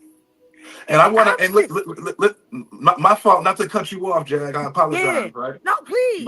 But I want to make this clear. I want to make this clear, and I want to clear this narrative that a lot of people believe. Nick Gordon was never around during the marriage. Nick Gordon was never around when the Brown family was around. I know. When we was all there when we was all there in Alpharetta Country Club of the South, Nick Gordon moved your uncle out the way. Right. So Nick didn't come. When Whitney was supposed to have been in rehab, and they got rid. I was never. All of that was wrong. Right. So I just want to get that out there. Like, Nick would have never been around, been at no house, and none of that with no Browns when the Browns was around. None of that even would have took place at all. So he let's get that. definitely would have been laid up with Bobby Chris either. That would have none of that would have took place at all. So I just want to get that narrative straight, because I be seeing a lot of people trying to run with that, and it's like, nah, Nick came after the fact. After the family had been infiltrated. Right. Like a Trojan horse. Right. So Nick came after the fact. But of course Nick had his agenda too. You know what I'm saying? All young men who get involved with celebrity children have an agenda. Right. Let's just be honest. I had a little personal shit with Nick, little running with Nick here when we was trying to pull up on Chrissy here. We was with Uncle B, and he was on the phone with Chrissy and telling Chrissy we was trying to pull up, whoop-de-whoop. And Chrissy was like, yeah, come on, y'all, come on. It was, Uncle B driving. We in the truck. I'm in the car. A few other cousins in the car with us. We about to shoot over there to Chrissy. You know what I'm saying? Chrissy called back. They on the phone. Nick on the phone telling us. Well, he directed it to Chrissy, tell them don't come over here. There's guns over here. Whoopty, blah, blah, blah. I'm with the shit. So I'm telling, man, let's go. Now we really going. Oh, pull up. You know what I'm saying? Because at the end of the day, you talking this, and you with my little cousin, and you ain't got no respect for her pops. When he coming to try to check on her, you talking about, nigga, don't come over here, it's this, that, and the third. So let's go, man. But Uncle B ended up getting on the phone, calling his wife, and she redirected him. Know what I'm saying? And he ain't want to go because he ain't want to end up on TMZ, or he ain't want the shit to hit the media. Exactly. That's exactly what I'm saying. It's crazy because I have always watched those types of movies. What was the other one? All About the Benjamins. I immediately started thinking about that with Ice Cube and Mike Epps. The scene, the diamond scene, where they were shooting that art piece. They had the photographer there to take photos of people with those diamonds. Turns out it was some bullshit. It was actually,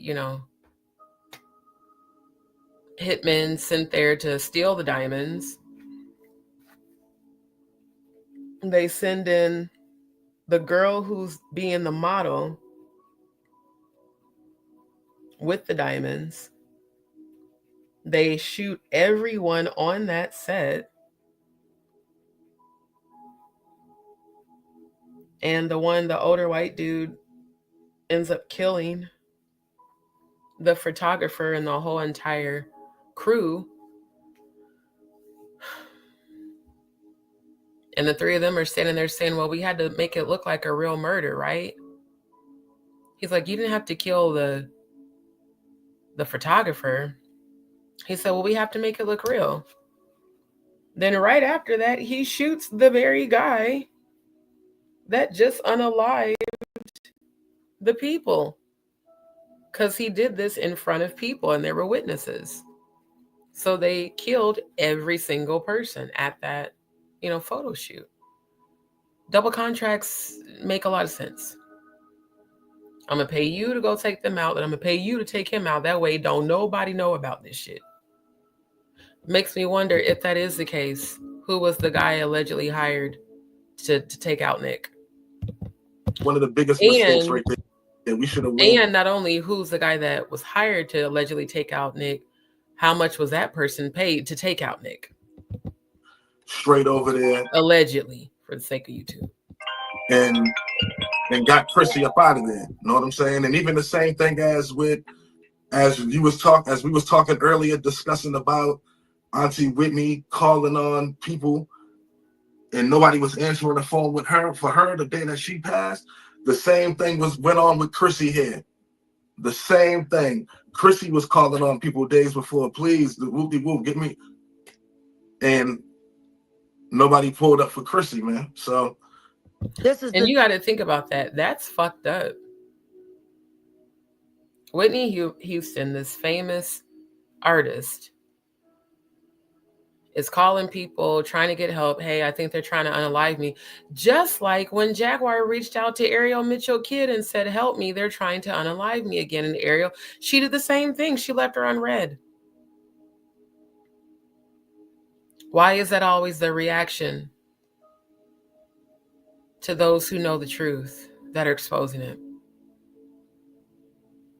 Why would Ariel Mitchell Kidd give Jaguar the same response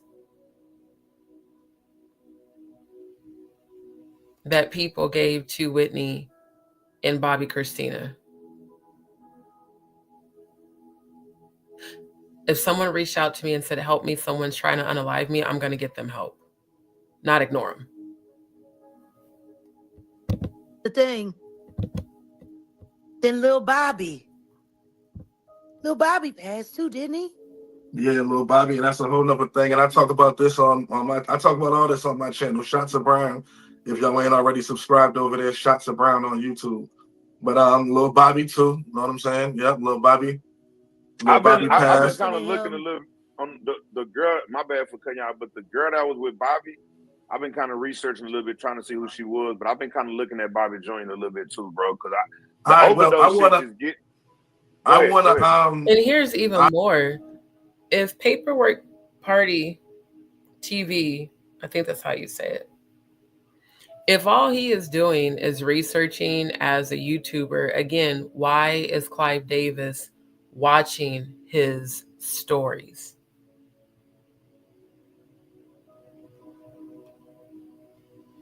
Why does he even have an interest in him? He's not a celebrity. He's just a YouTuber. Is it maybe because what he's exposing is indeed the truth, Clive Davis? Could that be why? Because he's exposing your truth?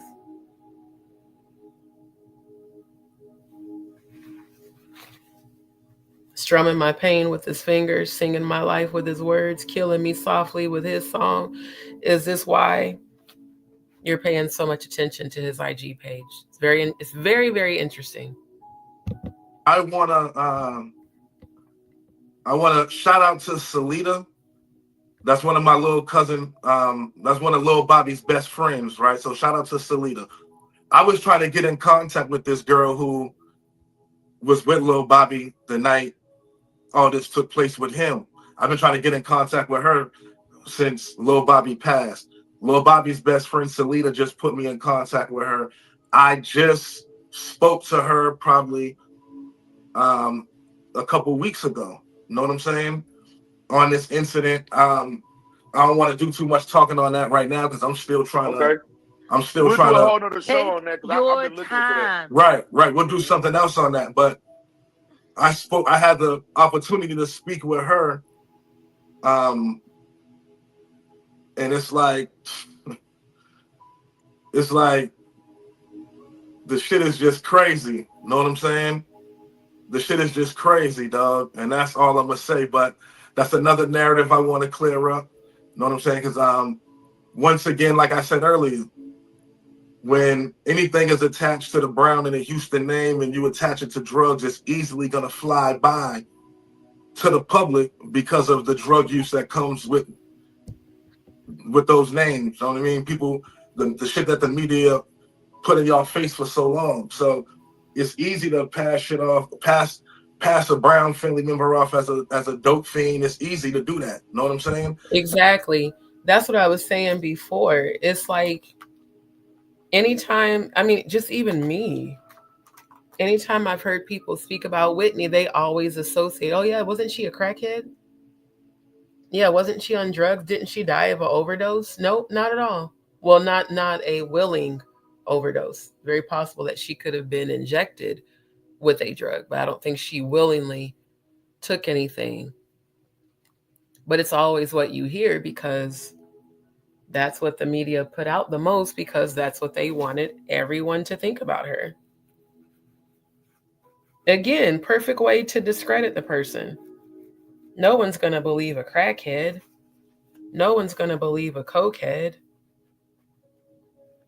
No one's going to believe a drug addict. So let's make sure we put that in the media. That Whitney was on that shit. I mean, hell, you know how many times I've heard, yeah, they on that Whitney and Bobby.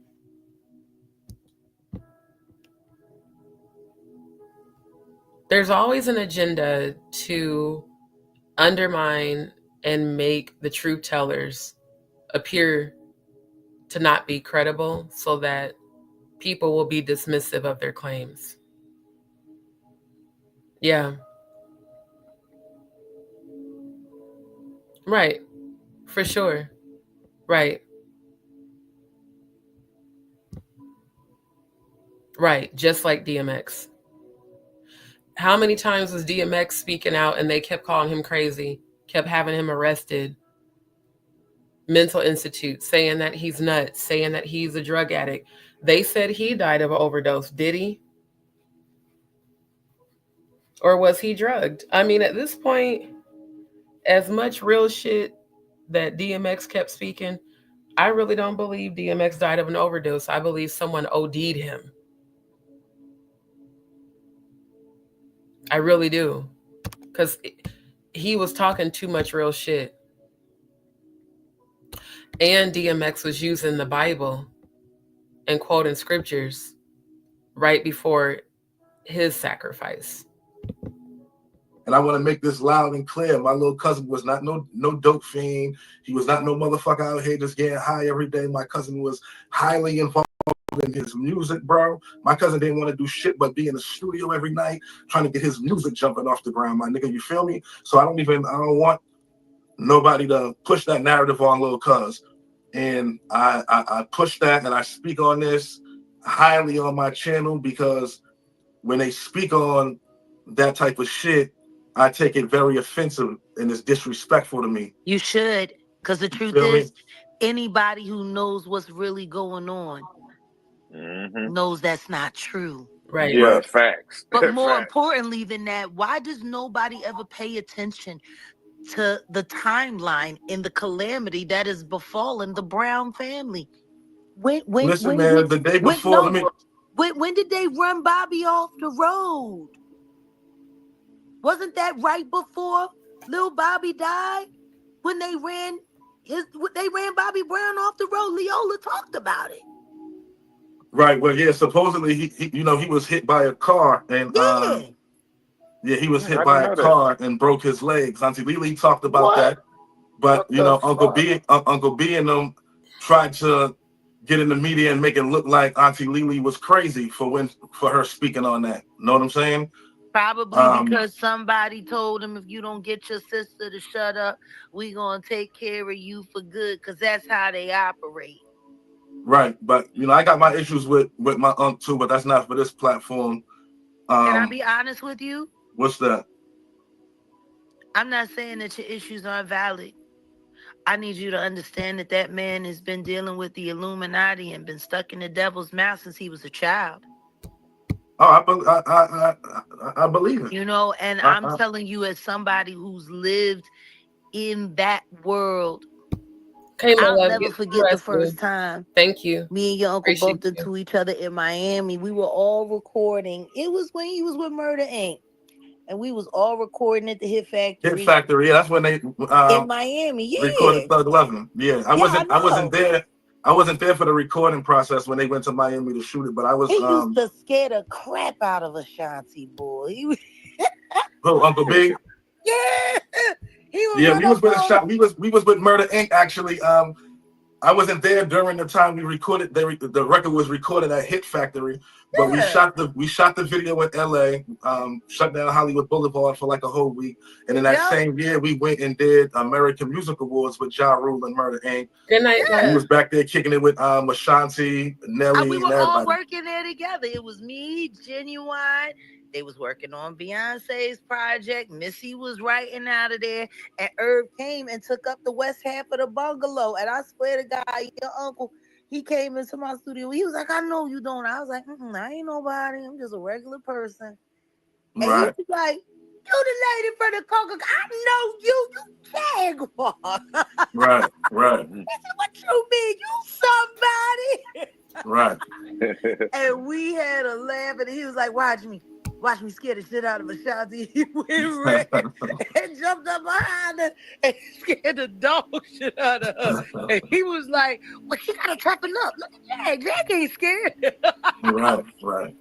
Unc used to do crazy shit like that all the time. But you know what though? He was the life of the party. And I He think was though. He was. Unc was definitely the life of the party. You know what I'm saying? Unc, I don't take nothing away from Unc as far as what he done career wise, or even Unc was the truth. You know what I'm saying? But I'm saying, don't forget just a little bit of grace. Just a little bit. A little bit of grace. I feel you, but you don't really know the situation, Jag. No, I know it's fucked up. I know it's fucked up. I know it's fucked up, but I'm telling you right now. It's something that's near and dear to me. Something that, you know. I don't know. I guess I have sympathy because I know what it's like to work really hard to make it to the top, and then you make it to the top and realize the top is just a new bottom, and then you try to make it to the top of that, and then, you know, he's been just trying to make it. As we all, right. And you know, ego is a dangerous thing. It's a dangerous thing. Right. And the truth is, when it comes to the party life, he was out of his league fucking with Nippy. What you mean by that? As far as that? I'm saying she was grown. He was a young man trying to keep up. Oh, right. She was grown. She knew how to do what she needed to do. She knew how to play her game. He stepped into her world. It wasn't the other way around. And that was something new for him, because he was used to being the top dog. I mean, there's a lot of psychology that goes around all of that. For me, whatever discrepancies I might have had issues with when it came to your uncle, for me, all of that ended with Bobby Chris. I could feel nothing. You got to understand, Bobby Chris was born in February. My son was born in September 1993, just like Bashir. Like, I remember these people as little babies coming into the world.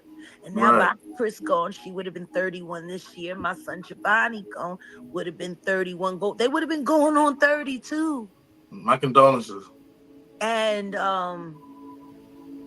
I just remember being a single mom, coming up to the house, ghostwriting hooks, working on verses, and every now and then Bobby Chris would be running around when she was little and Giovanni was in the house, and they would bump around, and I would go and snatch him because he was supposed to be staying with me and I wasn't supposed to be bringing my kid to the studio. Right. Did you know Michael Houston, Uncle Mike? I don't know him well, but I know of him. Oh, okay. Truth is I don't much care for much of the Houston clan. I really don't. Why you say it like that, Jad? Because they grimy. They grimy. It's all about the money. But one of the I understand what you're saying about the Houstons, but one of the Houstons that really truly loved Auntie Nip, Auntie Whitney was Mike, and I can say I know that, but loving and not protecting, it played different. It played different. Too many people in that family watched people play with that woman, and they kept to the workhorse so they could like what the Houston family, in my opinion, did to Whitney is no different than what the Knowles family did to Beyonce. All of these people exist off of the sweat off of her tail. That's what it was for Nip. That's what it was for her, you know. And it's just, I don't know. I mean, I know that people love, and I know that I don't know. For me as an artist, as far as Auntie Whitney and Nip, go ahead. And just as an artist, for me, it feels different because I know the struggle, I know the sacrifice, I know the compromise, I know that it'll get better. Just don't complain about it. Like, I know all of these things. I lived all of these things, and right. But as far as Uncle Mike, and shout out to Uncle Mike, that's one of the Houstons that I love, and that's one of the Houstons that I know. Auntie Whitney and Uncle Mike was like this. And I mean, Auntie Whitney loved Uncle Mike. I wish that love could have got him to stand more in the gap where Pat was concerned. You know what I'm saying? I agree, and I speak on that as well on my channel. Like, hey, yo, we're like, why is the Houston sitting back and letting Pat run amok? Why ain't nobody stood the fuck up and shut it down? I'm waiting on the day that somebody from the Houston family stands up and shuts Pat the fuck down, Jag. Like, literally. Know what I'm saying? And, you know, they just lost Sissy, and I'm hoping one of the nieces, because Auntie Whitney, she loved her nieces and nephews. Know what I'm saying? And I'm hoping one of the nieces and nephews stand up and take control of Auntie Whitney's shit, take control of her legacy, get her legacy back, because these people who's running Auntie Whitney's shit right now don't give a fuck about Auntie Whitney. They don't give a fuck about Chrissy. And another thing is, all these people who truly love and support, who say they truly love and support Whitney Houston, and they fuck with Pat Houston, you can't truly love Whitney Houston if you rock with Pat Houston. Did you not hear the shit that Pat had to say about Auntie Whitney and Chrissy both? When she didn't even know she was being recorded, and her daughter was on live, and all this shit was recorded. The shit that she had to say about both of them. So it's real quick, Shayne, can you tell the crowd what she had to say? Because I ain't gonna lie, I seen it and I tried to look at it, and it was so distorted I couldn't really hear it. But what the fuck did she say about Chrissy and Nippy? Basically, it was on the lines of, you know, she was like, oh, people saying we want to be like Whitney and Chrissy. Why the fuck we want to be like them? They're dead. Look at them and all this. They're dead and all, you know, all this old clown ass shit. Why would she say that?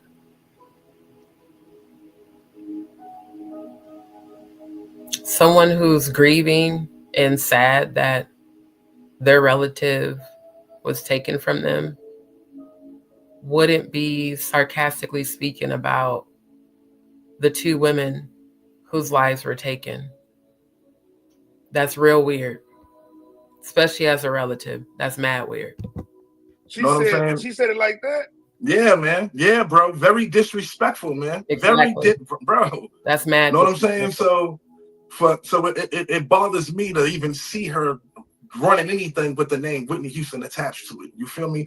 Because Auntie Whitney, it's obvious that Auntie Whitney at some point loved this lady, because Auntie Whitney put this lady in control of her everyday situations. You feel me? And he did it because her mother told her to. Probably so. You know what I'm saying? I can't really speak on it. I don't know. Real quick? I don't want to break the ice, but I'm going to say something real quick. I got to say this while we're on the subject. Yeah. My heart is telling me this. I really believe Sissy and Pat was working together. And I know. I really believe that to my heart. And I tell y'all, Whitney Houston been waking me up every night with how will I know? These celebrities have been exceptionally quiet about Whitney, about Diddy, Jay-Z, and Beyonce. It's the courage that had Jaguar speak out. It's the courage that had Jonathan A. speak out. Why is everybody else quiet? Why has no one taken it upon themselves to really research what really happened to Whitney Houston? And I know this is probably not even easy for, Shayne to be doing, but because I can hear the frustration and anger in his voice when he talks about Whitney and Bobby Christina. That's his people, Just amazes me the people that are truly being silent throughout all this. Oh, and I don't know the shit be coming on the radio. But look, I'm telling y'all, in my heart, yeah, it better be over here. I think Sissy and Pat been working together, y'all. I'm just letting y'all know. And Gene came on the show the other day. He was telling me that Sissy ain't even Whitney real mama, y'all. I don't know if that's a rumor or if that's true. Well, I've been seeing that. I've been seeing that everybody was saying Teresa Graves was Auntie Whitney's real mother. I've been seeing that on the internet. Yeah, I've been seeing that, but What I will say is whether or not Whitney was Sissy's biologically or not, it doesn't have anything to do with the fact that as long as Sissy was in control, Clive was in control. People Right. keep forgetting how long of a relationship Sissy had with Clive.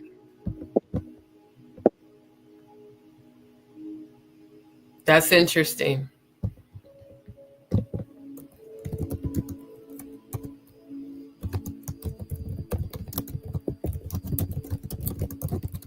Blood sacrifice.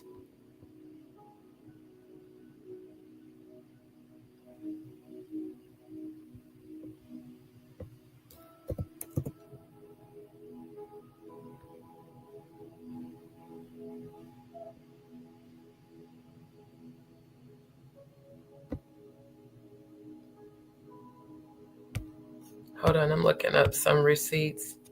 I just want to check it before I share screen.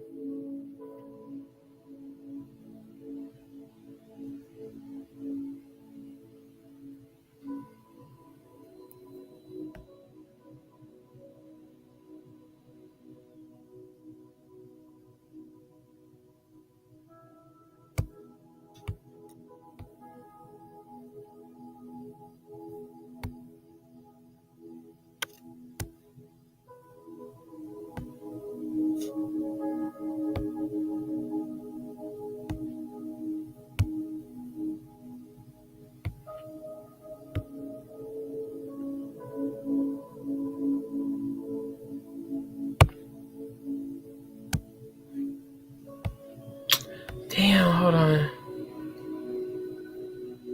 This isn't what I was looking for. I thought I found an article that spoke about Sissy and Clive.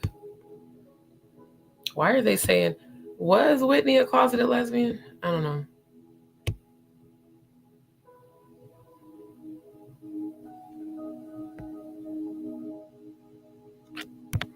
I don't know. I want to know more about Sissy's relationship with Clive, because if Sissy had a relationship with Clive and she allowed Whitney, who is supposed to be her daughter, to be sacrificed, and Bobby Christina, because again, that's her.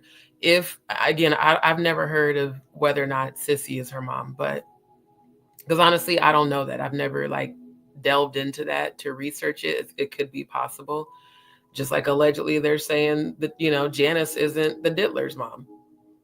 Regardless, if she played Whitney Houston's mother,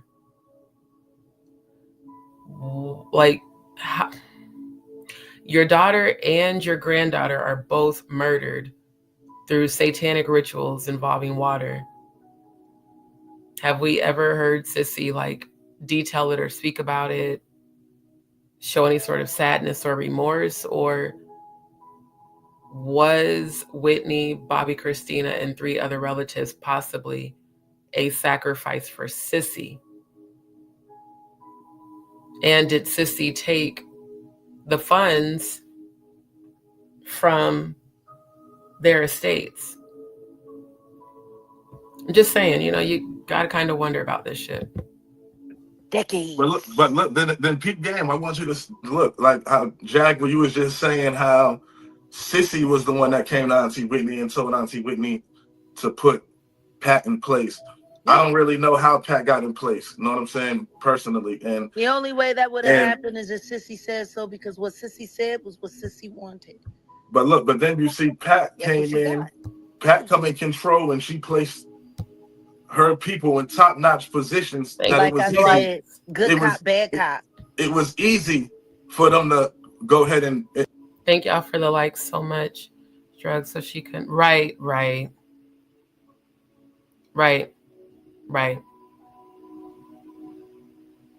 I completely agree with you, Archangel. I really do. Again, I showed y'all how GHB and ketamine makes you damn near comatose. So if they injected that shit into her body and whatever fight she had left in her, she struggled with, it would explain all the abrasions.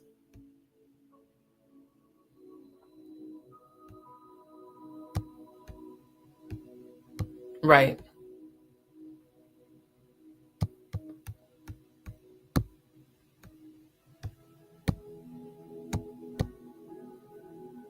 Right. Right. Who owned Whitney Houston's music? I do believe, let me double check. I believe Clive still owned all of it.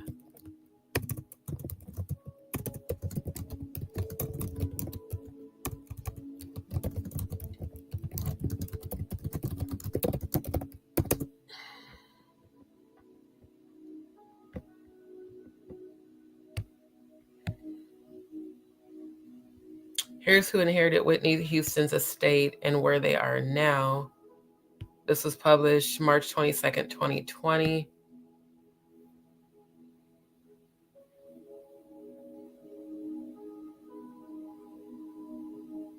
Okay.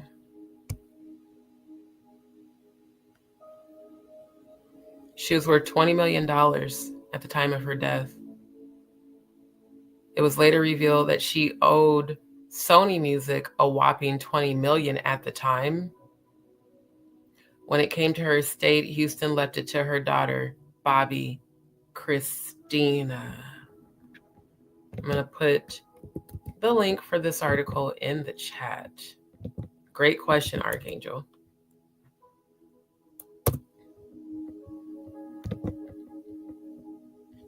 In 2015, Bobby passed in a similar manner Whitney did. It was revealed Bobby's ex, Nick Gordon, had involvement in her passing, which many believe to have been cause for his drug overdose last year. Today, the estate now rests in the hands of Whitney Houston's mother. I have never seen this article. Y'all just saw me Google this shit. Cissy Houston and her two brothers, Gary and Michael. I think it's safe to say Cissy sacrificed her daughter and granddaughter, allegedly. Whitney did not leave her estate to her mother, because clearly she did not trust her mother. So she left her estate to her daughter, who I'm sure had the same receipts she had.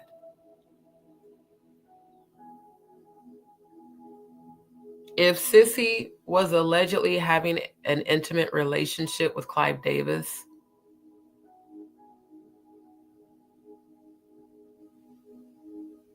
and she sacrificed or agreed to a sacrifice of her daughter and granddaughter, did Sony Music get their $20 million after Whitney died?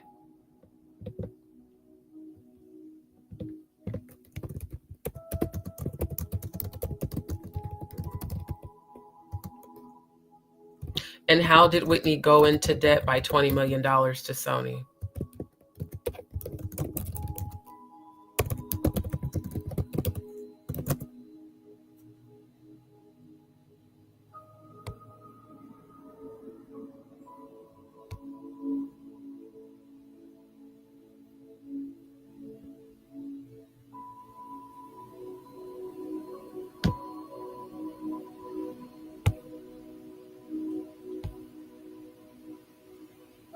Whitney Houston's financial troubles began early in her career.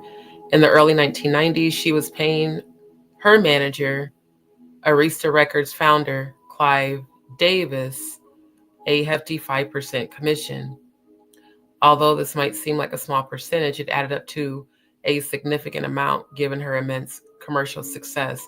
Additionally, Houston was spending lavishly, owning a staggering 27,000 square foot New Jersey home and driving a luxurious vehicle. Whitney Houston's marriage to Bobby Brown, a rapper and singer, was plagued by infidelity, addiction, and domestic violence. Their tumultuous relationship led to numerous legal issues, including custody battles over their daughter, Bobby Christina. The marriage ended in 2007, and their divorce left Houston with significant financial consequences, cocaine addiction, and health issues. Whitney Houston's struggles with addiction and substance abuse had a devastating impact on her financial situation. Do you know how many articles I've seen of people alleging that Jaguar Wright has a drug addiction? Not just on YouTube. Like articles I've seen when researching to defend Jaguar, I've seen that a lot too. And think about what her nephew just said, how the media constantly put out that Whitney had a drug addiction and substance abuse issue.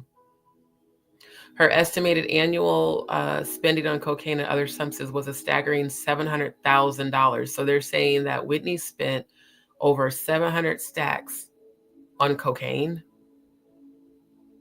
To make matters worse, she was hospitalized numerous times, resulting in costly medical bills and lost income. Why was she hospitalized?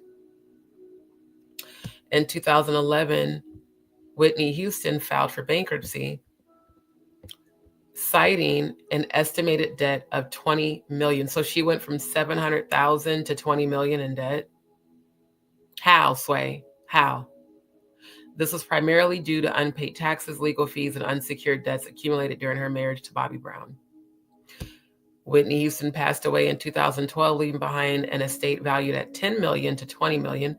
Her estate is managed by her mother, Cissy Houston, who has fought to maintain control over the singer's music and finances.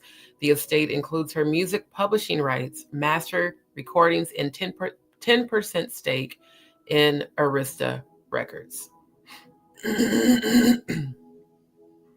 So your alleged daughter dies and you're fighting for control over her music and finances. Posthumous financial disputes and legal battles have plagued the Whitney Houston estate. Here are some of the significant issues. Probate battle. Whitney Houston's mother, again, Cissy Houston, filed a probate petition in 2012, which was disputed by the singer's only child, Bobby Christina. One more again. Whitney Houston's mother, Cissy Houston, filed a probate petition in 2012, which was disputed by the singer's only child. So this happened 3 years before Bobby Christina was sacrificed. This also lets you know that Whitney and Cissy were clearly not on good terms. Clearly. The petition sought to transfer control of the estate from Chrissy to Bobby Christina. Gordon's legal fight, Houston's former partner Ray J is suing Gordon Gundaker, the estate's administrator, for allegedly embezzling millions from the estate. Ray J, you weren't her husband. Why were you involved?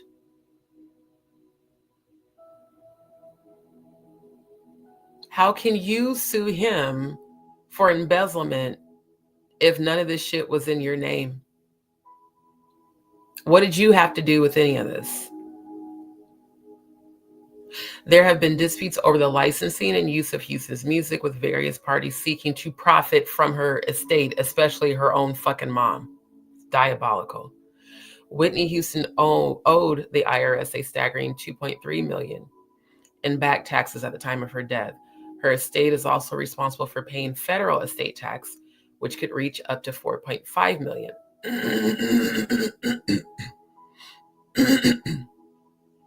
Depending on the value of the estate. Despite the financial troubles, Whitney Houston's music and legacy continue to thrive.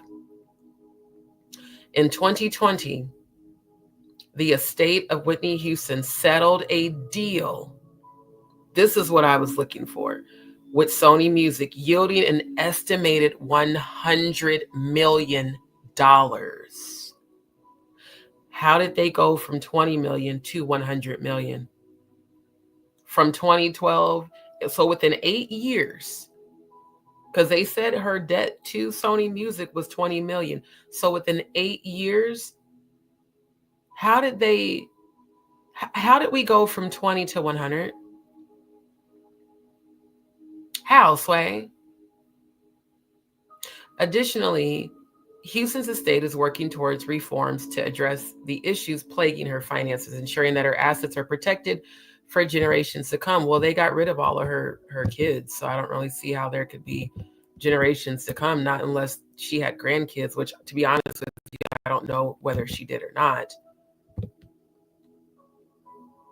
There's a link for this article.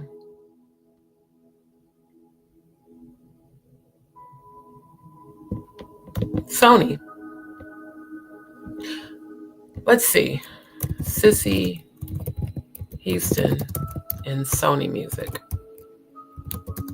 Because if I'm not mistaken, I do believe that Diddler had a stake in Sony Music.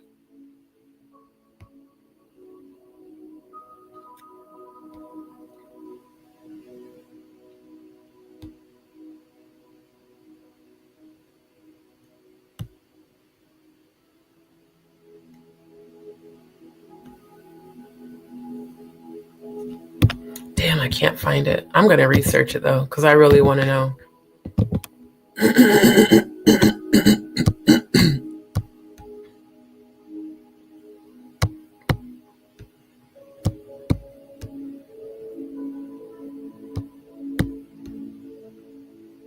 That's what I'm wondering. It has to be. Because the estate was left to Sissy and her brothers. So then once she dies, it goes to the brothers. Very nefarious. Very. Yeah. Yep. Right. Absolutely.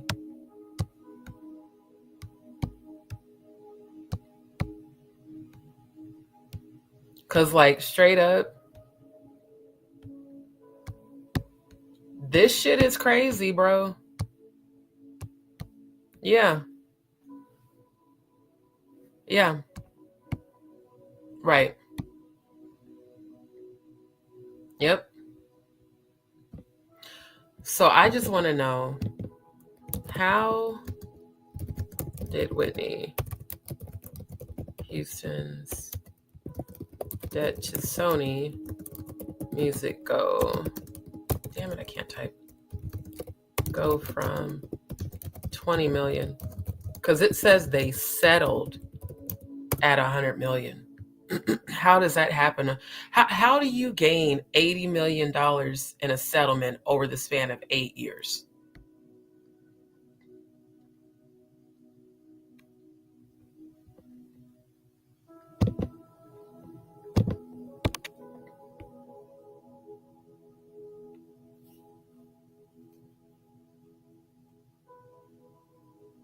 Here we go.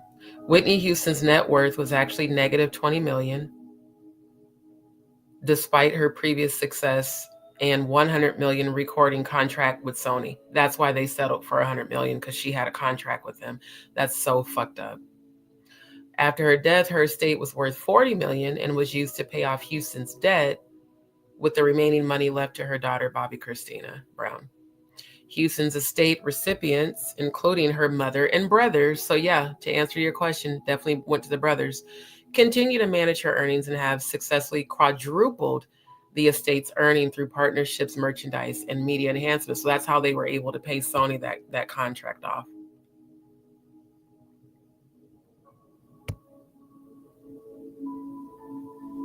At the time, Houston was reportedly worth 20 million, and a biopic of Houston's life was released at the end of 2022. But after her passing, her family discovered that there was only one person listed in her will, and that Houston was worth much less than 20 million. She was actually broke at the time of her death. That's actually extremely sad, considering how successful she was with the music.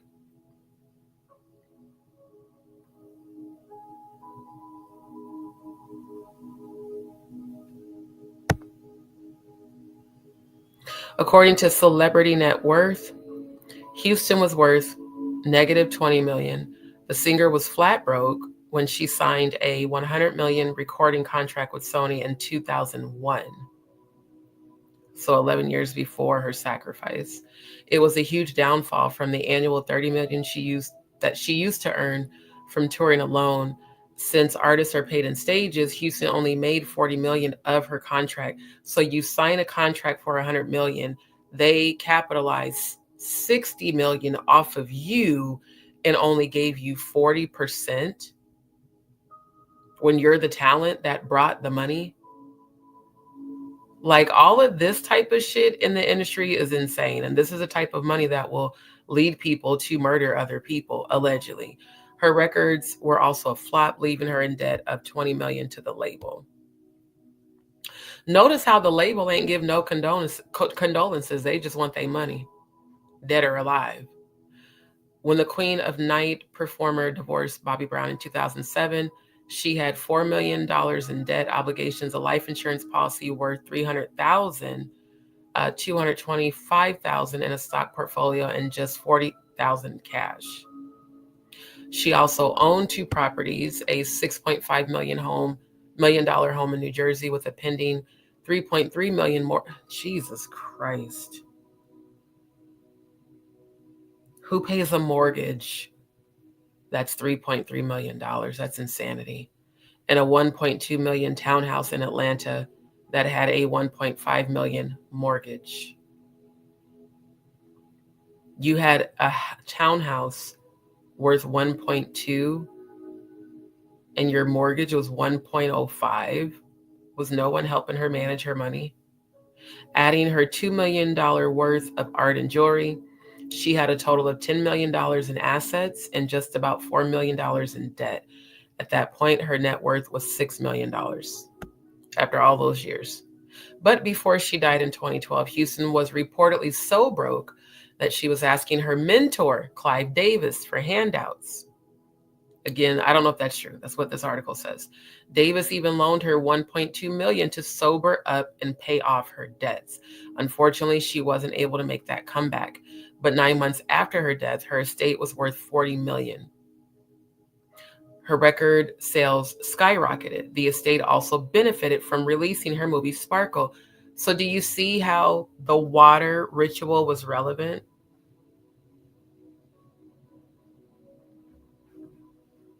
How they energized? How is it that her estate, which following her death belonged to her mom, you know, she gave everything over to Bobby Christina, and then everything ended up with Sissy.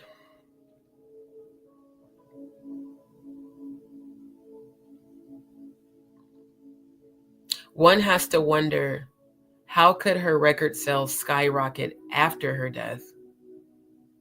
And also the estate benefiting from releasing the movie Sparkle.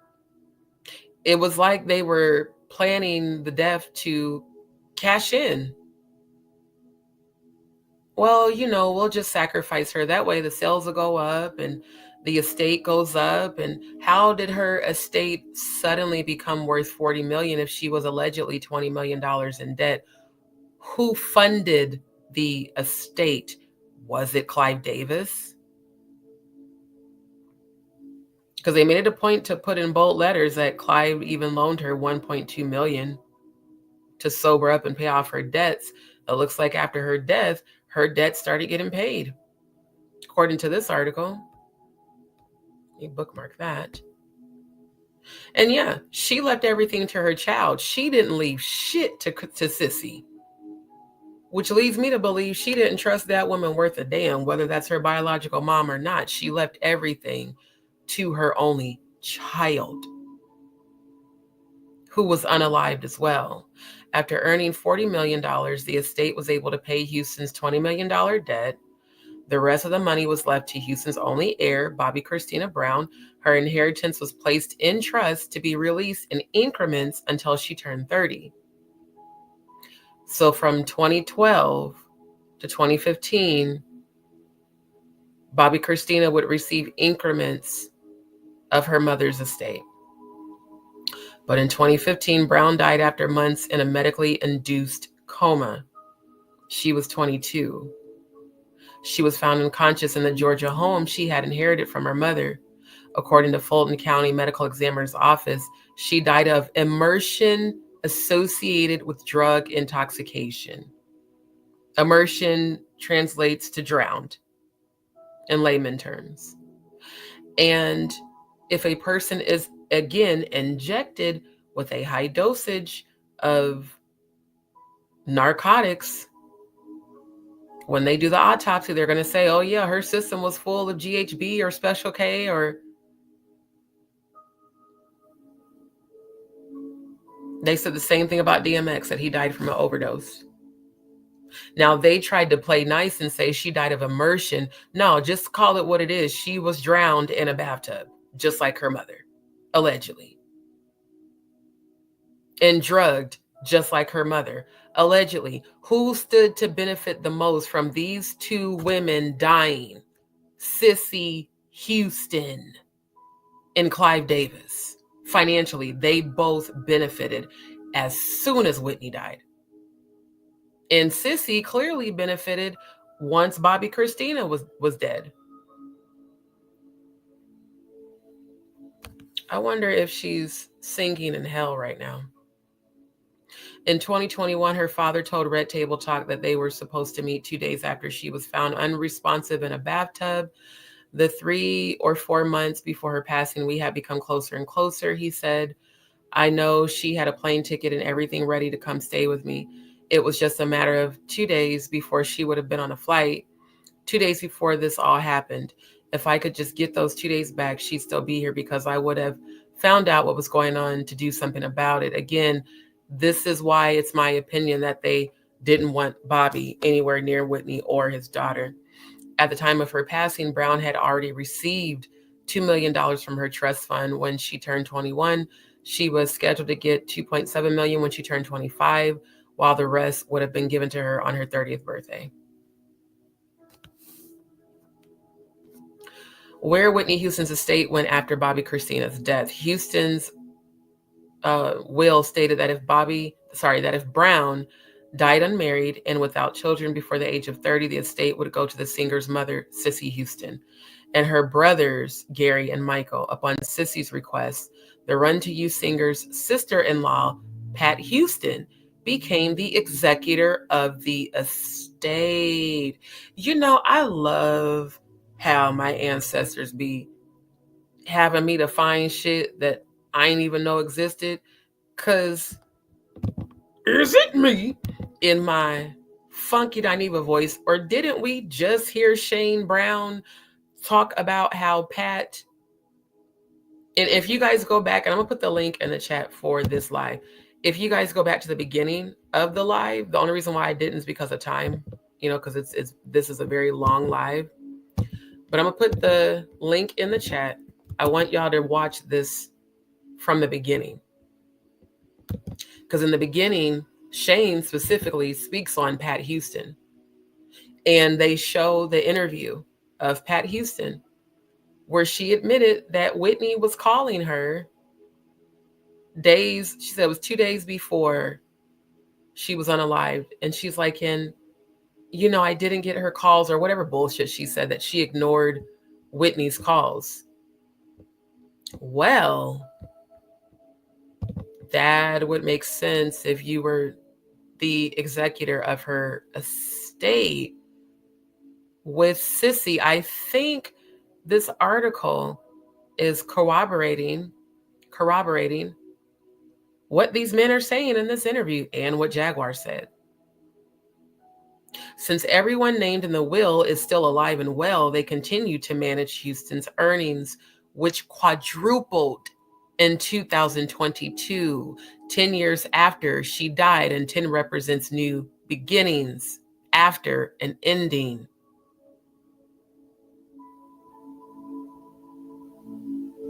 So 10 years after her death, the estate earnings quadrupled? How, Sway? She's dead. How was y'all making all that money? Let's put out a movie Sparkle about her. Let's put out more songs about her. Everyone who loved Whitney, they'll pay. Interesting.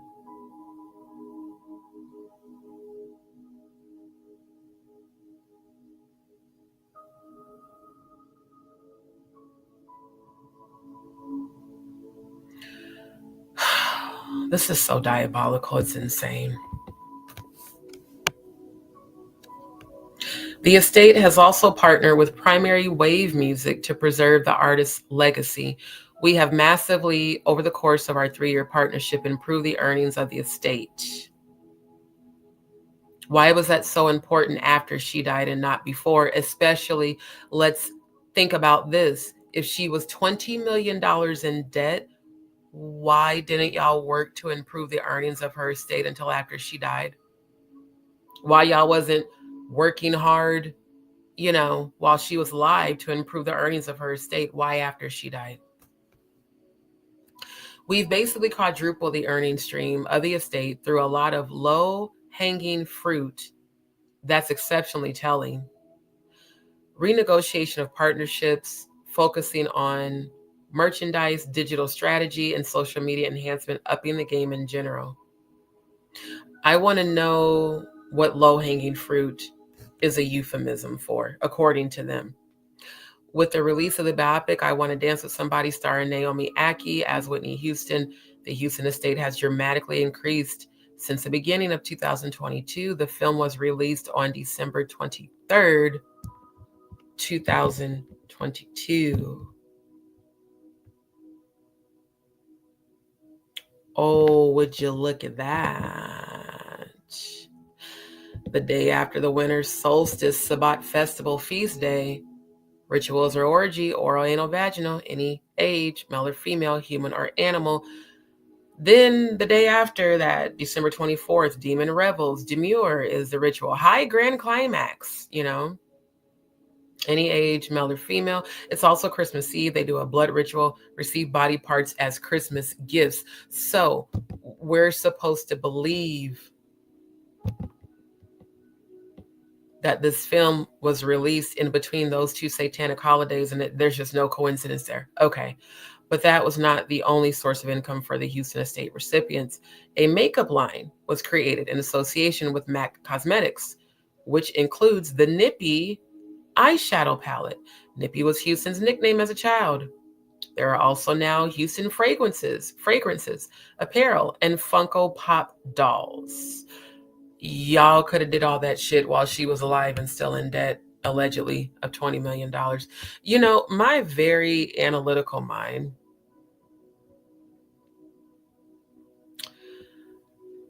oh, you know, you're welcome, love.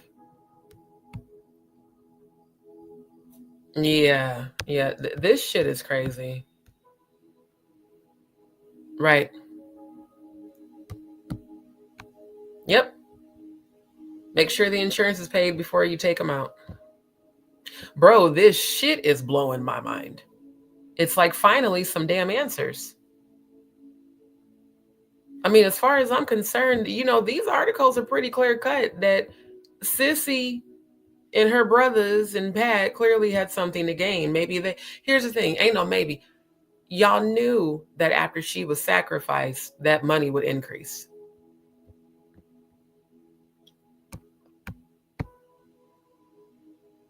Right.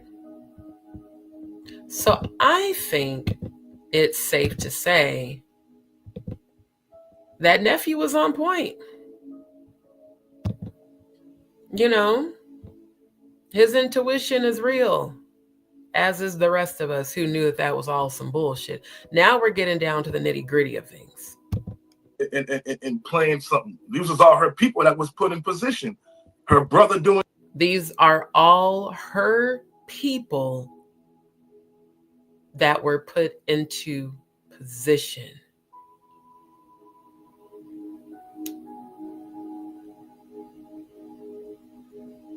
Now, if Sissy Houston is Whitney Houston's biological mother, how do we know she's not a dark witch?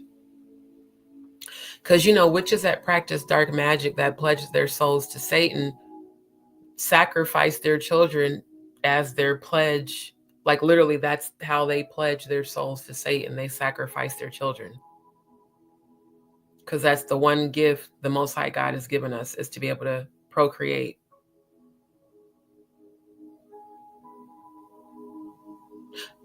How do we know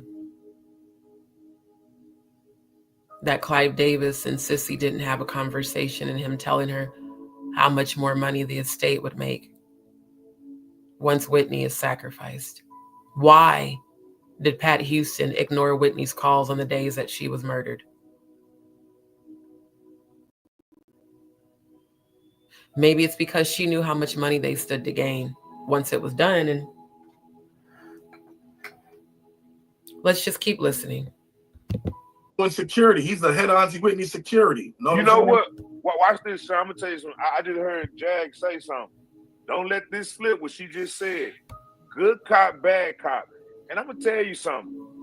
I believe, and Sissy, I hope you listen to me from heaven, or heaven. You're in heaven. You are in heaven, Sissy. But look, it was a good cop, bad cop to me because people kill me how they be placing diabolical folks in heaven. Don't even know that woman. Hell, just by what I just researched, that ain't no person. I'm sorry, I don't believe she went to heaven if she sacrificed her own child. In fact, I know she didn't. The Most High God ain't letting you into heaven when you've murdered people and sacrificed your own. Anyone who's ever read Dante's Inferno, one of the levels of hell is for people, it says, crimes against your own humanity. You don't go to heaven. And from what I'm gathering by these articles, they had so much more to gain after she was dead.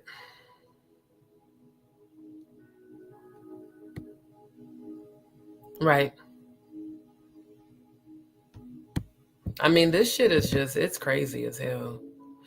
I'm going to stop there because I'm just looking to see it's almost 6 a.m. So this is what we're going to do.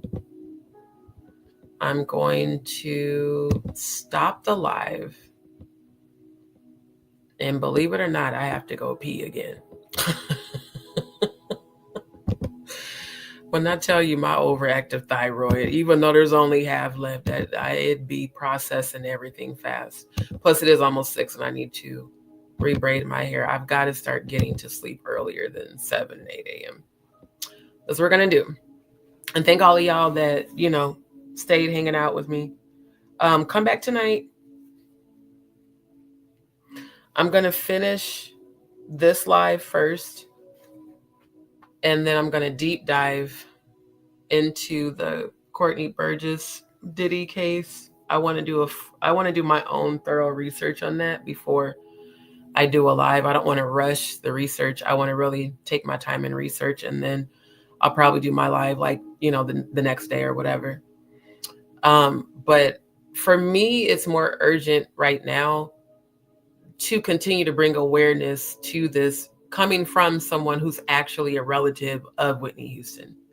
Because even though Shayne did that follow-up video saying that he didn't agree with Jaguar as far as what was written on the note, one thing they all agreed on was that what happened to Whitney was not an accident. Regardless of what was on the note, regardless of, who it was given to. I mean, we all saw her give it to Brandy, but regardless, Whitney, in my opinion, and Bobby Christina were sacrificed. And I love, love, love that there are other people who see and believe that and are exposing it besides just me. It's like I'm getting validated from shit I researched and posted about like 11, 12 years ago on Facebook. So that makes me happy. Plus it's giving me the answers I've been searching for. You're welcome, my love. Yeah, I'm about to use bathroom, braid my hair, and go to sleep. I am tired, but I appreciate you all so very much. I really do. Thank you for your consistency. Thank y'all for tuning in all the time. And thank you to everyone who has been sending any channel donations. I do appreciate you guys so much. Because like I said, I'm in the middle of trying to get moved, and every donation does help to go towards that. For those that do want to donate, again, my Cash App and PayPal is scrolling across the bottom of the screen. Plus, I do always pin it in the chat because I know I have to, switch banners when I'm reviewing content. So I do appreciate you guys. I love y'all. Shout out to Cody. Shout out to the Mod Squad. Shout out to all of y'all that hung out this entire time. Shout out to those of y'all that supported our good sis Jaguar during her live. Y'all come back tonight. I'm going to try to complete this tonight.